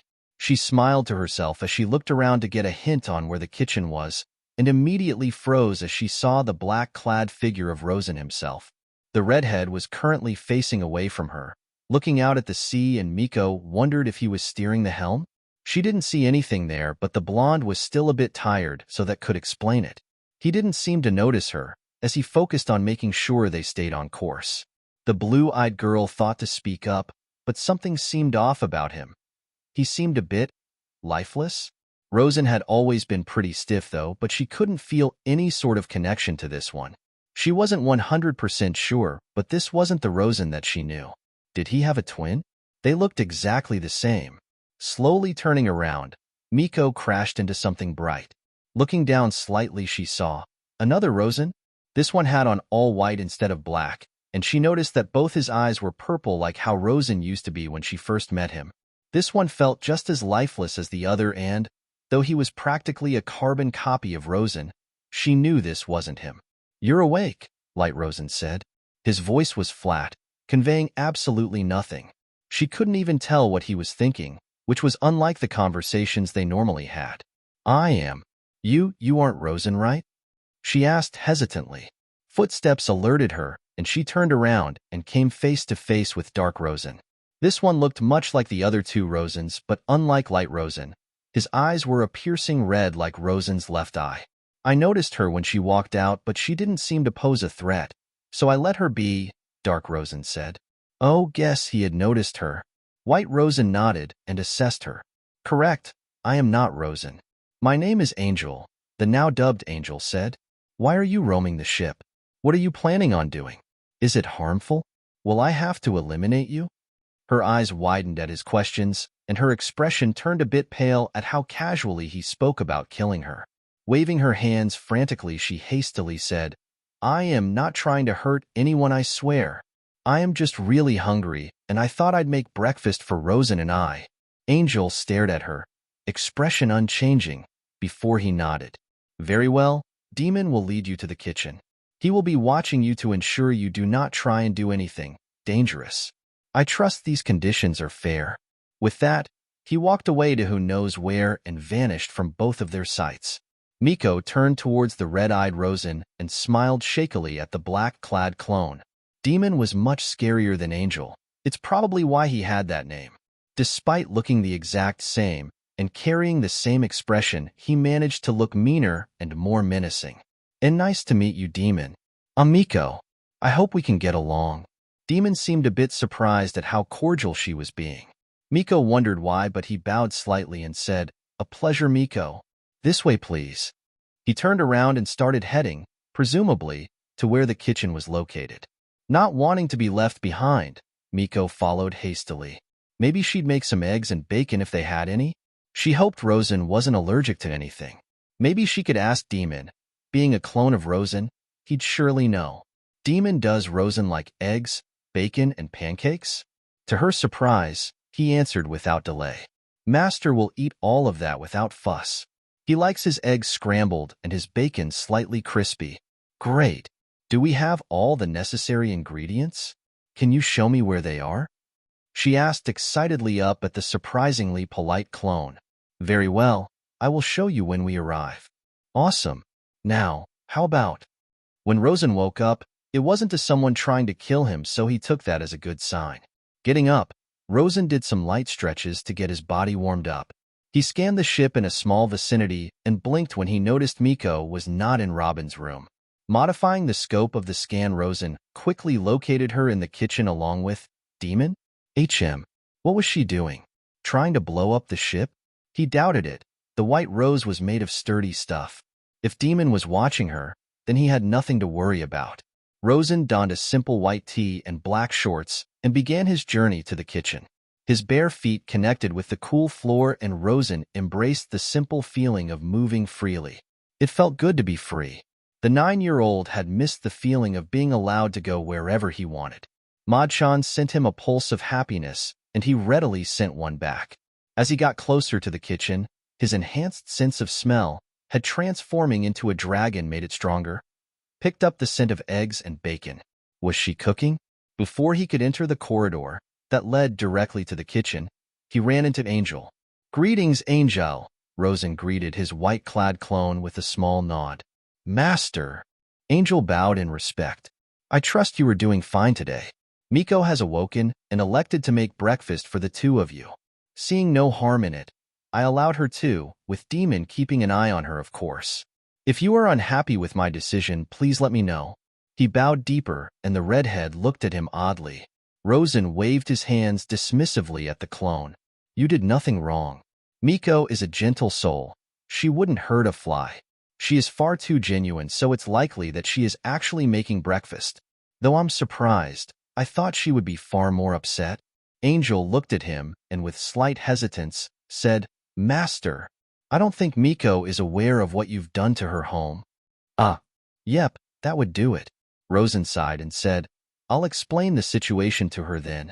There is no point in lying to her. She can see through me regardless. Running a hand through his soft spikes, he thanked Angel and sent him on his way. Sir. Angel saluted before going to the main deck. Rosan prepared himself for the mess that was going to happen with a deep sigh. Wish me luck, Madchan. I can't imagine how she'd react. Don't worry, Rosan.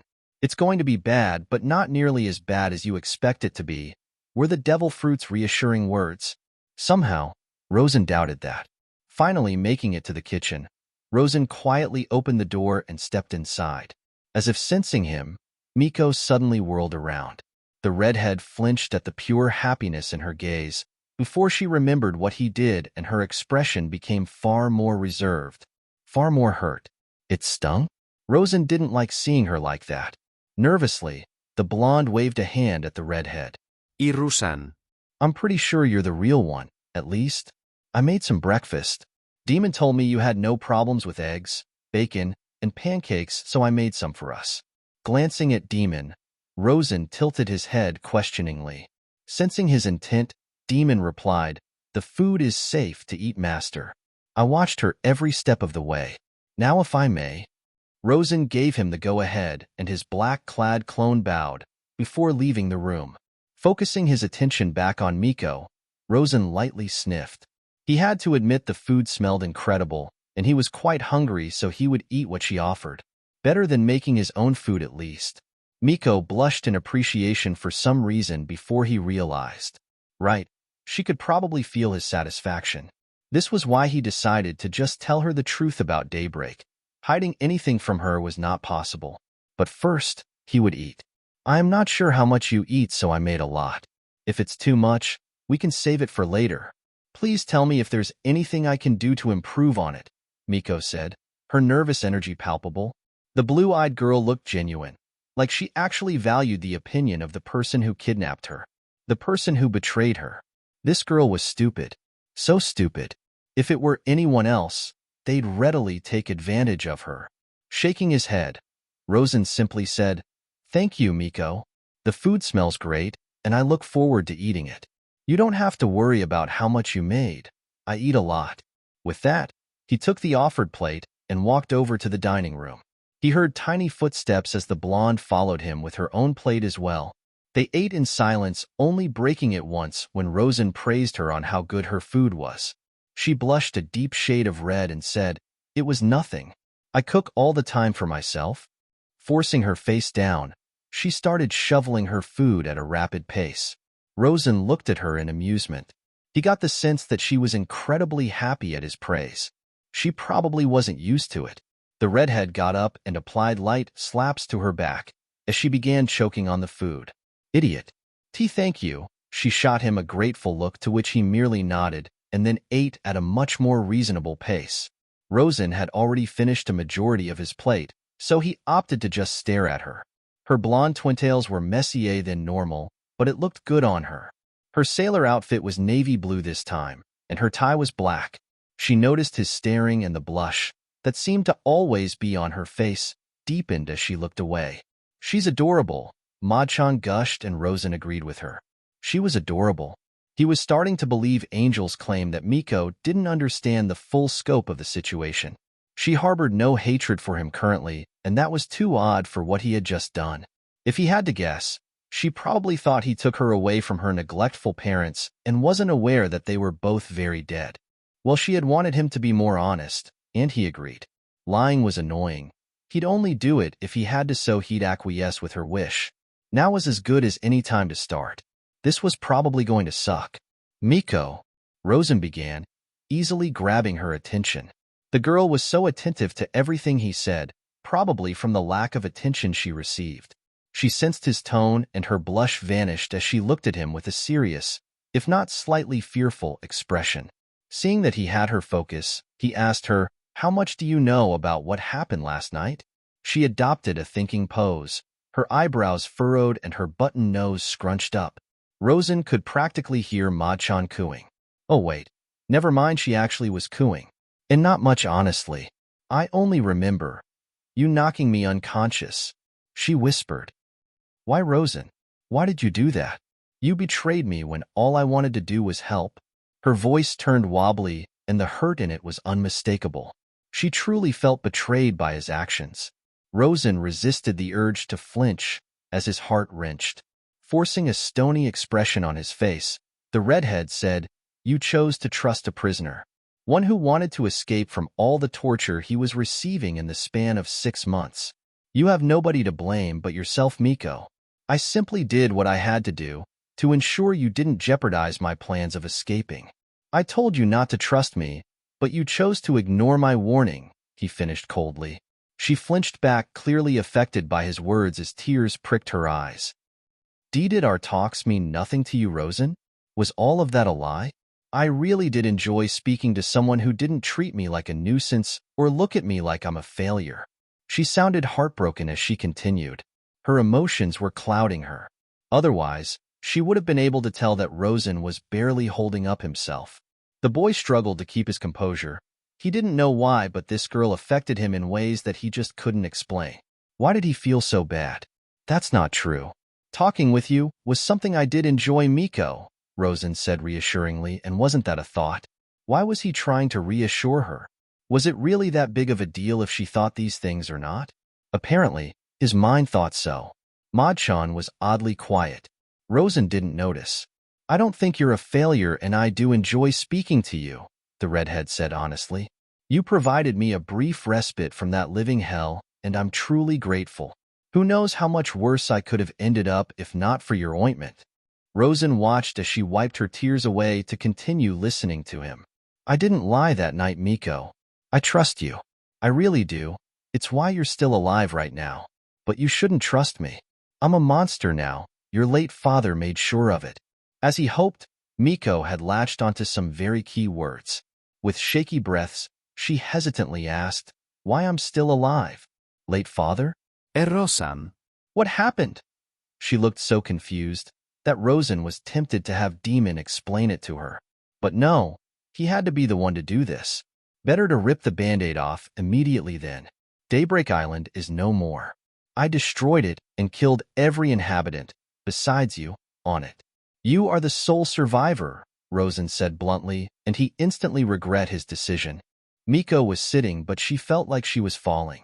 That couldn't be possible. What was happening to her? He had said late father, right? Maybe she misheard him. Maybe he was just Jock. Daybreak Island is no more.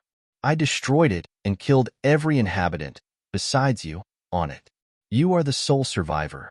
Rosan's words slammed into her like a train. Faintly, Miko realized that she was having trouble breathing. She then realized she was hyperventilating. Daybreak Island is no more. Destroyed and killed every inhabitant on it. You are the sole survivor. It was completely overwhelming her. Killed? Rosan. He killed them? How did he do that? The redhead was so much younger than them all. How could the 9-year-old joke like that? As she looked at the younger boy, however, his remorseless gaze reached her, and she realized Rosan was telling the truth. He had really killed them all, and he didn't hold an ounce of regret in him. Her parents, Mom and Dad, they weren't good people, and they neglected her, but she still loved them with all her heart. They were her parents after all. She didn't wish bad on them. She just wished they'd stop being bad people. But they couldn't make that decision anymore, because they were dead. A choked sob escaped her, and she quickly covered her mouth to stifle it. She couldn't cry, she just couldn't. She wouldn't cry in front of. You are the sole survivor. I just need a moment to myself. I am sorry, but I have to dash. Another sob racked her body, interrupting what she was trying to say. Without waiting for Rosan to say anything, she rushed past him and quickly vanished from sight. She ran past Demon, who looked a bit worried for her, but she didn't stop running. She eventually made her way back to Robin's room and slammed the door with more force than necessary. Apologizing quietly to the object, she placed her back on the door and collapsed. I'm okay, I'm okay, I'm okay, I'm okay. She repeated the mantra to herself repeatedly, even as the tears fell down her eyes. I'm okay, I'm okay, I'm okay, I'm okay, I'm okay, I'm okay. I'm not okay. And she could no longer hold it back.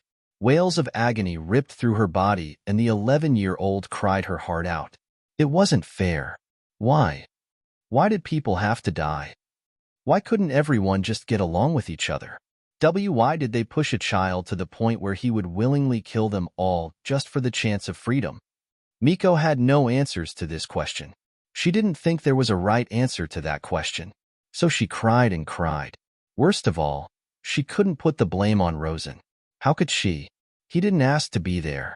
They had kidnapped the boy and corrupted him with months of torture. He didn't have to kill them, but they had put him through so much. It was only natural he retaliated in the way that he did.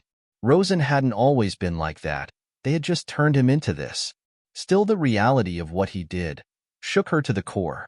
A 9-year-old should not be capable or even willing of doing what he had done. The death of her parents, it hurt more than she could imagine. She missed when Mom would read to her and sing her sweet nothings when she was younger. She missed when her dad would grab her into a hug after she fell, and hurt herself always telling her not to cry and that it would be okay. Why did they have to change so suddenly? If they never changed, they wouldn't have paid the price for becoming bad people. They wouldn't have forced Rosan's hand at killing them. They wouldn't have abandoned her so easily. But none of that mattered anymore, because now they were dead, and even if she wanted to go back to those times, she couldn't anymore. Tears renewed as she sobbed miserably. "Mama, Papa, I miss how things used to be," the poor girl said, as she curled into herself and cried. "That was harsh, Rosan," Ma-chan said neutrally. "You're right, Ma-chan," Rosan agreed with her because she had to be right. How else could he explain this feeling in his gut? He had been feeling terrible since the tone had turned serious, and watching Miko rush out, barely restraining her sobs, had affected him more than he liked to admit. Rosan let his stony expression fall as he recalled their conversation. He didn't realize he was being so harsh to her. Rosan lacked the tact, and as a result, she suffered for it. He had always been like this, but now it was coming to bite him. Maybe he could be a bit more thoughtful in the future. The only time he felt such a scale of emotions was when around her. He couldn't stand not being in control of them. Since his change, he normally had such a firm grasp on them, and she threw all of that into disarray. Sighing, Rosan raked a hand through his hair and idly grabbed his bun. What's done was done. He would have to apologize to her in some way, but he couldn't take back what he said. For now, he'd give her the space she needed and just wait for her to approach him. He needed to get his thoughts situated anyways. Maybe some training would take his mind off of it. Mind made up, Rosan made his way to his spacious room. He made a show of opening and closing it loudly to alert Miko to his whereabouts. Rosan glanced around his room. Nothing had changed since it had been confiscated by Doc, but that didn't surprise him. They probably didn't even know the toy ship was the White Rose. Even if they did, it was too small to make changes to. His room was spacious, surprisingly so. Rosan had modified the dimensions to make it much larger than a ship this size's room had a right to be. He had decorated it black and red, and had an assortment of collectibles he had amassed from his journey. The reason it was so spacious, however, was so that he could have room to physically train himself. It would do no good if he crashed into anything, so a large part of the middle room was bare, allowing him to freely train. Rosan got straight to work as he began stretching his body out. A knock on the door interrupted Rosan from his push-ups. Standing up, Rosan wiped a thin bead of sweat off his forehead and looked down at his body in wonder. Rosan had always had quite a lot of stamina. It eclipsed Robin's, and he had been victim to many of her complaints. The redhead took great joy in rubbing his superior stamina in her face at any opportunity where it was appropriate. But this was ridiculous. He had been going through his routine for about an hour, and he barely felt winded. Lunges, sit-ups, squats, planks, jogging, etc. Rosan had done all these in a steady interval, and he barely felt winded. Even now, before he got interrupted, he had been reaching the 100 record on his push-ups just to see how much he could do, and he felt like he could do much more. For now, he'd probably have to think of a new workout. Weights were still out of the question, though. Growing boy and all that. Walking to the door, Rosan half expected to see Angel or Demon preparing to update him on their status. Had they seen an island? Unlikely. They had only been sailing for one day. Perhaps they were passing by a ship. Imagine his surprise when he opened the door and on the other side was Miko herself. She was ready to see him? So soon? That couldn't be right. The fair-skinned girl was a mess. Her blonde hair was messy. Her clothes were ruffled. She was trembling uncontrollably. Her face had tear streaks, and her electric blue eyes were red from crying. Rosan had heard her crying. He was sure everyone on the ship heard her crying. To give her some more privacy, he had modified the walls, closing any gaps in them, and made them soundproof. It was how he made Doc's home soundproof. Seeing how useful it was, he had made sure to apply it to the entire ship. Her electric blue eyes were more dim as she quietly asked, "Can I come in?" Rosan nodded, stepping aside and allowing her to come inside. Despite her obvious distraught, the girl was still able to show her appreciation for the room, and she looked on in wonder. Rosan felt a little pride at how starstruck she looked, but that quickly vanished as her gaze landed on the bounty poster of Nico Robin. To Robin's embarrassment, Rosan had gotten her bounty poster as soon as he could. He was so proud that Robin had such a high bounty, he took one and framed it. She tried stopping him, but Rosan could not be deterred. It sat proudly on his nightstand, surviving all forms of attacks from Robin herself. He'd have to destroy it now. As Miko's gaze lingered on it, she no doubt began to form obvious connections. If she knew the name of whose room she was sleeping in, it wouldn't be difficult. Rosan softly asked, "Did you want to talk to me?" Her blue-eyed gaze snapped to his dual eyes, and when they made eye contact, she averted her gaze. Rosan felt a twinge at that, before coolly brushing it off. Keeping his face blank, Rosan patiently waited for her to speak. He didn't have to wait very long. I'm sorry for running away so abruptly," Miko said quietly, voice even lower than his. Rosan couldn't fight the shock that appeared on his face as the girl started off with an apology of all things. "I just needed to gather my thoughts a little bit.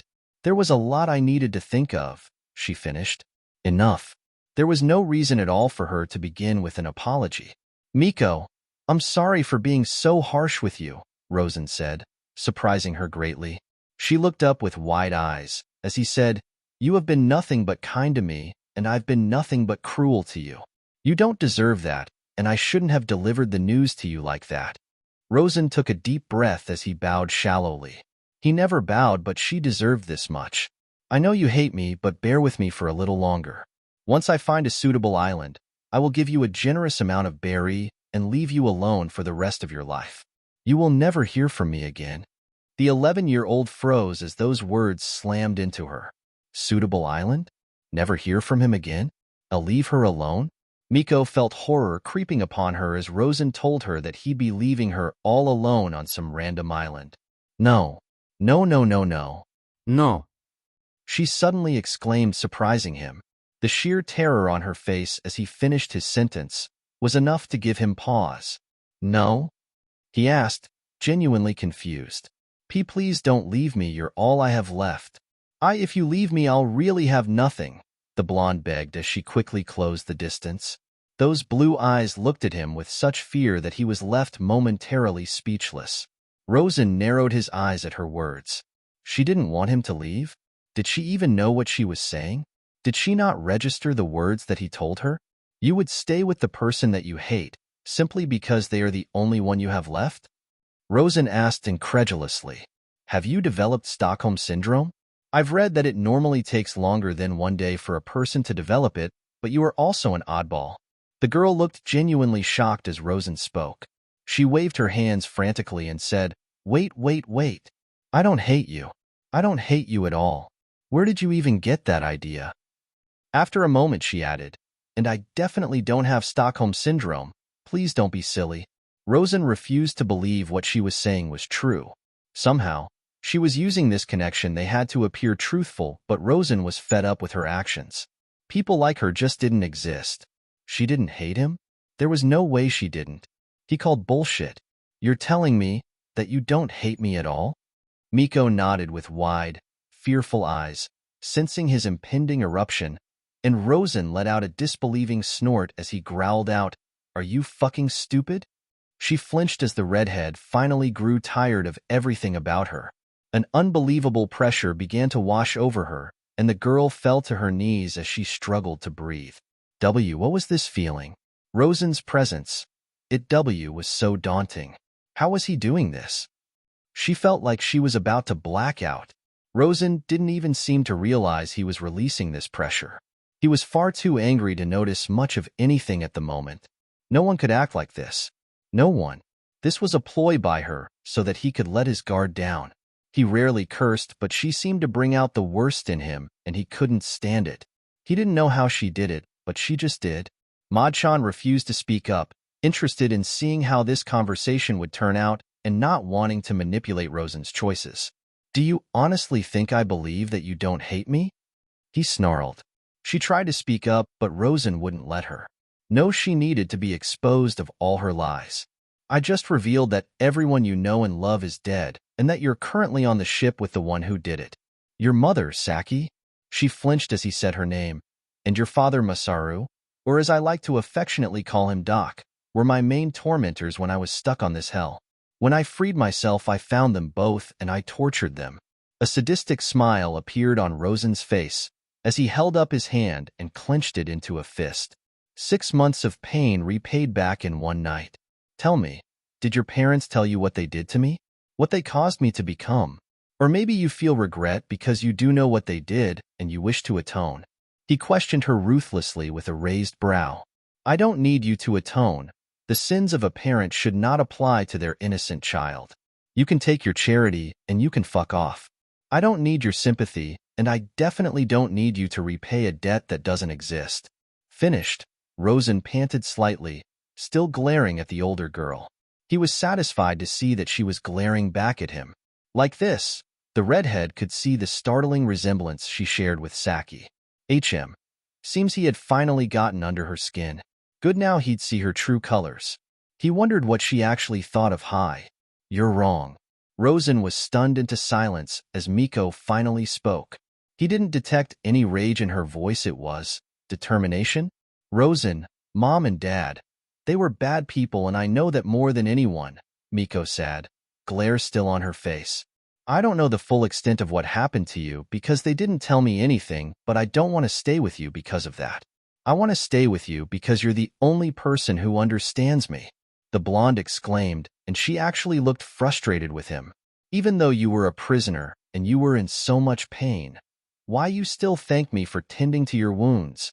No one has ever thanked me so sincerely, and the fact that you were able to fight through the pain to do that meant so much to me. The girl paused to take a deep breath. Rosan couldn't muster up the strength to say anything, and the boy just opted to stare wide-eyed at her. Miko didn't notice his sheer shock due to how focused she was on what she was saying, and so she kept going. And not only that, but, do you understand how sorry I am to find comfort in a prisoner of all people?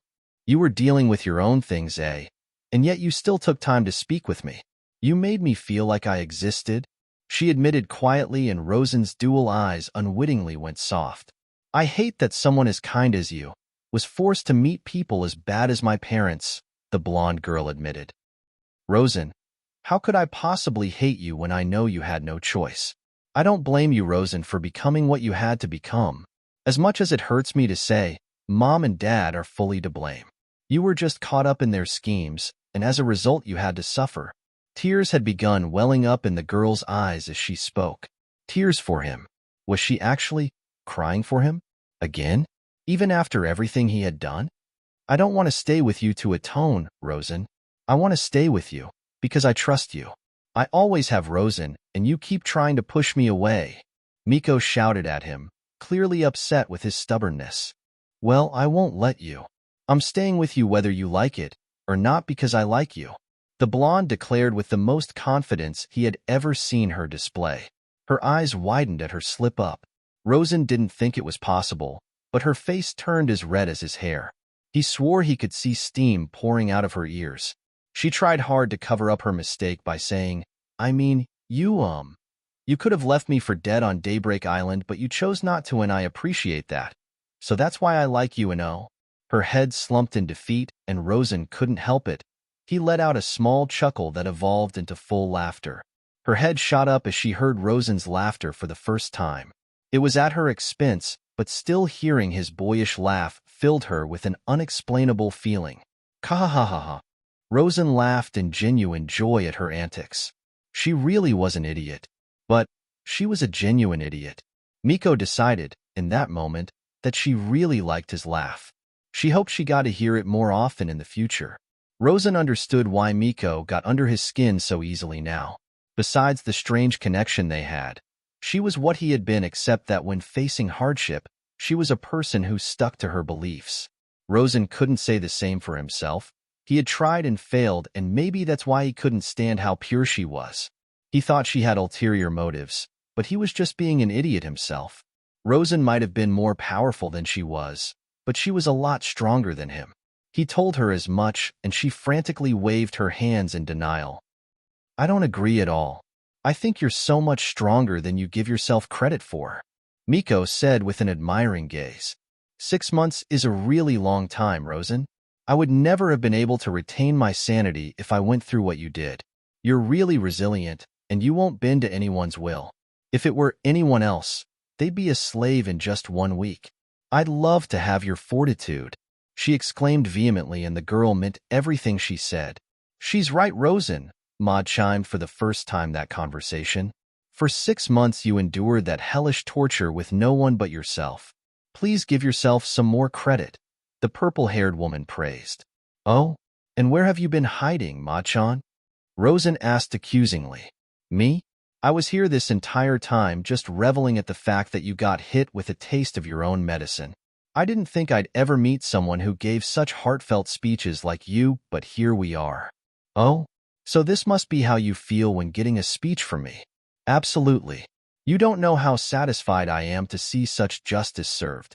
Still chuckling, Rosan said, I assume this means you approve of this girl? You sure do love picking up strays. You don't have to assume I get taken with every sweet child I see, Rosan. Yes, I approve of this girl. With that, she shut off their connection to go sulk somewhere. Honestly, Maud-chan was such a child sometimes. Rosan stopped laughing, and he took the time to catch his breath. It had been a long time since he had laughed like that, and of course it was because of this strange girl before him. Only Miko could invoke such emotions out of him, so he'd acquiesce with her wishes. The blonde deserved that much. All right, you can stay with me, Miko, Rosan said simply with a shrug of his shoulders. Her eyes widened before a large smile overtook her features. Rosan watched as she quickly closed the distance again and wrapped both arms around him. The 9-year-old went stiff, before slowly allowing himself to relax as he realized she was just hugging him, and he shook his head. She really was the strangest person he'd ever met. Miko still felt it through their odd connection and jumped back as if burned. Sorry. You must not have positive memories of getting touched. Next time, I'll ask for your permission. The girl bowed deeply as she apologized. Rosan snorted and waved her off. It's nothing, don't mind it. I've allowed you to touch me before, so I don't really care. You just caught me off guard is all. You don't need to ask me for permission. After all, you said you like me, right? His tone turned a tad bit mischievous as he said that. Predictably, Miko's face turned scarlet. Rosan, please stop teasing me, she whined. Rosan smirked at her, but truthfully he was contemplating things. She liked him, huh? Judging by her reaction, Rosan assumed she was slightly romantically interested in him. It would explain things a bit, but Rosan wasn't sure how much was attributed to this strange connection. He needed to figure out more about it, but he wasn't really sure where to start. Did he like her? No, not romantically at least. Maybe in the future that would change, but right now, Rosan couldn't afford to be romantically interested in anyone. Keep an open mind, Rosan. You deserve happiness, and if I learn you aren't pursuing this because of me, I won't forgive you. Nodding, Rosan figured that was fair enough. He'd keep an open mind. If he found himself liking her, then he'd have no problem pursuing her. The redhead was a boy that knew what he wanted and knew what he didn't. He had plenty of time. He was only 9. It's what Maud-chan wanted, and he had been hesitant because of his desire to keep her safe, but since she wanted him to keep an open mind, he would. Miko was interesting in a way he had never witnessed, so Rosan had no problem keeping her around. He found himself wanting to learn more about the girl and why she was the way she was. She'd still have to do things, though. He wouldn't tolerate anyone being useless. Maybe he could ask her to teach him how to cook? She was damn good at it, and he enjoyed eating her food. Maybe this wasn't such a bad idea. Chapter end. The Misadventures of Robin and Rosan 2. Rosan and Robin are 4 and 8 respectively. Robin learns about Rosan's past. Rosan was clingy. Robin knew that firsthand. It was probably his most annoying trait, and it was still kind of adorable to her. Still, even Robin had her boundaries, and right now, as Rosan burst into the bathroom, towel covering his indecent spot, loudly exclaiming they bathed together, Robin finally put her foot down. One firm scolding later, a sulking Rosan had his head down as Robin soaped it up. The devil child had wrapped a towel around herself, and she gently lathered up his hair. Despite the spikes, his hair was soft, and she always marveled at that fact. Robin didn't stay mad at him for long because he genuinely looked remorseful at invading her privacy. He probably didn't know better. He was 4 after all. Still, She had to wonder why he was so clingy. Rosan? Robin asked as she washed the shampoo out of his hair. The boy looked up at her teary-eyed and, with wobbly lips, said, "Yes, Robin, nay," and her heart melted at the sight. She sighed at how adorable the boy was. He was making her feel bad at his, albeit genuine, mistake. He had to learn that some things were not okay, though. "I'm not mad at you, Rosan. I just wanted you to know. It's rude to burst into the bathroom when someone else is using it," Robin explained patiently. Rosan was 4, so it was up to her and Madchan to teach him what was acceptable and what was not. I'm sorry, Robin. "I'm so used to bathing with Mama, I didn't think about how it'd make you feel. I don't like bathing alone, so I figured you didn't either," he said, looking absolutely gutted. Robin's gaze turned sympathetic. She didn't know much about what happened to Rosan's mother, but if it was anything like her own, then she was probably no longer with them. It was understandable that she hadn't yet thought of telling Rosan about things like this. She probably thought they had more time. "Oh, Rosan," she rubbed his shoulders soothingly. "It's okay. I understand now, so how about this? On some days I'll bathe with you, okay? But sometimes I need some alone time, and I'm used to bathing alone." Rosan's eyes lit up and he nodded vigorously. "Okay, Robin, it won't happen again. You can count on me." Robin smiled at him and softly rubbed his hair. He was a precious boy, and with Madchan helping, they would help him grow into an exceptional man. Rosan was clingy, and there were times when it was annoying. This was not one of those times. Robin had been having a bad day. They were still sailing, and she had been kept awake by a particularly vicious nightmare. The bags in her eyes were pronounced, and she shakily tried to make herself coffee to stay awake. She steadfastly ignored the fact that an 8-year-old should not be resorting to such things to stay awake. It was the same nightmare as always. O'Hara in flames, everyone she loved dying, ice and magma, Dee's ship being destroyed, a giant being frozen. This one was a bit different, however. In this one, all her loved ones, they had surrounded her, blaming her for their deaths. None of them had eyes, but she still felt their gaze judging her harshly. "Why were you the one who got to live? Why did we have to die, Robin? It hurts so much, Robin, please help us." They never failed to shake her to the core. But the worst were always when Saul and Alvia chose to speak. "Giving birth to you was a mistake, Robin. I should never have came back. Why did I try to escape with you? I died for you, Robin. Why, Robin? Why, Robin? Why, Robin?" They'd chant over and over again, getting closer and closer to the trapped child. Robin had woken up with a fresh wave of tears from it. She knew it was just a dream, but it felt so real. She shakily got up, knowing she wouldn't be getting any more sleep, and decided she needed a drink. Looking outside, she saw how dark it still was and concluded she still had a couple more hours before it was daytime and Rosan woke up. Now, here she was, in the kitchen, trying to make herself some coffee to make it through the day. She was used to this, but that never made it easier. As she poured herself a cup, tiny footsteps alerted her to an approaching presence. Had she woken Rosan up? The boy in question rounded the corner, still rubbing his eyes. He yawned out sleepily, "Robin, nay?" And she froze, like a deer in headlights. Rosan took one good look at her, and immediately, he was fully awake. Closing the distance between the two of them, glowing purple eyes gazed worriedly at her face. Robin tried to look away, but she could still feel his piercing gaze.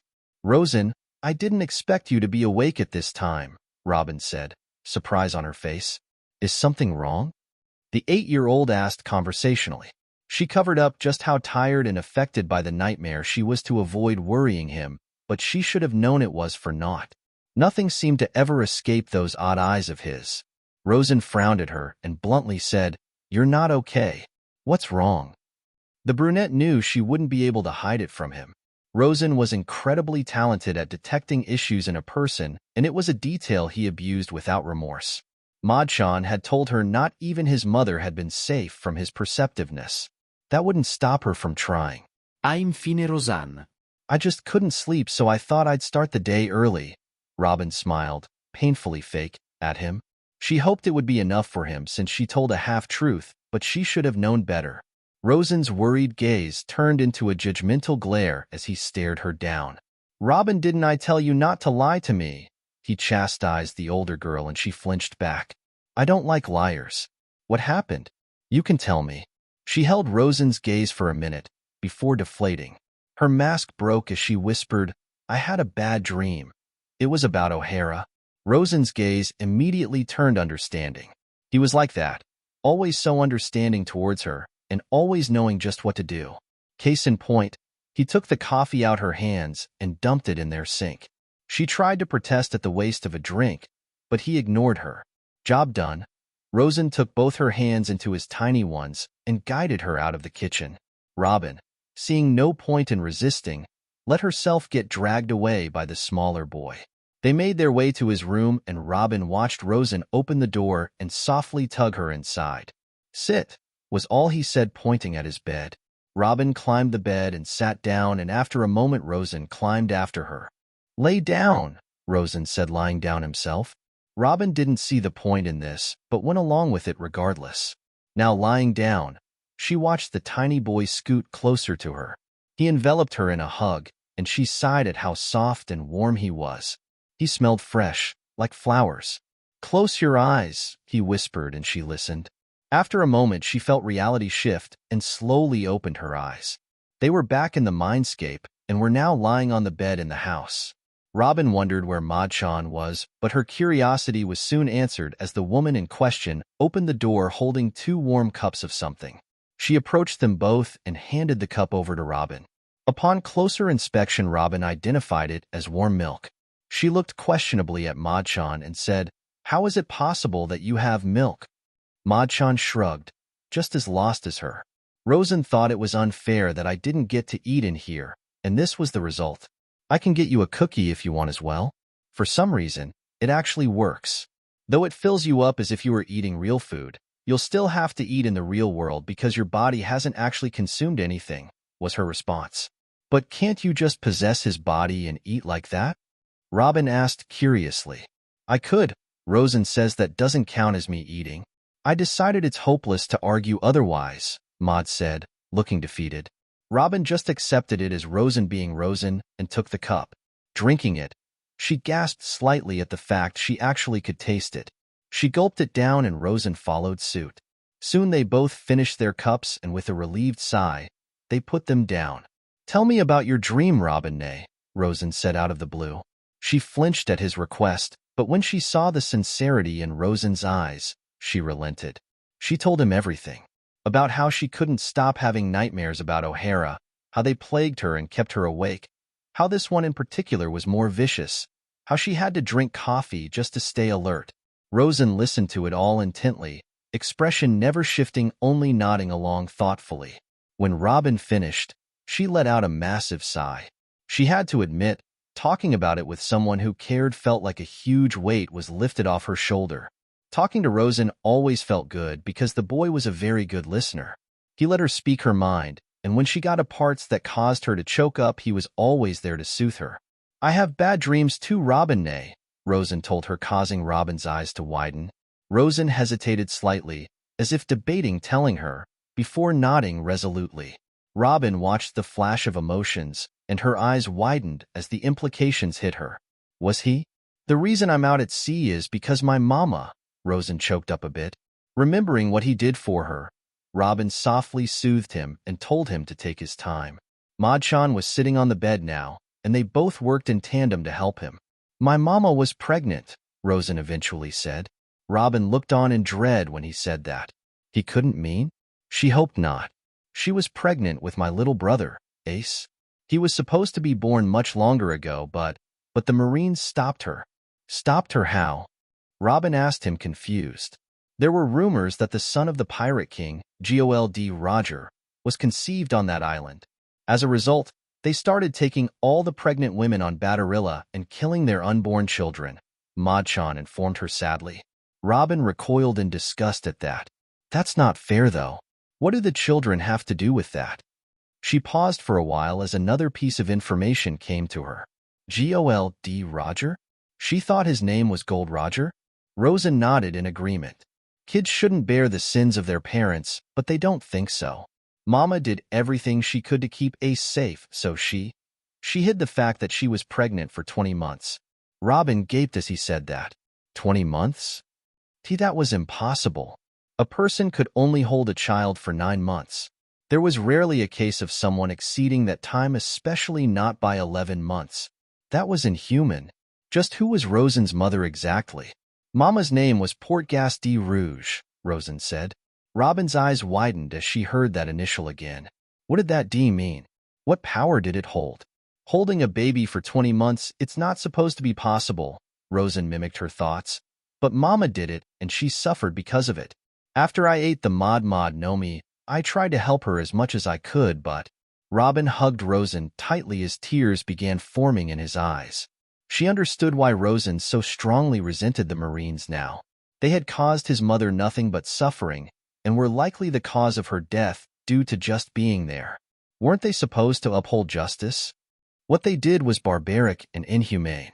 Coupled with what they did to Robin, it was a wonder Rosan hadn't assaulted any yet. Maud must have played a key part in that. Mama eventually gave birth to the baby, but the stress of holding him for so long was too much for her. She died after he was born, the redhead said miserably. I think she knew she wasn't going to survive because she didn't tell me that she was having the baby.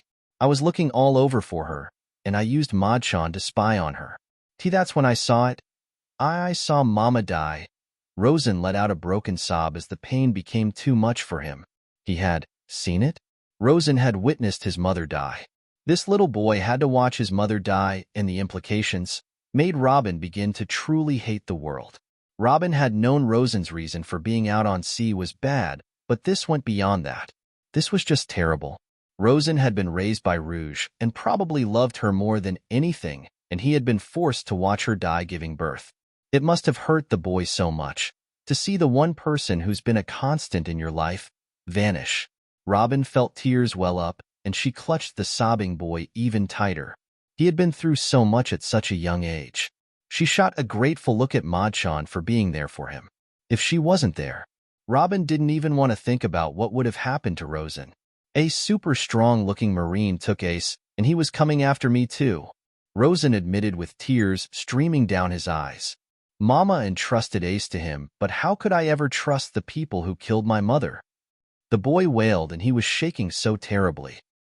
I wanted to take Ace B, but I was scared that he'd take me and discover Madchan. How can I call myself a big brother when I'm not even willing to risk myself for him? The world government, they want Madchan too. They want her for their own greedy hands, and I can't let them have her. So I left Ace behind. I left Ace to save Madchan because I promised that I would protect her. Rosan clutched both her and Madchan possessively. I already failed Ace, but I can't fail you too. To be forced to make such a heartbreaking decision at such a young age. Robin's heart went out for Rosan, and she found herself becoming equally possessive of the boy. Everything was beginning to make sense now. His love for Madchan, his attachment issues, his clingy tendencies, his possessed fervor at becoming the strongest. Rosan was doing all this for the sake of others. It was polarizing how selfless this selfish boy's goal was. One thing stuck out to her, however. Rosan, you didn't fail Ace at all. You did what you had to do. Leaving him with the strong Marine was the best course of action. It's unreasonable to blame yourself for being unable to retrieve him. To sail the seas at your age while watching a newborn is suicide. The Hana Nomi user exclaimed. Rosan shook his head vehemently in return. That's not why, he shouted, shocking her into silence. For a second, Robin, for a second, I blamed Ace for killing Mama. I can never forgive myself for that. That's why I left him alone. I'm not fit to be his older brother. Oh, that wasn't very good. Robin could see why Rosan was so distraught now. Anyone in his position would be guilty for blaming the death of a parent on their younger sibling. Still, by his words, it seemed like he realized his mistake immediately. He was upset with himself for no reason, because his reaction was natural for a boy his age. Rosan, you're not at fault, Robin said firmly. The boy sputtered in protest, but Robin wasn't having it. You know that Ace isn't the one who killed Rouge, right? Rosan nodded hesitantly. So why are you still so guilty? Rosan immediately said, because I blamed him in the first place. Robin shook her head and shut him down. You had a natural reaction, Rosan. You have to remember that you're 4 years old. You weren't thinking straight, and it caused you to lash out at the most obvious choice. That's okay, Rosan. As long as you know you were wrong, you can't possibly be blamed. You know who is at fault, yes? The Marines and Papa, Rosan said automatically with a surprising amount of venom in his tone. Robin nodded and said, exactly. So stop beating yourself up about it, okay? If you don't, I'll really be mad at you. And oh, Rosan suddenly exclaimed, making her jump. I don't want you to be mad at me, so I'll stop. You're right, Robin, eh? I just have to apologize to Ace and hope he forgives me. Robin and Maud both nodded approvingly. Good job, Rosan. I knew you, Cowl. Wait, Papa? Why was Rosan's father to blame? Rosan nodded in fury with such hate in his eyes that Robin recoiled. Yeah, Papa. If he wasn't acting like such an idiot and he hid his presence better, the Marines wouldn't be there in the first place, he snarled. Robin felt a sense of vertigo as she started connecting the dots. Was Rosan implying what she thought he was implying? Rosan, is your father Gold Roger? Robin asked him hesitantly. Nope. Rosan said, and Robin let out a breath she hadn't known she'd been holding. Papa's name is Gold Roger. Nope, that feeling was back again. Robin was torn between strangling Rosan or glaring at Madchan for, no doubt, purposely withholding this information. Settling for the second, all she got was a sheepish grin in return from the woman in question. Rosan, sensing something was up, clarified Robin, oh, but Roger isn't my real father. I'm adopted and Mama found me when I was a newborn. I don't know who my real parents are because they abandoned me in a forest. It was as if Rosan was trying to force her to cry. Every time she learned something about him, she found herself growing even more depressed for the boy. To make matters worse, sometimes the boy didn't even realize how bad the things he said were. Rosan had been adopted by the Pirate King and his wife. His little brother was the only child of the late man, and a Marine already knew that. Robin hoped that whoever had taken him in did a good job at hiding his identity. If the Marines found out who Ace was, no matter what he did, they'd kill him. As she ran that by him, Rosan shook his head slightly. I think Mama found me on her own. I don't really know Roger like that. Apparently, I met him a few times when I was younger, but I only call him Papa 'cause Mama loves him. I really don't like him much. He killed Mama. Robin was glad that Rosan trusted her enough to tell her this information. She understood completely why they had been a bit hesitant to tell her about it. Being the son of the Pirate King was a big deal and would put a massive target on your back. Robin could imagine the troubles the 4-year-old would have if the admirals decided to come after him. She shuddered at the thought of Vice Admiral Kazan suddenly paying him a visit. The boy wouldn't stand a chance against the Iceman that effortlessly killed a giant. Rosan probably wanted to get a lot stronger before that information was revealed to the world. She understood his fervor for training now, besides the fact that he was a battle junkie. The boy was a huge target. Not only was his alleged father Gold Roger, he had Madchan, a highly prized devil fruit who appeared to be guarded jealously by the world government. The redhead was important and, despite the danger he was in, he had dragged her into his mindscape, given her a glass of milk and opened up to her to keep her at ease. All because she couldn't sleep. The devil child smiled to herself as her care for Rosan reached uncomfortably high levels. He was truly one of a kind. Speaking of which, Rosan beamed at Robin and said, It's daytime, Robin. Your body should have gotten a lot of rest while we were in here, so you'll be less tired than before. Was it really daytime? Had that been Rosan's goal all along? Distract her long enough so that her body could get some much-needed rest? From now on you can sleep, or we can talk in here. You're safe with Madchan and I. Robin was stunned at just how amazing Rosan's personality was. The 4-year-old had found a way to prevent her from having nightmares, and he had practically extended the invitation to her permanently. The brunette beamed at the redhead and gladly accepted his offering. Rosan cheered and grabbed them both into a group hug. Rosan was clingy, but he was the sweetest boy she had ever met. His empathy was rarely seen in this world, and she was lucky that she had him. Robin didn't have nightmares for years to come. Bonus end. Character sheet. Miko. Full name, Suzuki Miko.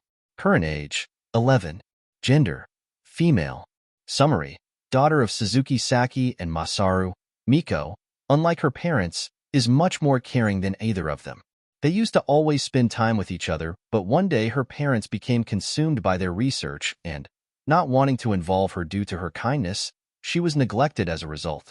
Very gentle in nature, she is a sweetheart who is against violence. She has a crush on Rosan because she feels like he is the only one who treats her like a person and values what she has to say. Des Villefruits, N.A. Appearance. Has fair skin and is almost always wearing a sailor outfit with different variation of colors. Height, 5 feet, 152.4 centimeters. Hair, golden blonde hair that is a darker shade than her father's. It's matching in length with her mother, normally styled into twintails. Eyes, electric blue like her mother. Like her father, they lack pupils.